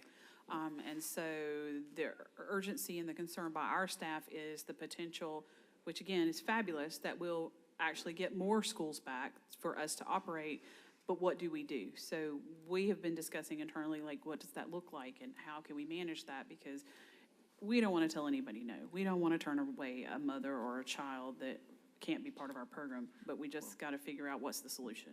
Yeah, and I think the counselor is correct, and I think we're gonna have to, based on the market, for positions like lifeguards and other positions, that's why we came last week with the Civic Center. You can't pay people $9 an hour and think they're gonna show up, and the mayor is paying his summer youth workers $14 an hour. We gotta look at it on a case by case, but we gotta be willing gotta be flexible. And so I agree with the council. We cannot think we're gonna complete these new pools and splash pads and can't hire lifeguards. Because you can't open if you don't have lifeguards. So I think we gotta be flexible. Yeah, and then also, and that's why I asked for this, because one of the things I'm gonna ask, Director Alexander is to do a mock-up of how much it would cost, to increase the pay for the lifeguards, and then also those part-time positions. And it's good now that we actually have the numbers of which ones are making under that threshold. Yes, ma'am. So this will be helpful with, going forward. So, and I know you probably don't have this information off the top of your head, but in reference to the aquatic center, if you could bring what's the revenue versus the cost. So what are we bringing in versus what are we putting out? I do not know the answer, but I will get you the answer. Yeah. I just don't know it off the top of my head. So I think that'll be good as well to see. Thank you. Yes, ma'am. Is that it, Mr. Mayor? Counselor Davis? No, we've got quite a few others. Counselors. Okay. Okay, Director Browder, two questions for you. One, so we've started on the Lake Oliver Marina bathrooms, right? My understanding, that's the project. Please understand, we assist, but we don't handle the contractors or the funding or any of that. Public Works is working on getting a vendor to bid out to do the bathrooms, because we have more than just Lake Oliver. And I don't know their total plan, but I would feel like we want to get a vendor who can do all of our bathrooms, which is going to be, and I do have that, it will be Flat Rock Park, Alexander Park, Lake Oliver, Rose Hill Park, Tillis Park, and Cooper Creek Park. So we want to make sure we're getting the best bang for our buck when we get all of those done together. Well, and I hope that works out. I know we got risk management funds that, since this was a bathroom that was burnt down, do we have plans that are already drawn up, construction plans? We are not going to hopefully construct, we will buy an as-built, which is a drop-in bathroom that will come to us, be delivered to us and installed. There is no risk management funding available because that bathroom did not qualify, because at the time it was deemed that it did not meet the threshold for $50,000, which was needed for our insurance. Well, risk management funds could be available. It's just a matter if it's approved to be available. So there's no threshold or any, that's our risk management funds. We're self-insured. Well, I think, you know, her point is, of course, I know you get the point, but typically, risk management will, if there's insurance proceeds to be received, they will receive those proceeds and make sure that if it's an automobile that someone else was at fault, then that money goes back to take care of the automobile. And in this case, we don't fund risk management for constructing things. They don't have a budget for that. And so, and I think you're saying that the threshold, the deductible for the insurance is probably $50,000? Yes, sir. And so this didn't meet that threshold? No, sir, it did not, because we And so they just don't have a immediately budget asked. to fund a restroom out of risk management dollars? But we could create a budget, correct? We could, during the budget process, we could give risk management a budget for replenishing things, but we have not done that to date. All right, because it is considered fire damage. Yeah, but. I understand. Yeah, I'm saying if we don't give them a budget and we have a loss that insurance won't cover, then they don't have a budget to cover. No, well, we knew that from day one, that insurance wasn't going to cover it. But we would have to cover it, but we could cover it. Yeah, you would have to cover it out of reserve funds or a fund. or another fund. So just to clarify, we do have a policy for property insurance. We're not self-funded for property, and our policy on most of our facilities has a deductible of $50,000. So when the bathroom burned down, at that time, it didn't meet the threshold, so there was no claim filed with our insurance company. Right, so that's for the policy. I'm talking about our risk management fund. But Our risk management fund it would is, come under risk management.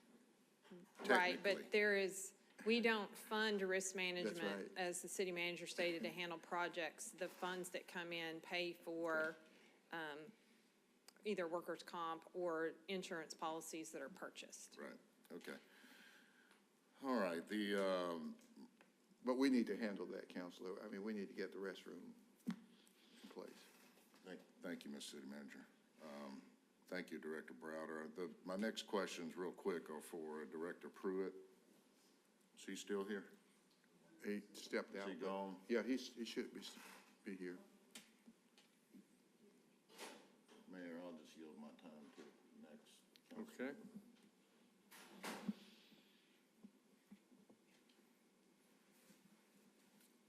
Okay. Councilor Hickey. Director Browder, good morning. Well, good afternoon now. It's probably after lunch. Yeah, it's 1 o'clock. Question about the Aquatic Center. I know that Councilor Tucker just asked you about the what we take in and what it costs us to run it. You say you'll come back with those numbers. but currently, on an average, how many swim meets are you hosting there? I have to stop and think for a moment because we host very large swim meets such as the NAIA National Swimming and Diving. We host the GRPA state meet, and then we host a multitude. I would have to ask the question because a lot of them are smaller meets that we work with the local clubs to host. They often host a state club meet as well as weekend meets. So I'll have to get you that number because I don't want to guess, but I believe it's a lot more than people will realize that we host. If I had to guess, somewhere in the 10 to 20. But I don't want to be inaccurate in that because not only do we host those, but we also partner with the school district. So we're hosting their swim meets as well. So it would be a simple guess if I try to give you a number, but I will get you, I'll send that when I send the revenue and the cost. Okay, and how much do we charge different organizations to come in and when we put on these swim meets for them? So there's a lot of variables to that. It depends on whether we're charging by what they call a splash fee. So a splash fee is how many times you're going to have events or activities. So if, for example, you have a child who's going to swim in 5 events, they might pay 5 splash fees because they're going to compete 5 different times. So it varies by the different type of event or what it's going to be. Whether it's like a college event, it would be a rental cost where we work with Columbus Sports Council, or where it's the local and it's just a splash fee. So it varies. Okay, and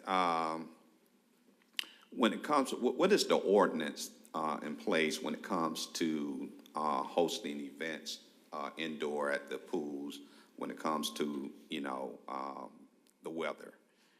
For example, like do we host meets during the time when well, let me just say this. When the inclement weather is occurring, lightning and stuff like that, how does the ordinance read on that? So it's not necessarily an ordinance, it's the health department that we operate under. And every county in the state of Georgia is a little bit different, but as we work through ours, it's within so many miles of the facility. So we'll continue to operate right up until, I believe it's 6 to 10 miles. We will operate until we get a notice that says, hey, there's lightning within 6 miles of the aquatic center, and then we pull everyone from the pool at that point. Okay, and so I'm not familiar with the structure of it, but I know that we have lightning rods on top, right? I'm not the best one to ask. Mr. Pruitt is probably a better, and I'm not sure if he was involved when it was originally done. Okay. Johnny, you want to answer about the lightning? I believe it was 4 years ago. Yes. We had a grounding system put on that building. Okay. When it was built, there was not one. Okay. And it just amazed me that they built a pool with no grounding. So yes, it does have lightning suppression. Okay. And so with that lightning suppression that we have there currently, is that a possibility that we could still host events with inclement weather? No. So we If lightning gets within, you said 6, I thought it was 5, but if lightning gets within 5 miles, no, you pull those people out of that water. Okay. Because even though we're comfortable with the system we have in place, Right. there's always that chance. Okay, okay. And we don't want to take that chance. Right, I understand. Okay, all right. Thank you. The other question I had is, well, for me, I don't know whether you know this or not, but I ran Eastway Youth football for almost 10 years, where Travis played. I played there. I even think a lot of other people, probably here present, probably was a cheerleader or played there at one of these programs. And youth sports and recreation opportunities are vital to our community.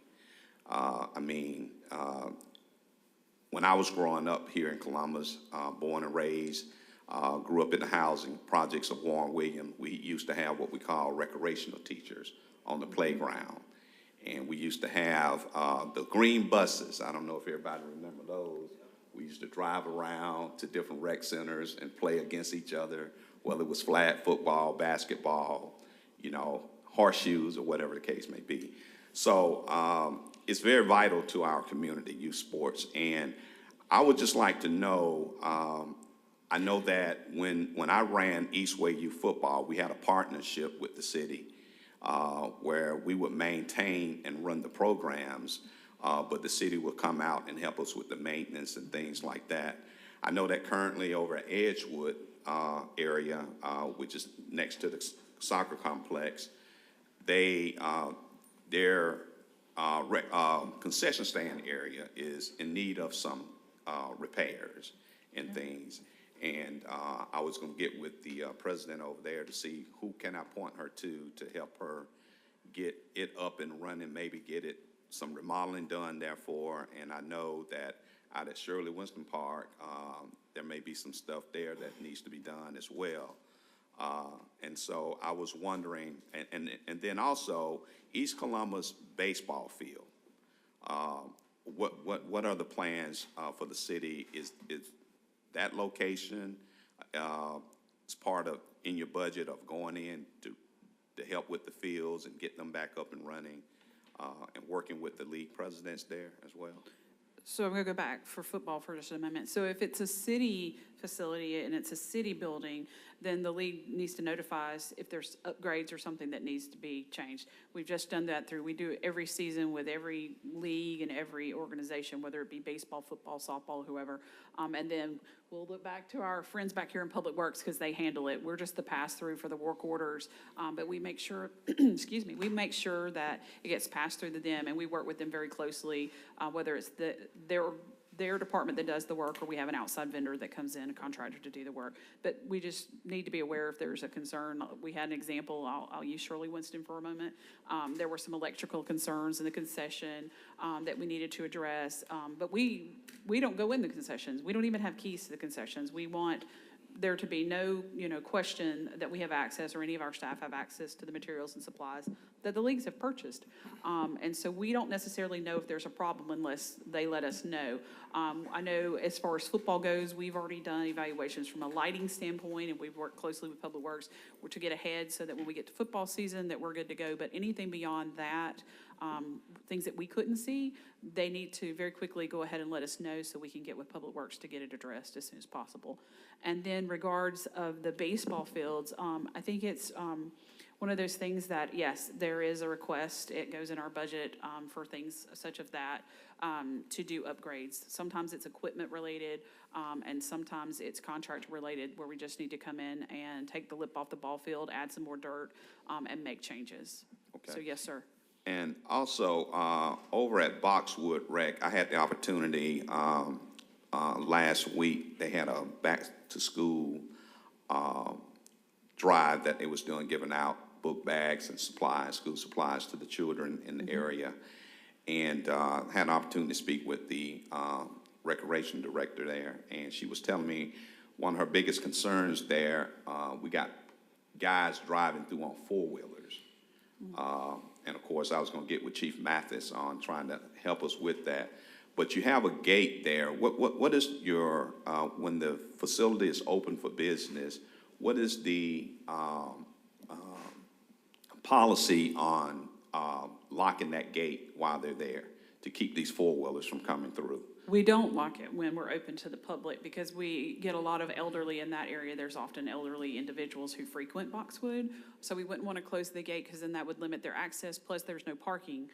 Until you come through our gate, there's no parking. So they would need to be able to come in. So we've never locked the gate there. We've done exactly what you just referenced. We would contact Chief Mathis to have them to assist us in curtailing some of the four-wheelers. It's not the first time.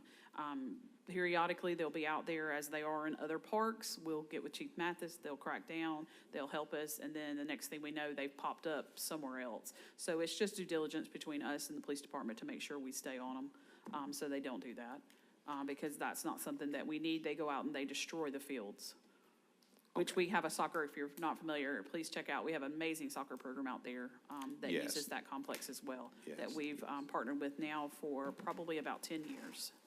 Yeah, and that was one of my other things that I was going to mention, is that the soccer program there is an awesome program, and I just would hate to see those kids out there, practicing or playing a game, and we got four-wheelers running through on them and could And we possibly have hurt called, somebody. they, along with staff, have called the police when we've had any issues, because we're not, that's not something we can tolerate.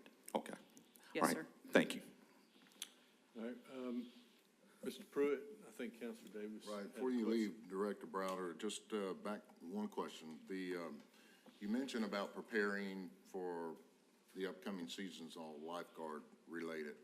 What are we doing to prepare to make sure that we're able to secure or, well, develop and secure lifeguards to, We're continually advertising and trying to solicit for lifeguards, whether it's social media, because honestly, most of our guards are teenagers or high school age, but we'll continue to do all of the things that I outlined earlier, reaching out to different groups, different school systems, trying to acquire, whether it be teachers or youth as lifeguards.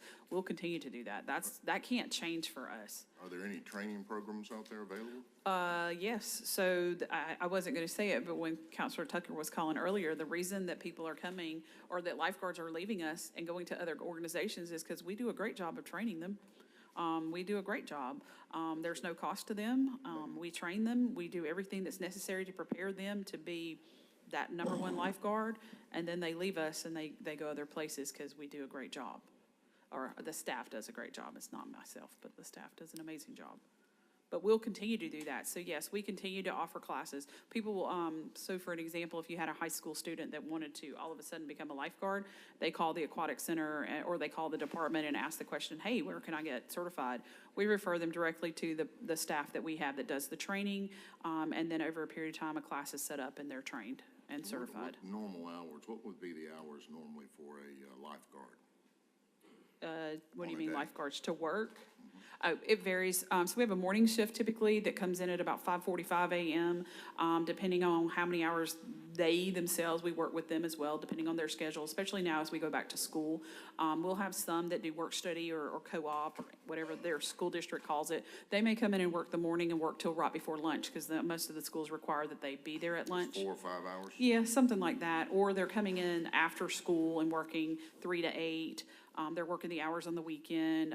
So they're picking some part of those hours because we're open from 6 to 8 during the week, 10 to 2. Roughly on a week, how many hours will a lifeguard put in? No more than 29. It's based on their schedule, so it could be as few as, 15 or 20, but as many as 29. It depends on, honestly, on the student. Okay. Yes, All sir. right, thank you. Yes, sir. Director Pruitt, I guess we're under contractual agreement. I'll get back to these pools, the 3 pools that we're talking about. I guess we're under contractual agreement with the contractors, right, on those? Yes, correct. And when was the, when was the start date on the pools? So I don't have the exact date off the top of my head, just trying to remember the timeline. Obviously, the SPLOST was, passed in November of 21. Collections began in April of 22, and the first obligation we had was to the bonds for the government center. So funding, if I'm correct, for the pools wasn't available until January of 23 to begin expending funds. So we had a contract, and again, I don't remember the exact date council would have approved the design and build contract, but it would have been in the fall. It was before, I know it was in the fall of 22 when we got them under contract, and then they began the design work for those 3 pools. And we talked about we needed, what, 15 million Yes. for the pools? Yeah, 15 million was the budget from the SPLOST. What normally does a penny bring in What do you mean? on the year? It brings 38, somewhere 39. between 40 and 45 million a year. I think I saw budgeted 48, is that? That's 40 to 40, yeah. I think we may be around 48, but typically, I think we projected 40 million a year over a 10-year period for the sales tax. Yeah, so the original projection was a 10-year SPLOST at 400 million, which was 40 million a year, and we're collecting about 45 million a year. Okay.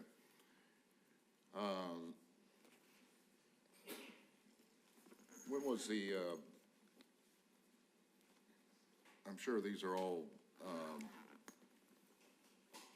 stipulated in the contract. What about the completion date for those pools? Was there a completion date on them? Yes, there was a timeline, submitted through the RFP and incorporated into the contract, a certain duration, number of weeks that, from whenever the notice to proceed was till when the completion date was. What was that date? I'd have to go find that information from when the contracts were signed and all that. And normally a contractor would add inclement weather days. Was that involved? Was that agreed to in the contract? Yes, if I recall correctly, there's a baseline amount of days. Obviously, if it exceeds that or there's other unforeseen issues that pop up, then, there may be additional delays, no fault of the contractor. Okay, so the pools were architecturally designed, right? Drawn up and designed? Correct. Okay, and then the health department came in, did their initial approvals on it? So we submitted, like any commercial pool in the state of Georgia. Some counties actually regulate it themselves, but in Muskogee County, any commercial pool, so if we had a water park, any of our public pools, any hotel pool falls under the jurisdiction of the health department. So just like any other customer, we submitted plans to the health department for their review and approval, and there was one issue of major concern that they had regarding the decking separating the different areas of our pools. And that's kind of what the issue was. These pools, the regulations for these pools from the state, there's a little bit of gray area just because they're not cut and dry hotel pools and things like that. And so the health department's interpretation was that we needed to add that decking, which caused the redesign, versus our designers felt like their original concept met the intent of the code. Well, you would have decking anyway. They would just probably, whether they increase the decking square footage or something, is that what they did? Yeah, so it was, there was a little peninsula between the zero entry area and the lazy river, and we just had it actually was a peninsula with a netting. What's the decking? Is the decking made of concrete? Yeah, it's concrete So decking. it's just boarded concrete pads, right? Okay. So they gave you the compliance on it, right? Yeah, and so we were able to get the permits for all three pools. The first one we got at the end of March.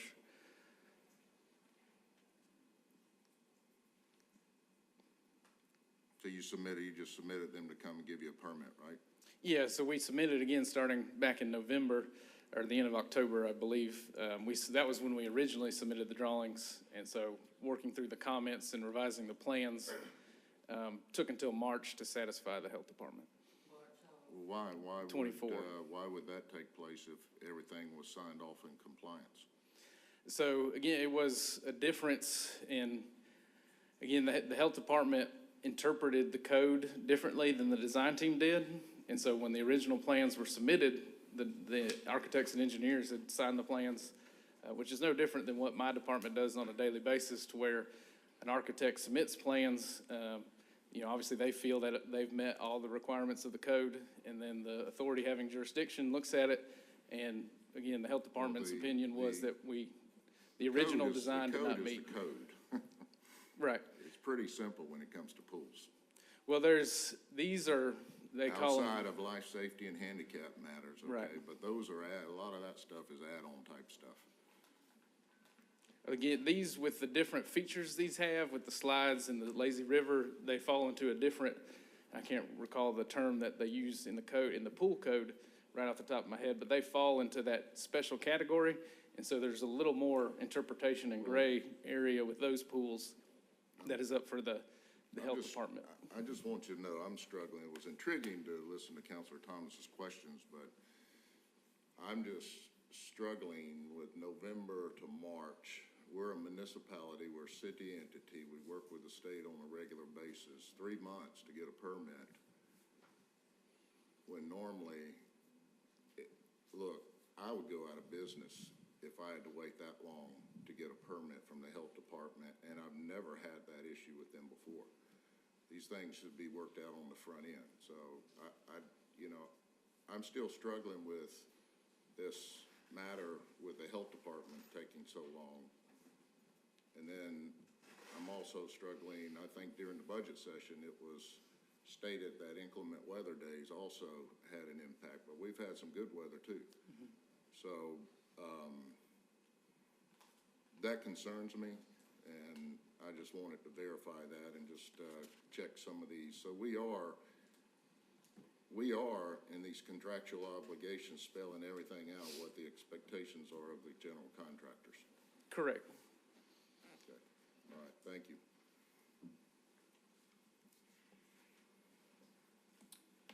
Councilor Kogel? I wanted to talk about a little bit about the aquatic center.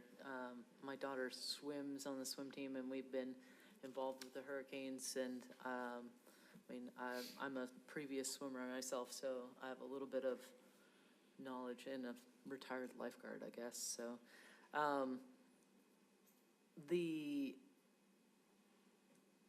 boiler system, I know that we just listened to the talk about the heating system not having any issues, and I'm really kind of struggling with that, because the last we've been involved with the hurricanes and the aquatic center for the last 7 years. So and I can trace back almost to the exact week every year during Thanksgiving or sometime in November, where our boiler system goes down to a point where the pool, I think last year the pool temperature was somewhere in the, I think at one point it was 69 degrees, so 69, 72 degrees, which competitive swimming, if you're watching the Olympics, competitive swimming is somewhere around 76 to 78 degrees. So this is chilly. And so since I'm on the hurricanes email list, I got an email from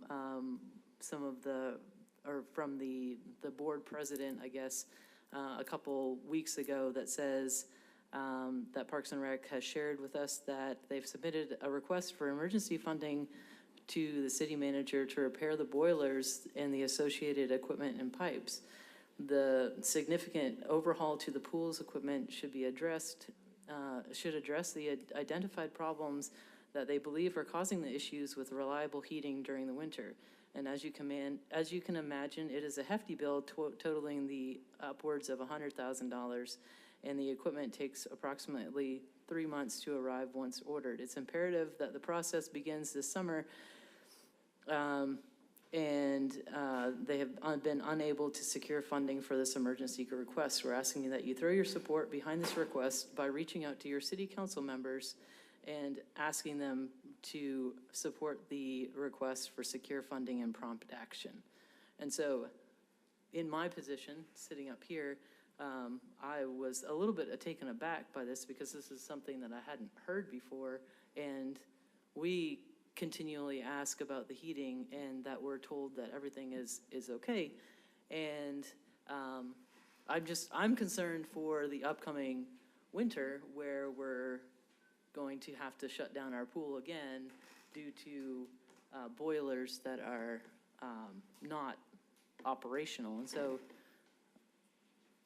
several minutes ago, we're assured that everything is okay, but at the same time, we're being told by people that are using the aquatic center that we're communicating that we need $100,000 in repairs. So which one is it? I'll have to let Mr. Harp answer, because again, they do all the repairs. They communicate with the vendors, not the department. I know what you're talking about. We've discussed it. We've discussed it in the past.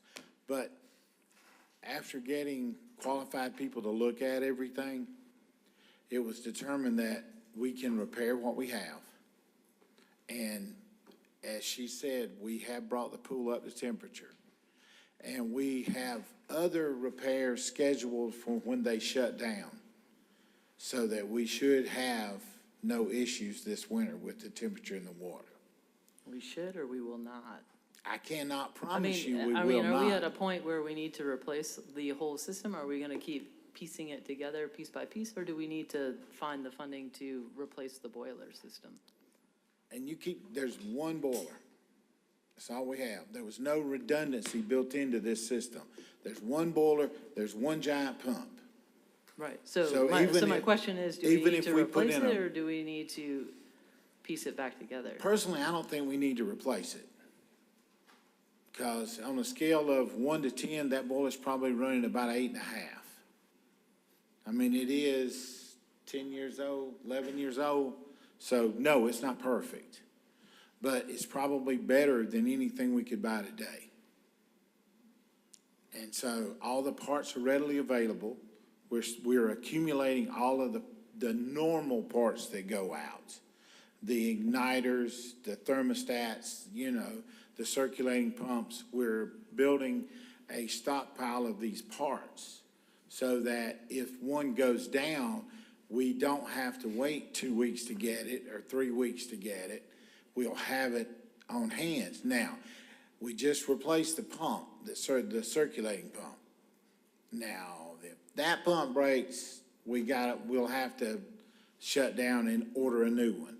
The pump was, what, I think it was like, help me, what was it, $70,000?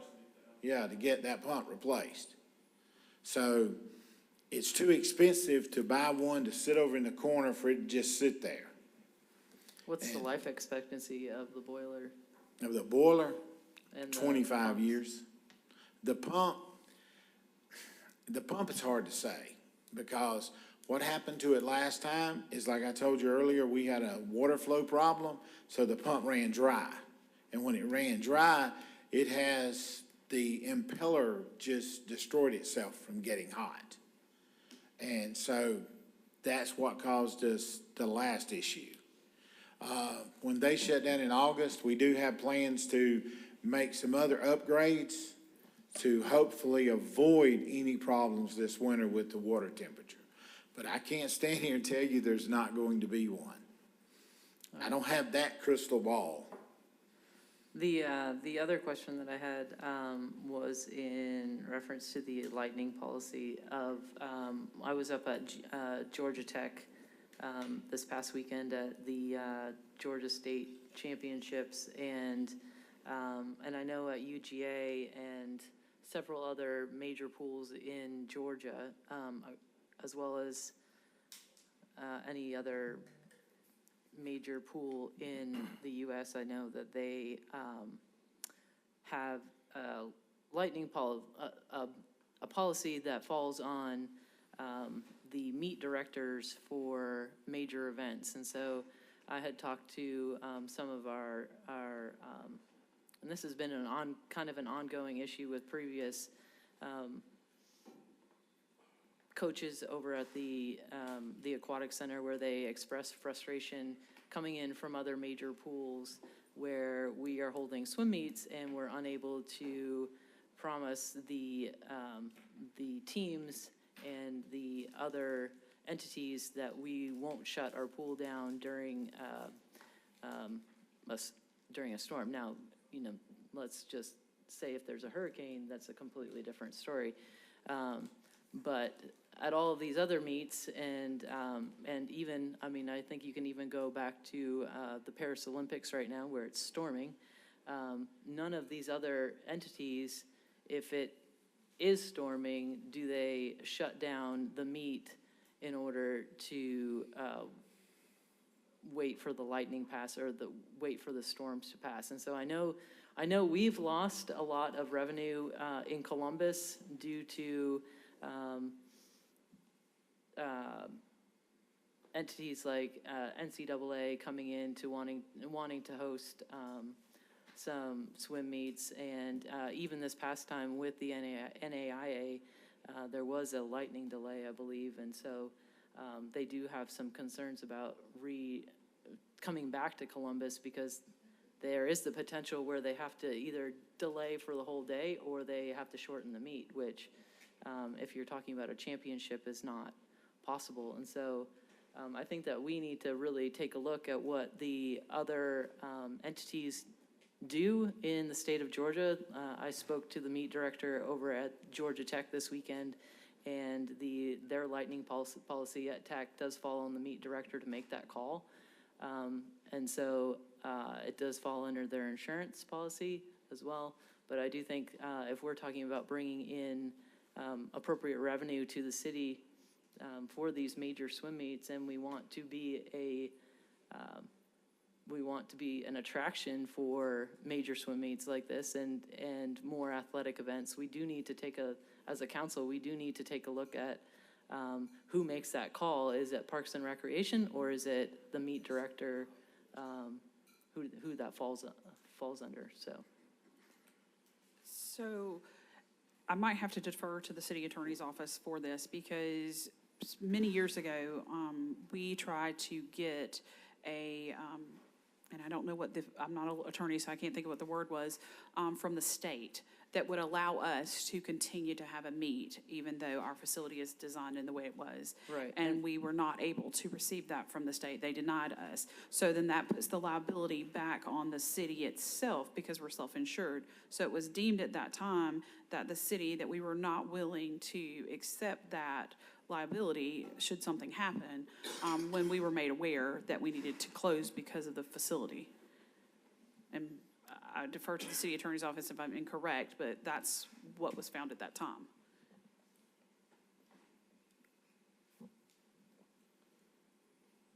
This is not working. No, yeah, I got a microphone right here.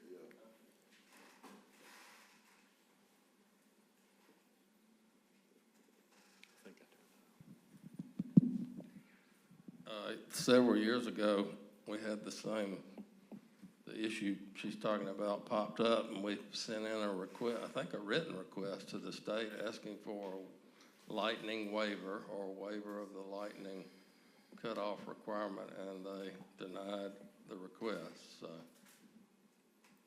either run afoul of the state's direction if you proceed I don't think without their blessing, Secretary and of State you issues. do it at your peril. Which state entity did that? Was it the health department, the legislature, who did it? So they're Maybe community affairs would have to look. So they're back. unwilling to issue that for Columbus, Georgia, but Columbus Tech and Athens is okay? If I remember correctly, I remember when this happened because we had a meet that didn't come because they had to sign that waiver. Right. And I thought that they determined that at that time, there was no waiver. They weren't going to do it. Now, what happened, I think, is when we asked, is they said, well, Georgia Tech in particular was just willing to risk it. They felt like their system was strong enough and they would just ignore it and moving on. I thought too, we had a grounding system in place when it was first constructed, just not enough of one. I think you can, I don't know. I think that there's been several entities that have also reached out to Secretary of State, and the Secretary of State has just politely said that they don't do that sort of thing. So I'll do some more work on it, but I do think. Also, that might be something you put on your legislative agenda to get them to change the requirement or at least allow a waiver from another entity. Okay. Councilor Kogler, it was a variance is what we had asked for. Right. A lightning variance. Okay. Hold on, for Councilor Is that all, Councilor Cole? Yeah, Can I that's say all. something real quick? Councilor Chambers? Let me say something real quick, if you don't mind, Councilor Chambers, real quick. I think when we had that conversation going, did we ever figure out who was responsible? If lightning hit the pool and a child dies, were we responsible? I think we had that conversation back then. Well, the county would not be liable, but any individuals involved in the process could have been sued and subject to personal liability, so it's not worth that risk. I think that's where the caution came in. Councilor Chambers? Councilor Chambers, go ahead. So mine will be very quick. I know we have 134 vacancies, and a while back, there was a market study done on jobs. I don't know, was it Evergreen? Yes, sir. Were these positions included in that market analysis, market study? Part-time positions were not, to Okay. my knowledge, and I could be incorrect, but no, sir, part-time were not, full-time were. Okay. And the only reason I ask, because in order to, and I think training is a very important component, but in order to attract and retain, I think we have to have competitive wages. So I really would like us to take a look at that. We do very competitive training when it comes to our youth workers. They go through a myriad of training before we even allow them to be in proximity to children, because we believe that strongly in it. And they go through a hefty amount just because, and we're known for that. Our department is well known for that across the community. And again, we lose a lot of our staff to some of the schools who then start up their own programs because they're taking our staff, which is kudos to our amazing staff that do all this training. But that's where we lose some of our staff too as well, when they decide, a school decides to open their own program or do something different. Many times we're very fortunate because the staff that we have work at those very same schools. So it's advantageous for both of us. And secondly, I know you stated that our youth were transported to the pools through Metro. Yes, sir. Is there any way that I can get a number, the number of students that were transported, and what were the locations that they were picked up at? I'll defer to Deputy City Manager because I'm not aware of Metro and how they track. We can get that information from you. Okay. Absolutely. All right, thank you. Thank you. Thank you. Okay. Councilor Davis, did you have something? Yeah, I just, that lifeguard situation, I tell you, you might have to do more than just focus on the salary, because then you're gonna get in a competitive, type situation where you're only talking $29 a week when you add it all up. Even if you go up $1 and compared to what you have on this list, I mean, you may have to do some things that are more creative to inspire these kids to stay and want to work for the Parks and Recs, because another entity goes up and then we just get in this competitive wage fight in the market, and you got a problem. So we may want to think about trying to come up with some creative things that we can do for these kids that may make the difference in them staying here versus going and making the same wage right up the street. One of them is still tied, unfortunately, to funding and to wages, because, and Counselor, you were here back during the time when we did this. So for many, many, many years, I won't even say how many, lifeguards were given a bump each year when they came back. Way back when, it was, and the mayor's nodding, so I know he remembers as well, they were given a quarter, which in this day and age is nothing, but they were given a quarter raise per hour if they returned. Gone are the days that we see returning. It's very few lifeguards that we have returning. So we need some type of incentive program, but our incentive program was done away when we moved to the $14 because it took us from, I think we were at $9.50, $9.57 or something at that point. That was done away with, and we said then that we would reevaluate it. So we're back now. We need to reevaluate, and to your point, be creative. Kids like entertainment. They like fun things. We've got a lot of venues that we can offer. Maybe there's some perks and things that we could add on to this and make it more attractive. Other entities can't do that. Sure. We can. So that's why I say we might want to get creative. The Clifton, I thought we did something that we allowed the tournament directors to go ahead and make the decision on the situation when it came to lightning with these tournaments. I thought we were clear on that from a policy standpoint many years ago. We'll have to look back. If they did it on their own, then they took on the possible liability, so. Well, we went through that exercise, which I think that's what we stated, but it being self-insured, we wouldn't have a liability anyway, just like any other situation, correct? We'll have to pull it out, Counselor. I know we applied to the State Department of Health or DCA, and they denied the waiver, and then whether or not somebody we might have been with the asking tournament for, made a decision. I guess my point is we might have been asking for something that we didn't really need anyway, and we should have left the decision up to the tournament directors, and they have liability insurance, and if something happens, they're responsible. I think we talked about communicating that. I thought that's what we were doing. Well, that may still be the case, but we'll just have to look. Well, there was a concern of losing all these tournaments when we had this is when we had a brand new natatorium.